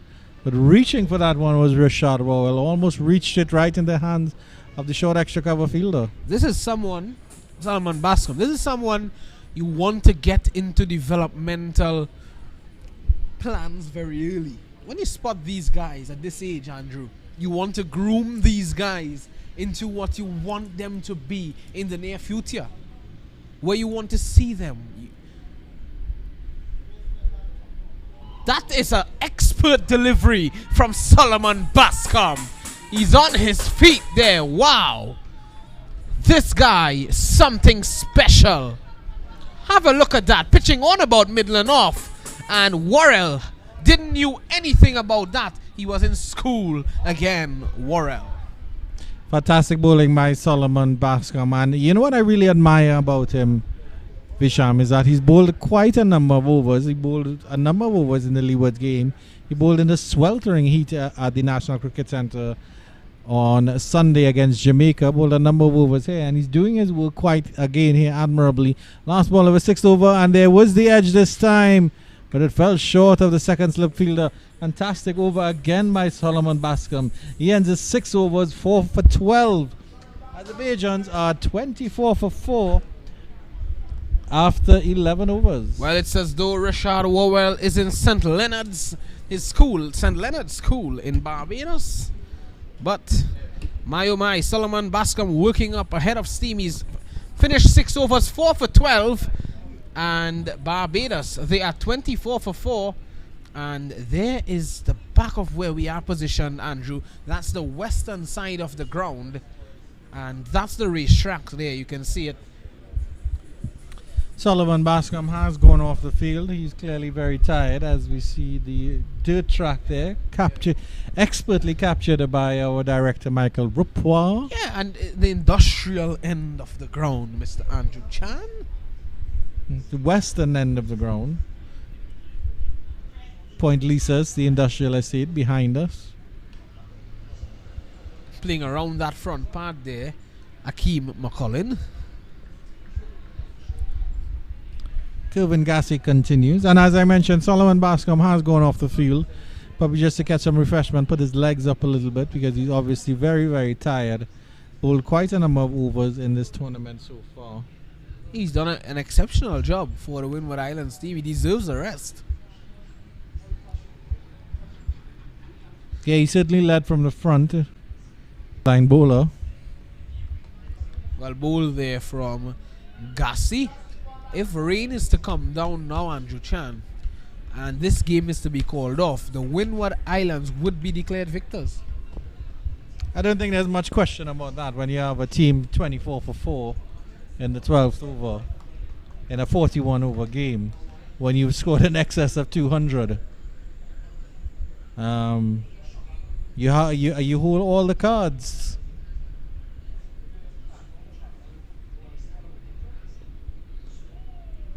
Ball playing bat on that occasion there, Andrew.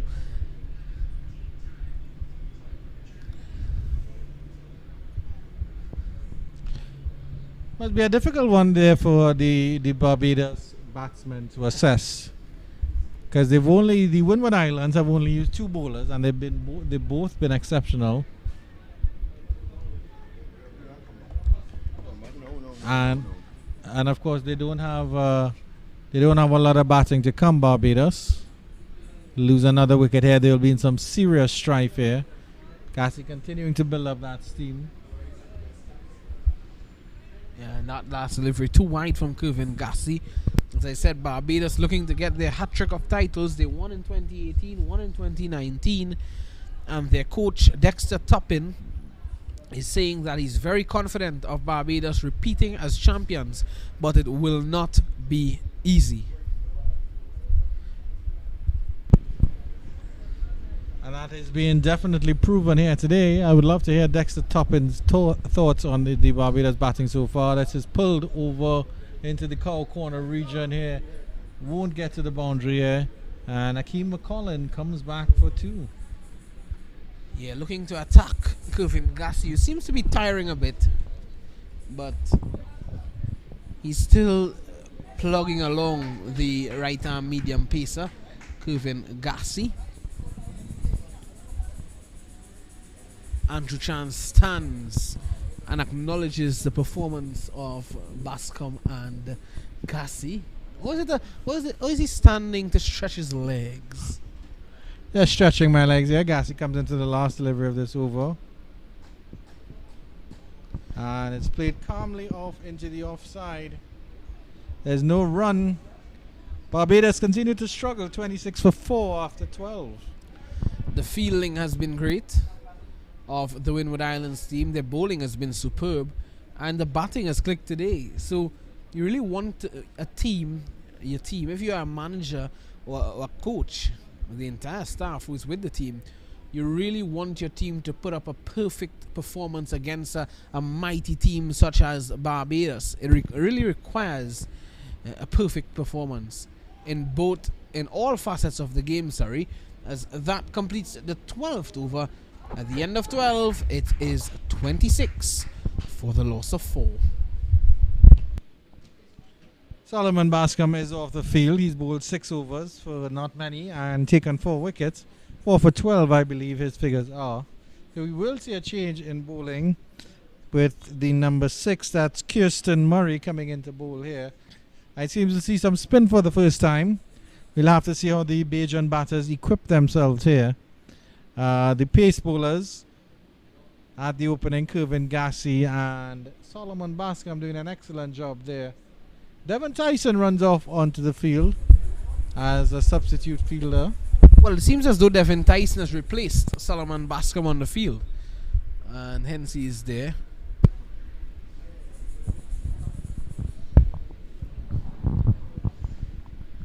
The Bajans, you think, Vishan, will be very, very disappointed with this reply? Yeah, definitely. I think Coach Dexter Toppin as well won't be happy with this. He'd be an angry man from what he's seeing at the moment. Kirsten Murray coming into the attack now.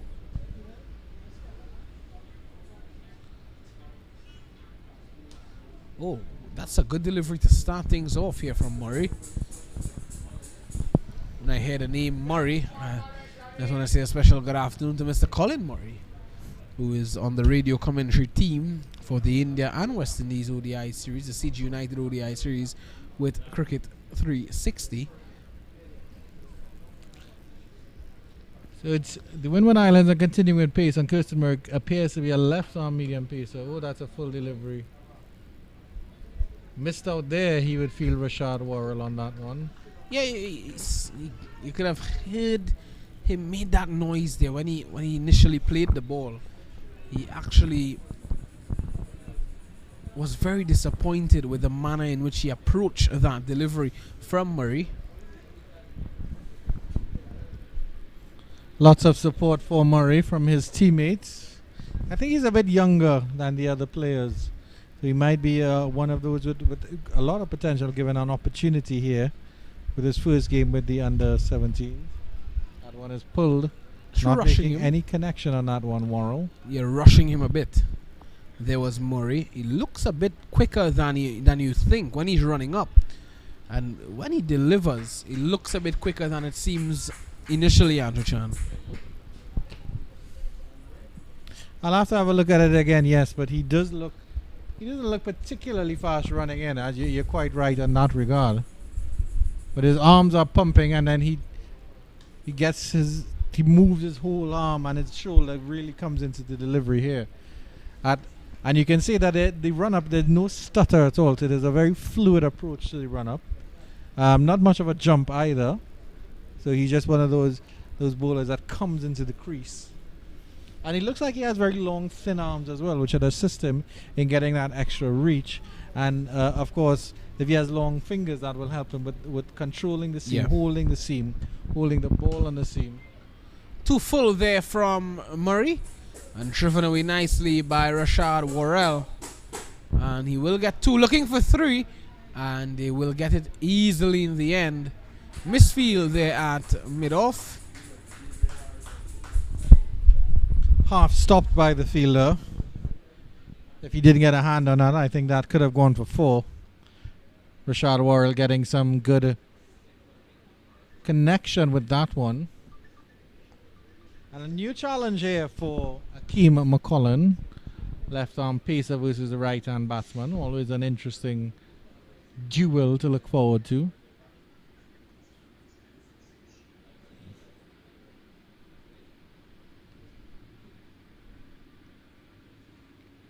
Sign wide. A loud appeal for caught behind. Not out to umpire side Basrat. And the end of 13. It's 29 for 4. And there's going to be a drinks break. And 4 wickets going down for Barbados. And they've all been snapped up by Solomon Bascom, who's wreaked havoc here for the Windward Islands against Barbados at Gilbert Park. And we'll be back shortly with continued coverage of this game. And, well, Barbados, they would want to enter this period that follows with a better batting performance. After the drinks break, we'll be back.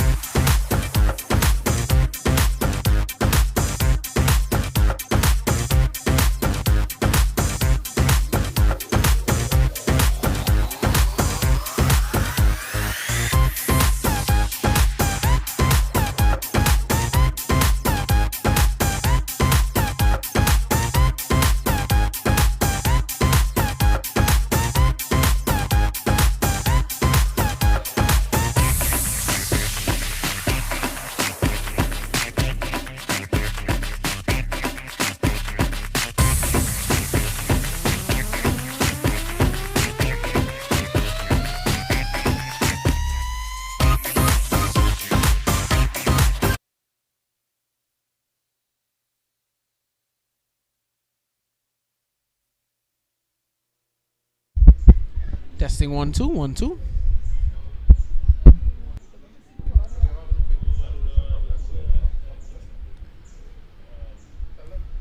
Well, we are back after the drinks break. We are having just a slight video transmission issue, but we're back up and running now. And Joel Phillip, the man in charge of that, getting that back up and running. Good work there by Joel Phillip. Yes, 29 for 4. And new bowler into the attack as well. Another left arm seamer for the Windward Islands. That's Chanel Edward. Chanel Edwards, yes. So the Windwards going with 2 left arm pieces to resume the middle overs here.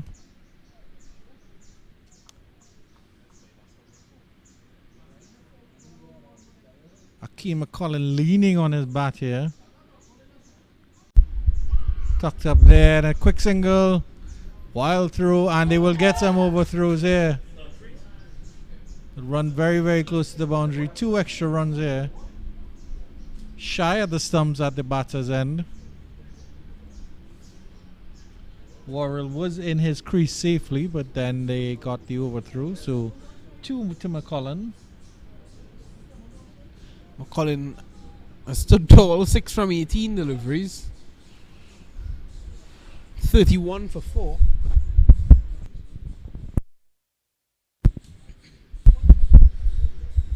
This time McCollum playing that one late. There is protection down at third man, and he'll get 1. It's a really tough ask here now for Barbados. At least the Bajans still have the support of their contingents who are applauding every single. But they have become decidedly quiet ever since the opening pair of Gassi and Bascom putting them on the back foot. This one trashed away, and that's for Worrell, striking Edward away beautifully. Full toss served up on a silver platter on a Tuesday afternoon, and it has been greeted with a brilliant shot. And it was good to see that he didn't try to tug that one across the line. He just played it into the extra cover region, wide of the long off fielder. And a fantastic shot. Kept his shape. And didn't even bother to run because he knew he hit that so well. Quite a shiny new bat he has there, Rashad Worrell. Reflecting in the wonderful, brilliant sunshine at Gilbert Park. Just pulling out of his run up there. It's important to pull out, Andrew Chan. Joel Phillip can tell you a lot about that. It's important to pull out when it's not right. As he just stepped away from his camera position there to stretch his legs. Well, he pulled out. He pulled out. Shot, yeah. But his aim is still true, Visham, and that's the important thing. Yes, it is. It is. Mikey Rupwa is shining to my left. It's a hot day in Trinidad and Tobago, as the trucks parked up to the left, looking on at the cricket, and the vehicles continue to pass along the main roads at the eastern end and the northern end of the ground. So you're watching the Cricket West Indies Rising Stars Under 17 Championship, Windwards versus Barbados here at Gilbert Park.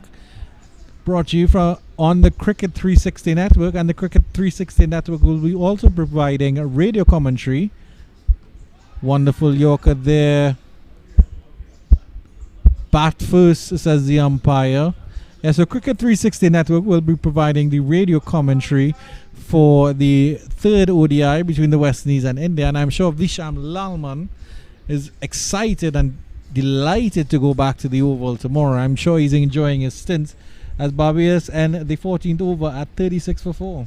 40 for 4. 40 for 4, yes, after 14. Yeah, certainly enjoying my time at the India versus West Indies series. West Indies not having the best of results thus far, but they've been playing some good cricket and putting up some big totals, but not helping themselves at all. Actually, in the second game, putting up 311, not helping themselves in defending that massive total, and not being able to chase down 309 in the first game against India. So India winning 2 out of 2, winning the CG United ODI series, comprehensively and looking to take it and clean sweep the West Indies in their hometown. Kirsten Murray continues here. And my oh my, where did that shot come from? That's a shot of pressure, Andrew Chan. Akeem McCollin has been there for some time, and he's only 7 of 20. Worrell 9 of 14, looking a little bit more fluent, but he did get a 4 in that last over of a freebie from Shanil Edward. Into the gloves of the keeper, and well, they will be having a look at this. That was played into the gloves. We'll have to look at that again if we can. Tell you what, umpire Sandy is going to have a word with umpire Zaid Basrat. It looked as though it was a clean catch. We'll have to wait and see. That was certainly guided, and what a catch. My oh my, that was out, I think. From our vantage point, it certainly looked out on the replay. I think the umpire is raising his finger there. I'm not certain.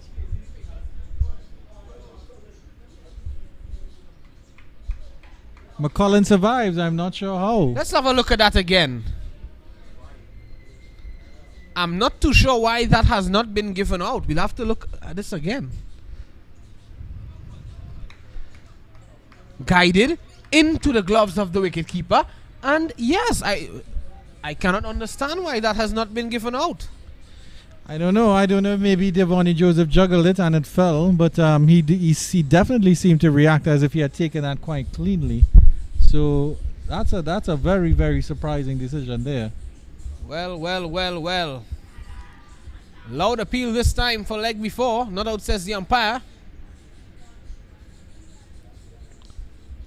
Unfortunate for Kirsten Murray because he actually created the opportunity there, and credit to Devonnie Joseph. As far as I can see, that was a fantastic wicketkeeper's catch.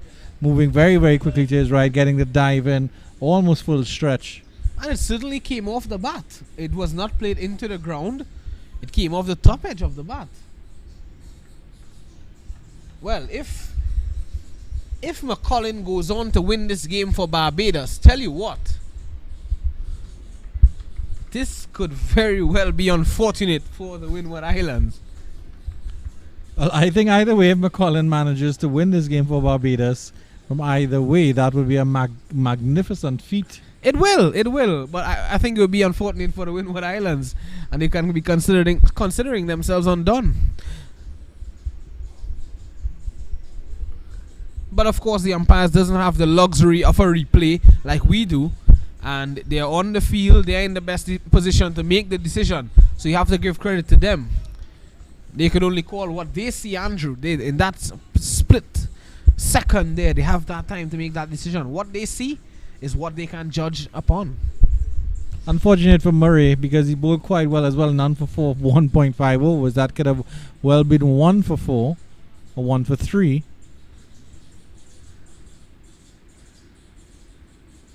Wide outside the off stump, Worrell is chasing at it. And that brings 15 overs to an end. It's 41 for the loss of 4. Could have been 5. But Murray has completed 2. None for 4. So the backup bowlers here, the second string bowlers for the Windward Islands, maintaining the pressure and the high standards set by Kevin Garcia and Solomon Bascom. Shanil Edward will have to hit his line and length a little bit better, you have to think. Kirsten Murray has definitely hit his line and length. Shanil Edward giving away a 4 in the last over. He'll be up against Akeem McCollin, who's living a charmed life, a double life. And look how far he's batting outside his stumps, trying to negate any spin, any movement, I should say, from the left-arm pacer. Leeward Islands at Power Gen chasing 198 for victory. 77 for 5 at the moment. That one was so wide it could be considered a broad from Edward. Joel Phillip nods in approval. Looks a bit sleepy, Big Dusty Joe. It's been a long day here at Gilbert Park, and Joel Phillip remains on his feet. studious to his camera work. This one in the air and past that short mid-wicket fielder. It's running away from Pascal, and that's 4. That is 4 runs. I'm not sure. We'll have to wait and see what happens here. The umpire doesn't signal. Yes, it's 4. That's good spirit from good old Pascal. Good sportsmanship from Stefan Pascal. You have to applaud that from the young skipper of Windward Islands. Yeah, certainly a boundary there. Good effort though from Stefan Pascal, and you have to really applaud that effort and the decision made by the skipper. Wonderful flick shot there by McCollum. Edward just seems to be gifting them a boundary delivery every over, and he needs to stop that. Tucked him up there.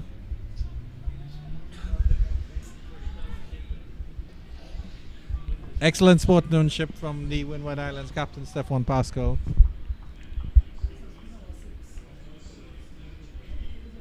That delivery certainly missing leg stump.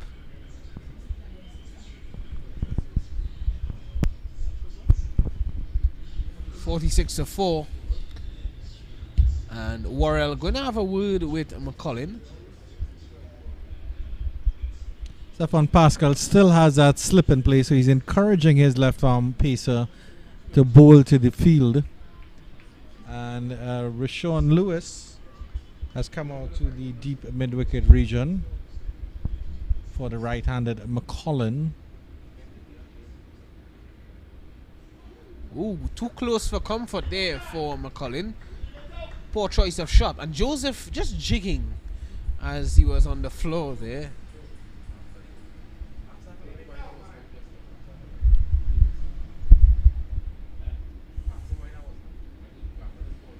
So of course the last time this competition was played was in 2019 when the Bajans won their second in a row.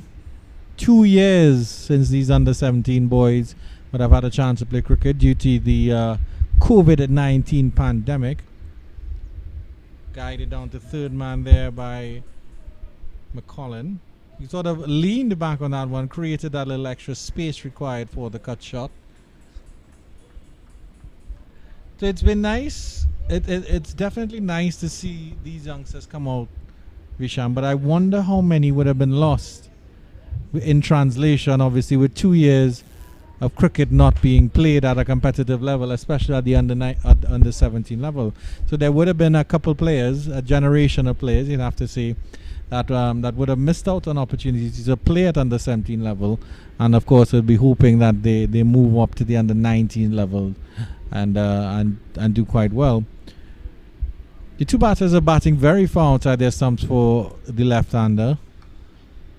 He does quite well, Chanel Edward. Of course, left-handed pacers always enjoy bowling to left-handed batsmen, and that's what Rashad Worrell is. Left-handed batter. Yeah, Edward has been a bit expensive here. 13 of 1.5 overs. He's let go of a boundary delivery every over that he's bowled, and that's something that you want to tighten up on. And he's bowled him! What a magnificent delivery from Edward. That one pitching and moving away from Rashad Worrell, who has to walk back for 9. That's the 5th nail in the coffin of Barbados. Fantastic delivery here from Edward. Let's have a look at it again. Getting one on line, enjoying that left-handed bowling. It pitched and it sort of straightened a little bit. I would say it pitched on maybe middle stump and then sort of straighten and take the middle and off. Hint of movement there, just enough to beat the outside edge of Rashad Worrell. He's played a... Well, he played down the wrong line. That's what I saw. Well, I was going to say he played a fighting knock for Barbados. Yes. But if you want to take the words out of my mouth... Definitely not, Andrew. And a Worrell replaces a Worrell. Despondent there, Rashad Worrell, with being out for very cheap. Just 9 runs. Comprehensively castled by Chenille Edward. Well, interestingly now, Mr. Andrew Chan, Dekio Worrell comes out to the middle. And remember, he has had an injury while wicket keeping in the first innings. Good old Dekio.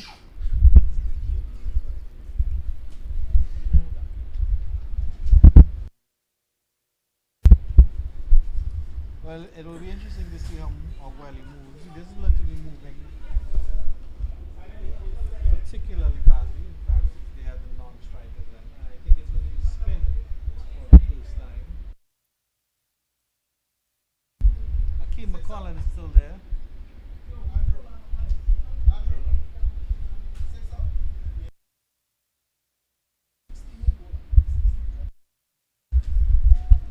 Off spin for the first time. It looks as though Luke Wilson is going to come into the attack. Andrew Chan, one of your many favourites from that first game. Yeah, talented spin bowler here. Down the leg side and wide signal umpire Zaid Bassarat. There's the man, umpire Zaid Bassarat. Lovely fellow. Tall spin bowler, Luke Wilson. Smooth action.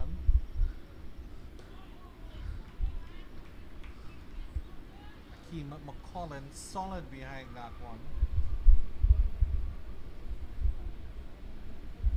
I think a losing battle here is McCollum. Pull away.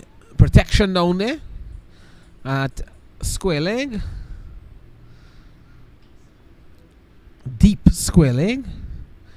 And McCollum earns himself a single.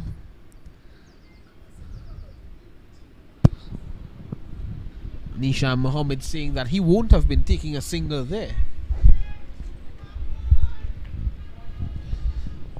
Nishan Mohammed is an aggressive player by nature in his playing time. Scored centuries at will. So half of the Bajan side back in the hutch. 4 wickets for Solomon Bascombe. King Solo. Here's Luke Wilson. Oh, that's edged and gone! Luke Wilson strikes! And Dekio Worrell, who is not having the best of days, he has to go for a golden duck. Unfortunate there for Worrell. And spin introduced immediately here. As we see delivery. It's a wide delivery. He didn't have to play that one. He pushed it out quite well. And Stefan Pascal pocketed an easy catch there. And the Bajans slip into further trouble. That's the loss of their 6th wicket. 49 for 6. 50 not even on the board here. Right into the pouch of Stefan Pascal. The 6th wicket down now for Barbados. The score 49 for 6. Windward Islands, you beauty. Luke Wilson striking in his very first over. And you have to feel for Dekio Worrell.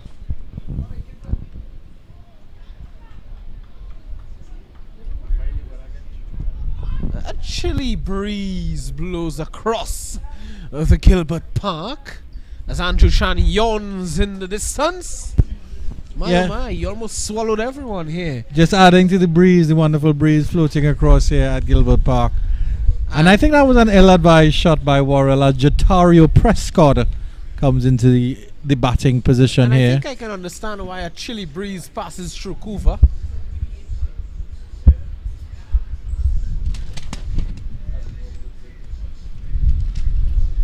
Wow, even Joel Phillip is falling off his feet here as we speak. Very lovely and cool conditions for the fielding side, which will just lift their spirits even more. They are in the ascendancy here.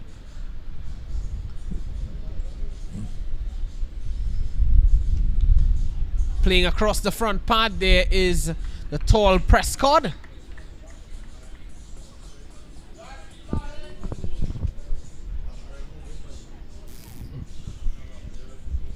Getting into the bowlers here now. The Bajans. The Windward Islands, I should see. And another edge. And unfortunately, Devonnie Joseph could not take that one cleanly. All sorts of excitement there for the Windwards boys. Let's have a look at the replay on this one. A rare miss here from Devoni Joseph, edged into the gloves. And that was quite difficult there.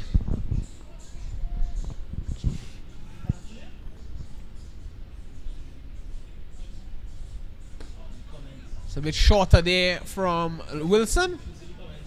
Punched away.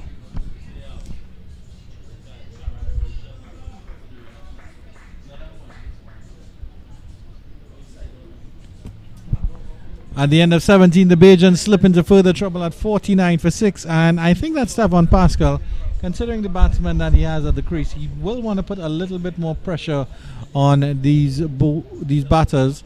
I definitely think a second slip should be in place for Prescott, maybe even a leg slip depending on what is happening.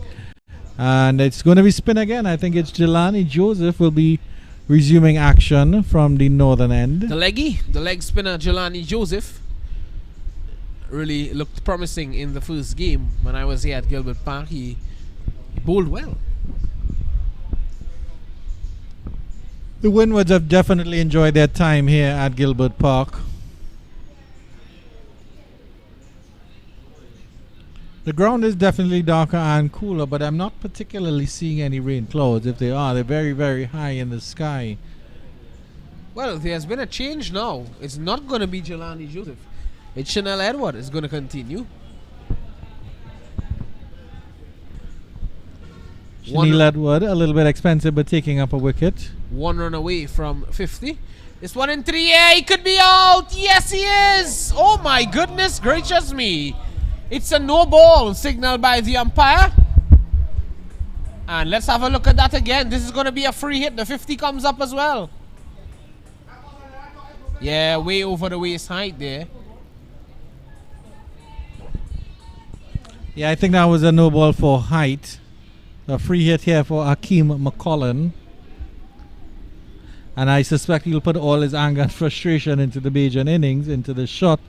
And the Bajan 50 comes up with that no ball and that extra. Pulled away. That's going to be 4. Yes, it will. Making advantage felt from that free hit. Good shot there from McCollum. Playing well. Yeah, high pull down to deep backward square leg. Just beating the fielder there. Kirsten Murray, who did well to avoid the drain as well. Yes, very much so. It could have been quite dangerous and quite could have injured himself quite badly if he had stepped into that drain, but he had the awareness to avoid it. It's a bit too wide there. McCollum not interested in that. Into the 18th over. Remember, it's a 41 over contest. It's round 3 of the Cricket West Indies Rising Stars Under 17 Super 50 Championship 2022. A little bit wayward, Chanel Edward. He's been the most expensive of the Windward bowlers, who have definitely bowled well as a team, as a unit. Chanel Edward would maybe feel like he's let down the side a little bit, even though he's taken a very valuable wicket, that of Rashad Worrell, who was clean bowled the last over.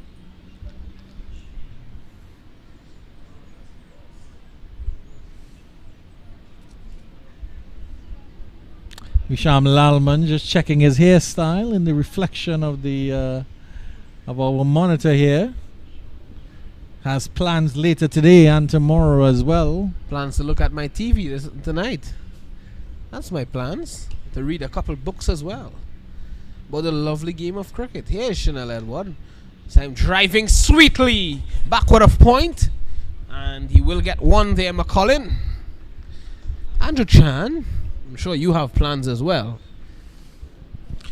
Go home, bathe, and jump in my bed and enjoy the comforts of home. That's about it. Well, I didn't want to know all of that, but since you told me already. Well, I'm not asking you to join me, Visham. You did ask me what my plans were, and I informed you of my plans duly. Well, anyway, Andrew, we won't delve further into that conversation. Nothing extravagant planned tonight at all. Are you making a trip down Barrackpore? This one flicked away sweetly, and that's going to be for Jatario Prescott, earning himself a boundary. Once again, wayward from Chanel Edward. It's been a very, very mixed bag. I think this was a full toss. We'll have a look at it here. Yeah, it was a full toss, and Chanel Edward, Prescott, I should say, was angled on middle and leg. Flicked it quite nicely, and there's a bit of a rainbow there in the distance. I don't know if Joel Phillip can capture it on the camera. He's a good guy. It will never do it justice, will it? He's a good guy. I think he can. Yeah, justice color there. Yes, you can see it, yes. We get a little bit of a splotch there. You'll follow it, Mr. Phillip, for the pot of gold.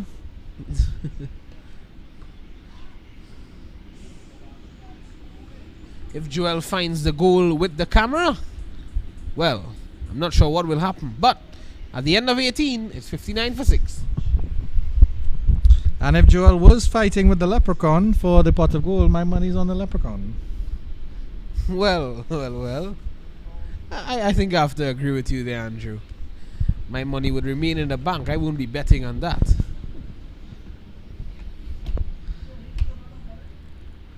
Heard from good sources when Joel in a fight bet against him. It's going to be Luke Wilson to continue. Shock in his very first over. He removed that man earlier. Swan short and just wide. Looking to cut a delivery that was very close to that off stump. Wilson sends down those deliveries very quickly, so they get to the batsman a lot quicker than they thought, and but certainly not as fast as quick as Devonnie Joseph had those stumps off. They were off in a flash. The Bales, I should say. Yes, Wilson removed the Dekio Worrell.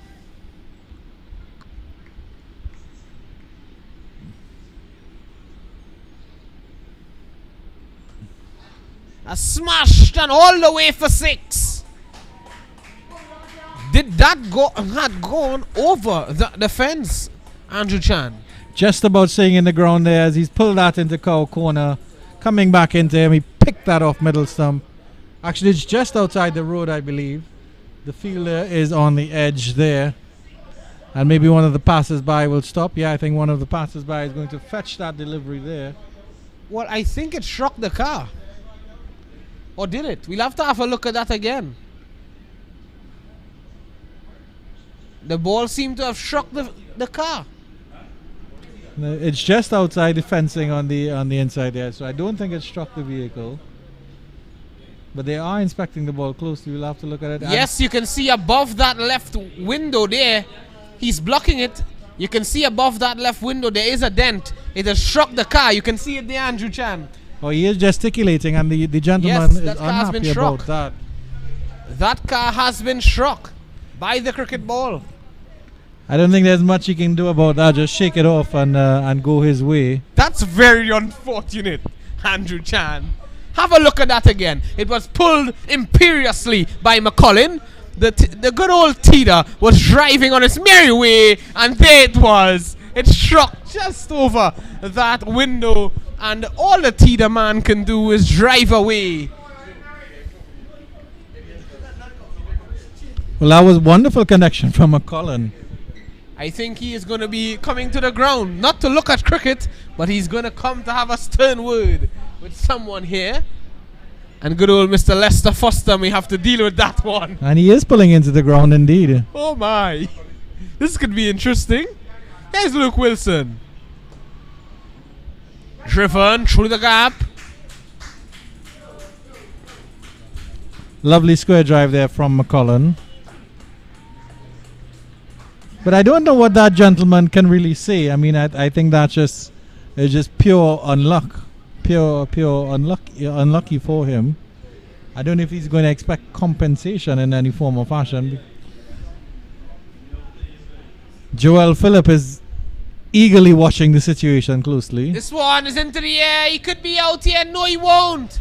That's pulled away for 6. Over deep backward square leg. Luckily, that car wasn't in trouble again. McCullum really enjoying his work here. Badly directed delivery down the leg side here. And he helped that over behind square into deep backward square leg. And it was a high, hard and handsome 6 there from McCullum. He has clearly put the Tita driver behind him. And he will be going on to his work. All of a sudden, he's raced on to 33 or 36. And it's been an excellent batting performance from him so far. The lone star in the Bajan innings.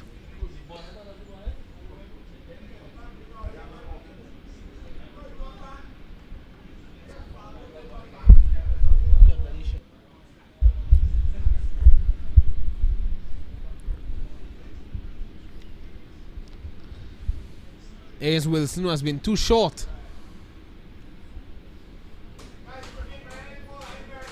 At the end of 19, it's 73 for 6. Expensive over there by Wilson. He's been bowling quite well up until then. But being carted for 2 sixes in the 1 over is not going to make him very happy.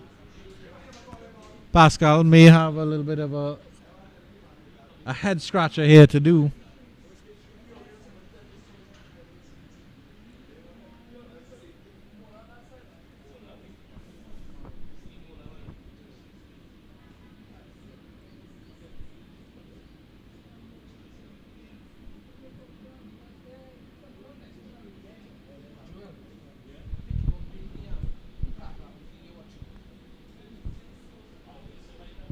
Kirsten Murray resumes action from the northern end of the ground.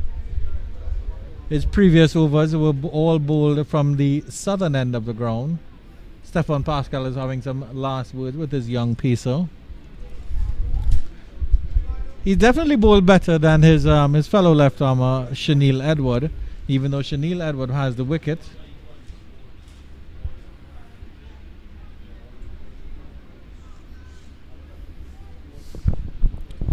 McCullin has played a good hand, 33 from 38. Prescott facing up to Murray. Murray is on driving this one straight to the fielder.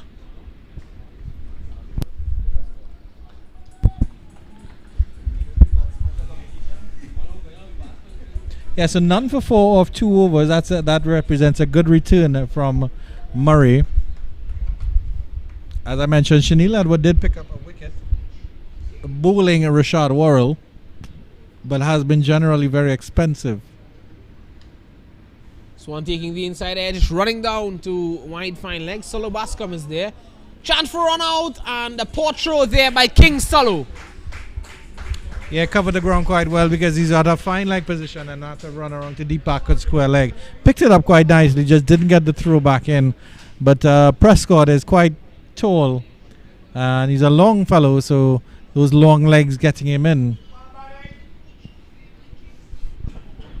But a badly directed ball from Kirsten Murray.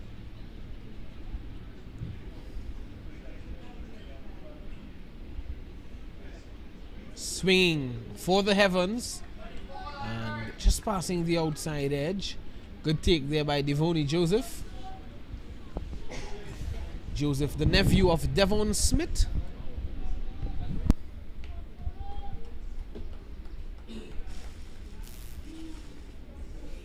I'm seeing the physio walking across to the teeter. Maybe he's going to try to repair it. The physiotherapist, Andrew Chan, is walking across to the teeter. Played away to mid-off. Not picked up cleanly there, Andrew. That could have been a run out had he picked up that cleanly. Yeah, the bowler adding on strikers and was appealing for the delivery. I'm just looking into the members' pavilion to see if I see any sign of that poor fellow whose teeter was injured by a massive pull from Akeem McCullin. Always interested in to see what's going on beyond the boundary. Yes, Visham. of course. Mr. Lester Foster said that he will be compensating that man. Well, Lester Foster knows everything. Right. Lester Foster knows all. He does.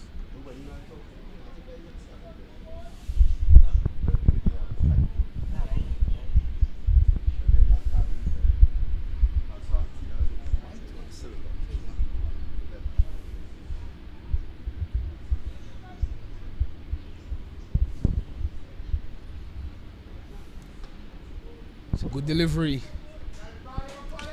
But you really have to wonder about that fellow's luck, Visham Lalman, because the first 6 we've seen hit out of the ground at Gilbert Park in this tournament, and it strikes a vehicle. Well, I think you would have been happy if it fell into his car rather than hit the car.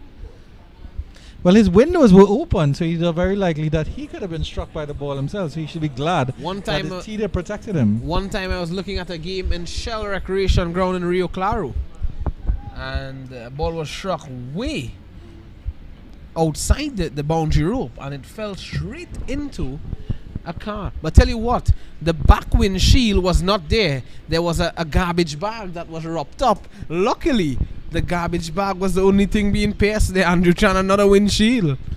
I always remember the cleanest six I've ever seen was at the Queen's Park Oval, where the great Carl Hooper, of course, one of the most beautiful batsmen the West Indies has ever produced, danced up the pitch and launched Shane Warne over the Jeffrey Stallmeyer stand and wrecked the front glass of a Mercedes-Benz. That was some six, but the cleanest six that I ever seen, as this one is played away, the cleanest six that I ever seen is a 6 on my number plate when I wash my vehicle. That's the cleanest six I've ever seen. And you don't even have a 6 on your number plate. How are you so sure, Andrew Chan? You got 2 3s, Visham Lalman. 2 3s? Well, 3 plus 3 is 6. And you run a 3, Visham Lalman. Well, I can. You don't question my ability to run a 3. Here's a double from good old McCullin. Certainly didn't want to try to turn that one into a triple. Anytime we talk about triple, Joel Dusty Phillips' mouths begin to water. Dusty in your face, as they say. Dusty, oh Dusty. That's the guy. 79 for 6 Barbados, McCullin on 35, and Prescott is on 8. And he's bowled him! What a comeback from Wilson. A quicker delivery. McCullin was looking to pull. He's pulled him on a number of occasions for 2 6s in the previous over.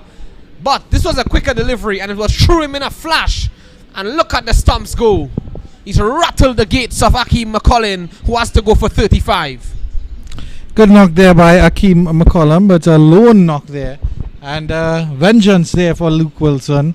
And that was a faster delivery coming back and speared into the right-hander. And it just clipped at the top of the off stump, and that was the end. Barbados slip into further trouble here. 79 for 7. Staring down the back of a very, very big defeat here. Jataria Prescott stands alone out there. And he'll be wondering what the capabilities are here of the lower order batting, as I think Kyron King will be replacing Akeem McCullin, who played a wonderful knock, but was under just too much pressure, you'd have to say, Visham Lalman.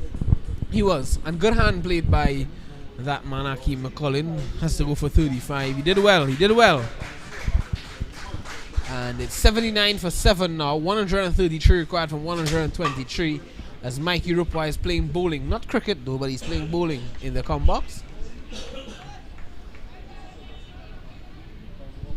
And Joel Phillip was so upset by Akeem McCullin being castled that he sat down and he has to drink some more water to collect himself.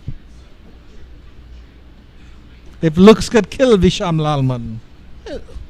What's that, Andrew Chan? If looks could kill. It looks to kill. Well, we'll have to wait and see. And of his many skills, of course, we know Joel Phillip has perfected the cut eye. And I was hit with a very good cut eye just now. The cut eye? Cut eye. I said eye. I'm not cutting anything else at this point.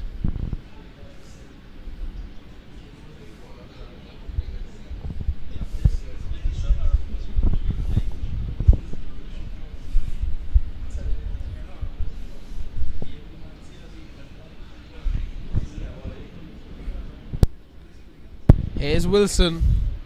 Etching and gone! 2 and 2! What a brilliant catch there by Stefan Pascal at slip. And well, they are celebrating. And King has to go without scoring for a golden one. Excellent catch. Wilson strikes. He has 3 for 19, and he's going to be on a hat trick now. Well, the Bajans are falling fast here. As the number 12, Jaden Lord comes out to bat at number 10. As a first ball duck for Kyron King. Didn't trouble the scorers, didn't trouble Nisha Muhammad there at all. Just one delivery to register here. First ball duck. And look, Wilson is all over the boys. After the good work done by the Pacers earlier, Bascom and Chanel Edward taking 5 wickets between them, Wilson has followed up with 3 very, very important wickets. Hat-trick ball now for Luke Wilson. This is going to be interesting. What does the captain have in store for him here? And it's almost as if the Windward Islands have a curfew that they need to get back into their hotel by 6 o'clock. They're trying to get the Bajans down and dusted here, and you can hear their voices. They're very, very loud. There's Stefan Pascal standing up at first slip. And I'm disappointed that they're not bringing more close-in fielders here for this hat-trick ball to support Luke Wilson a little bit better. Let's see what Wilson is capable of here. And not the best of deliveries for a hat-trick ball. 3 for 19 for Luke Wilson. 79 for 8.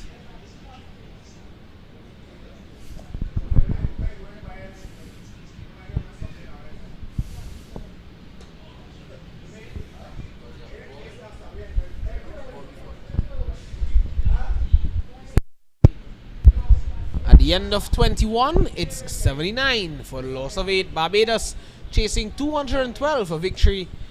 Well, they are in a spot of bother. A spot of bother, I think that might be the understatement of the millennia here. Yep, it is. Visham Lalman.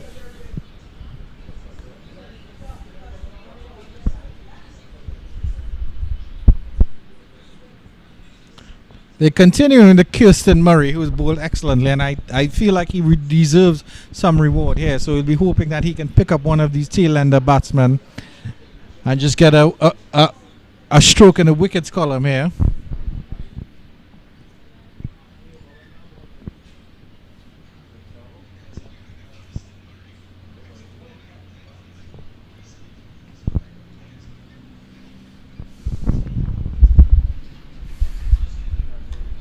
Excellent Yorker. Chance for run out here, and he is gone. The ninth nail in the coffin of Barbados. 79 for 9. There was never a run on there. It was struck straight to the fielder. And well, Prescott, he's run through, and Lord has to go. 9th wicket down now via the run out route. This is some performance from Barbados. When they pulled up to Gilbert Park this morning, they would not have expected this, Andrew Chan. Well, excellent from the Windward Islands, and you'd have to say abysmal here from the Bajans. And I think that might actually be the end of the game. I don't think there are any more batters for the Bajans to come out.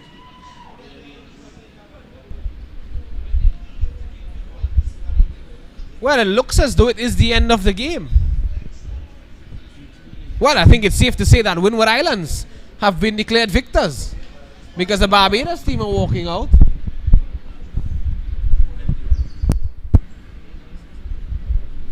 Yeah, the Barbados team are walking out now to greet the Windward Islands team, who have ensured themselves a comprehensive victory here. Solomon Bascom getting 4 wickets for Windward Islands, and Luke Wilson partnering with 3 as well. For the batting today for Windward Islands, Devoni Joseph with 76, Stefan Pascal 44, and that's how the first innings went. They amassed 207 for 7 in 41 overs, and Duckworth Lewis had it say and told us that 212 would have been the target for Barbados. It proved a difficult one, courtesy of some excellent bowling from Windward Islands, and Barbados, they finish on 79 for 9. And yeah, that's how the game ended. Andrew Chan, tell us, what are your thoughts on this performance? Well, I think the Windwards would be delighted that their batting came to the party today, because their bowling has always been their strength. They have the good fast bowlers, and of course their second string, because Kirsten Murray seems to be a very excellent bowler as well. Chanel Edward a little bit expensive. Luke Wilson, clearly somebody, a force to be reckoned with. They didn't even get a chance to use Jelani Joseph, who is that leg spinner. So I think the Windwards will be very happy that all aspects of their game came together today. Of course, Devoni Joseph starring with the bat, 76 off 108. Tariq Edwards, 31 off 40, and a well-played 44 from Stefan Pascal. he'll be glad to get some runs on the board here. As the Windward boys, they stretch out there and they will really enjoy themselves. The Bajans also stretching. The Windwards have 2 wins in 3 games, and the Bajans have 1 win out of 3. So I think the Bajans will just be very, very disappointed with their batting here, because their bowling did a good job generally. But Jaden Lord 3 for 46, Jatario Prescott 2 for 35, Kyron King 1 for 25, and Joshua Dawn 1 for 40. Areas of concern for the Barbados team: fielding and really attacking the batsmen at the early period of the game as well from the bowlers, and now will the batting show him up as well as a concern today. So the Windward Islands, they defeat Barbados by 132 runs, and that's how we end it here at Gilbert Park. Congratulations to Windward Islands on their victory today, their second victory of the tournament. Barbados have now lost 2 of their 3 games. They have won 1. So, on behalf of the entire Cricket 360 crew and Cricket West Indies, the entire Cricket 360 crew, Nisha, Mohammed, Michael Rupwa, Joel Philip, Andrew Chan, and myself, and of course the top man, Mr. Vinod Mamchan, I want to say have a great evening and join us tomorrow for continued coverage. Remember, tomorrow there will be 6 T20 matches on show. Until then, goodbye for now.